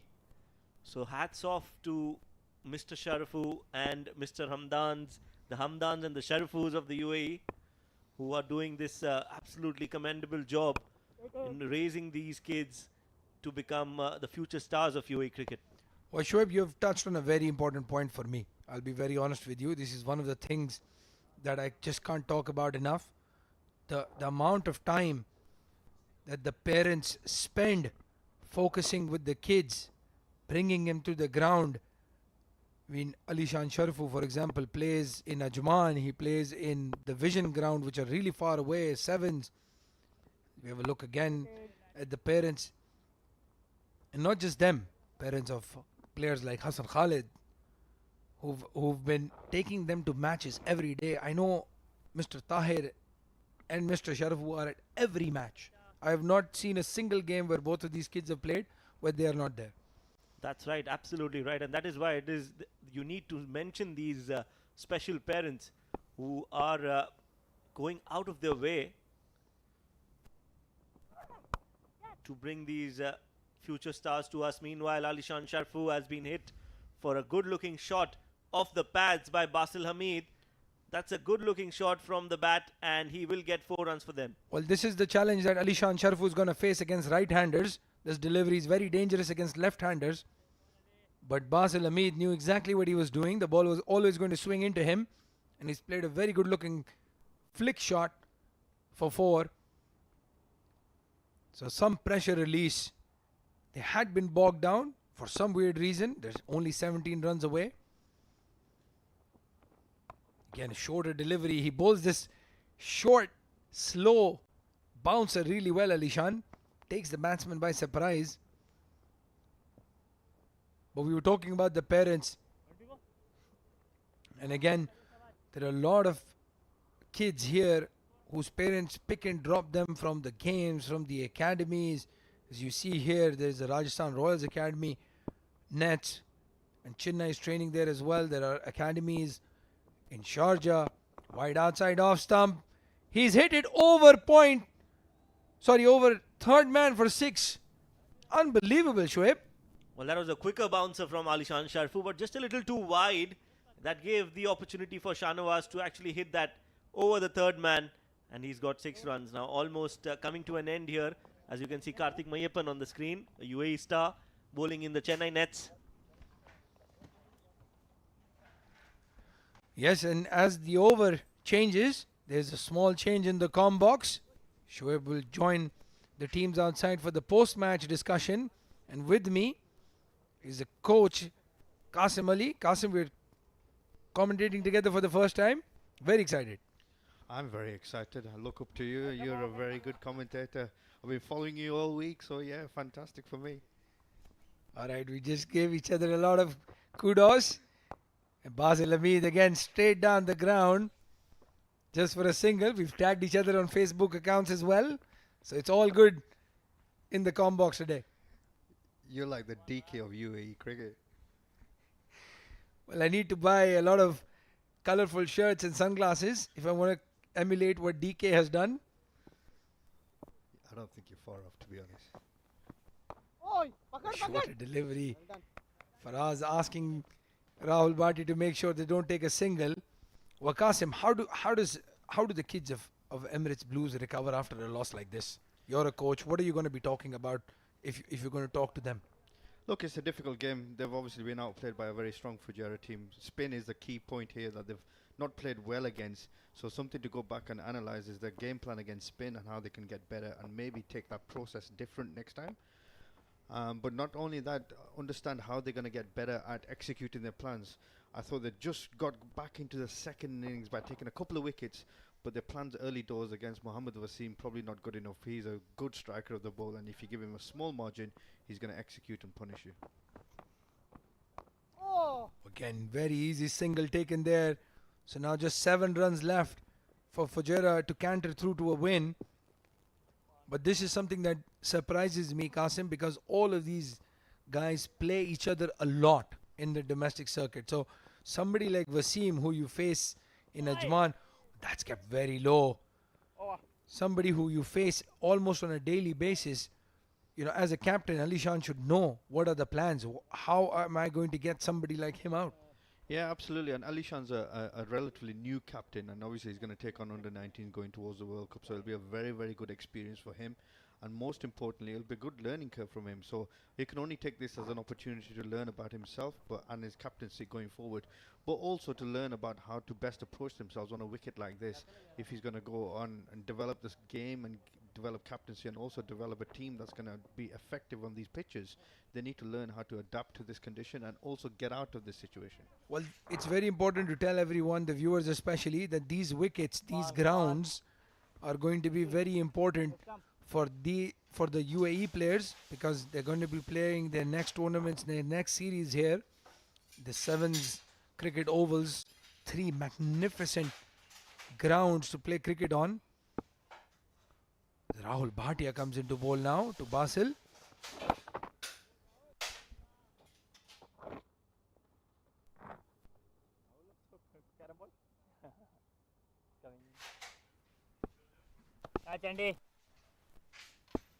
Dot ball there. Basil taking his own sweet time now.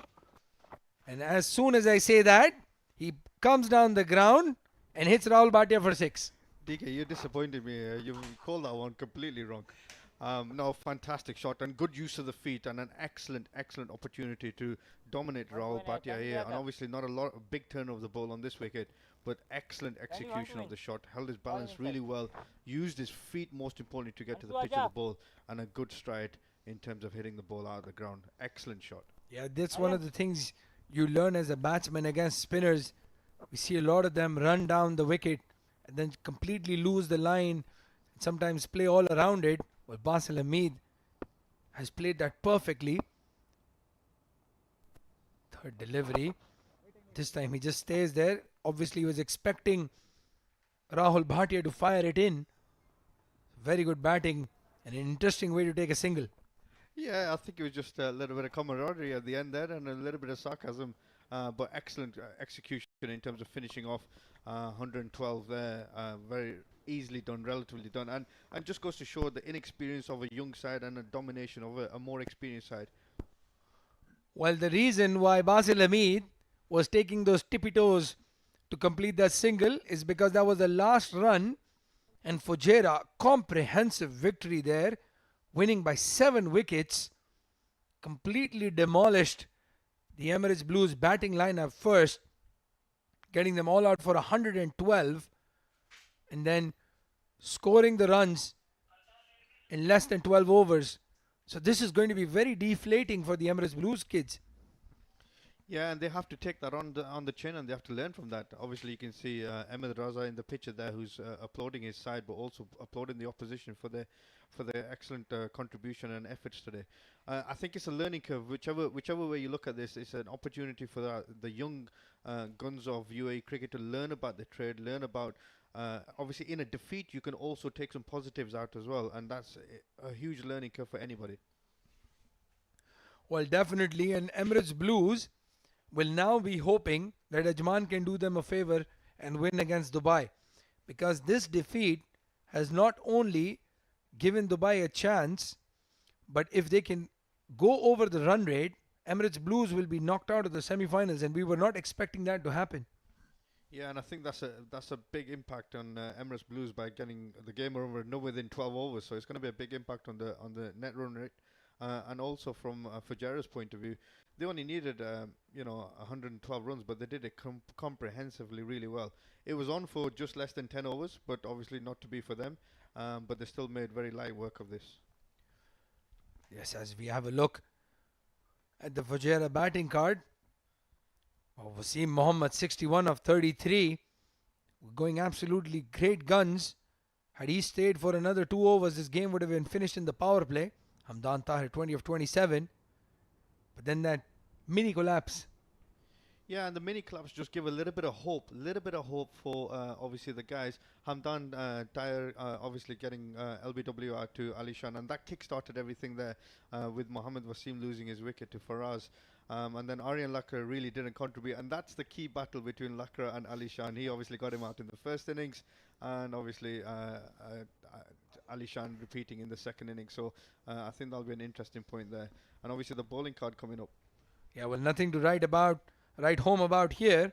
Sanchit Sharma, Nilanj, the 2 new ball bowlers, going for exactly 22 runs in their 2 overs.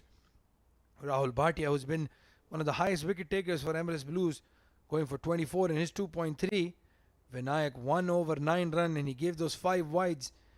Farazuddin giving a little bit resemblance to normalcy with his bowling. Alishan Sharfu going for runs, then causing that mini collapse of sort. 89 runs was the number.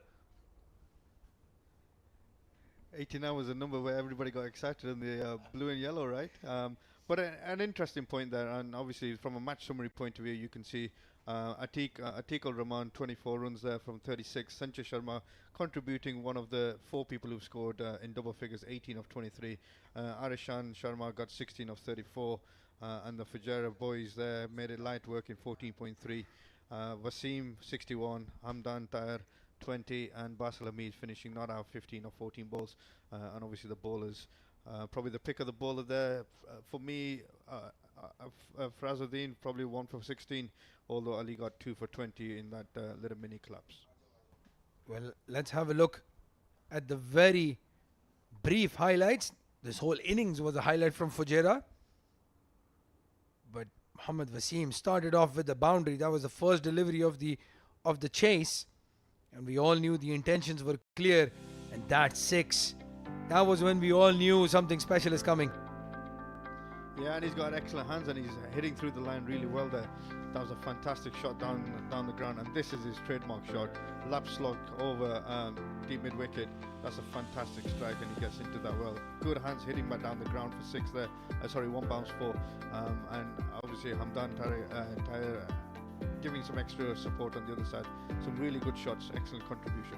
Yeah, it was very important for Hamdan Tahir to support Wasim as he was going ballistic. You see that straight down the ground to the spinners. Very, very easy chase at that moment. It's very difficult to contain Mohammad Wasim when he's batting like that. Nothing to lose. Farazuddin, you can see that he was trying to make an effort, but all in vain. Good looking shot there by Hamdan. Then with that one-handed six. So Wasim is looking really good. And had he not gotten out to Faraz, if we look at that, the first ball that he hit was for six over long off, and then inside edge. Yeah, and I think if he got hold of that, that's probably still going back into Dubai. And a really good celebration there, and from Faraz. Ali Sharfu there getting a cheeky wicket, and that's the one he's going to be raving about tonight. Bit of camaraderie between the two guys there, so fantastic to see. Yes, that was really exciting to watch. But then Shah Nawaz and Basil Hamid came to the crease and made light work of the few runs that were left. That shot was absolutely amazing. Will give a lot of confidence to Basil Hamid. You see Fujairah lineup enjoying that victory. We are at the Emirates D50 tournament powered by WOLF777 News.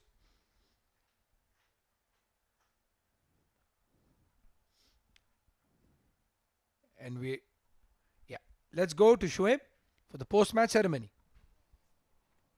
Right, thank you, Combs. Well, it's the post-match ceremony, and I've got the two captains with me, with also the man of the match. It was a game between Fujairah and Emirates Blues, and Fujairah winning in the end comfortably, hands down, whatever you want to call it. We'll have a word with the losing captain first and see what he has to say. It's Alishan Sharfu from Emirates Blues. Alishan, not a great day for cricket overall. I think the start was just a little too shaky, and then you couldn't come back into the game at all.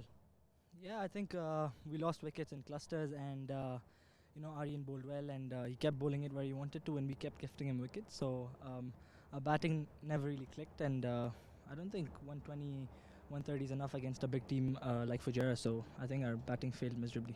Yeah, I think we want to think of it as a one-time collapse where sometimes players don't just get into the groove. But how do you come back from this? And since you've already played all your league games, now you just have to wait and watch and hope that Dubai doesn't do something extraordinary and then you're in the playoffs. But how do you motivate and what do you talk to your players now after such a performance? I hope it was a one-time collapse, and now we'll have to wait and see what the result of the next game is, and hopefully it goes in our favor, and if we get a spot in the semi, then we bounce back stronger and play to our potential. Let's quickly talk about the batting order also. We've seen a few ups and downs. It's not been a steady batting order. Do you look to work something towards where you have a settled batting lineup, and that's what you're talking in the comms as well? Maybe that can actually help you and your players get a fixed role and a responsibility and how to approach a game? Initially, we had fixed roles for the batsmen, but our top order never really clicked, so we wanted to try something out, and then we swapped them around in the middle, and that worked around for them. So we've been trying around a few things, and to see what the best combination for us is. All right, all the best if you qualify. All the best for the future games. I hope we do. Thank you. All right, thanks. So that was Alishan Sharfu, the losing captain for today. But I have a very happy man, the winning captain of Team Fujairah, who've been performing really, really well. It's Ahmed Raza. Ahmed, well done. Good performance. We'll be happy with the boys. Yeah, definitely. I think that's a brilliant win. I think as bowling unit, we were very relentless with our lengths, and we didn't give enough boundary balls to them, and that's why we could restrict them on a very modest total. Yes, let's talk about Fujairah and playing finals. You've almost always reached to the finals, and then you've not been able to win. Does that always play on your mind going into games like these, or how do you change that? How do you motivate players to forget about that and just focus on the game? Look, playoffs is a funny place to be in, and we are not there yet in the finals. So I think we just have to focus on the semi-final, the game in front of us. We still don't know which team we are going to play. Once we find out after the last league game, and then we're going to sit together and hopefully make a solid plan. And one game at a time. I always say that you can't really look too far ahead of yourself. So I think semi-finals first, and hopefully we put up the same performance and reach the finals. Do we expect any changes in the playing 11 in the next game, or do you think you have your playing 11 sorted out? I think we've made enough changes throughout the tournament, and again, this tournament is all about giving the opportunity to people who are not there in the UAE setup, or people who have not played a lot of cricket. So we've done that today as well. We had 5 changes today.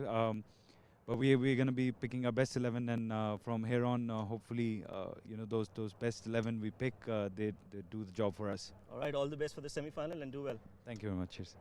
That was Ahmed, the winning captain of Fujairah. It was a clinical performance from the team, but there was one man who really stood out with his 4 wickets right at the top order and finishing the game for Fujairah in a way. It is Aryan Lakra with his 4 wickets. Aryan, well done, mate. Thank you. From the com box to the post-match presentation, you are experiencing everything.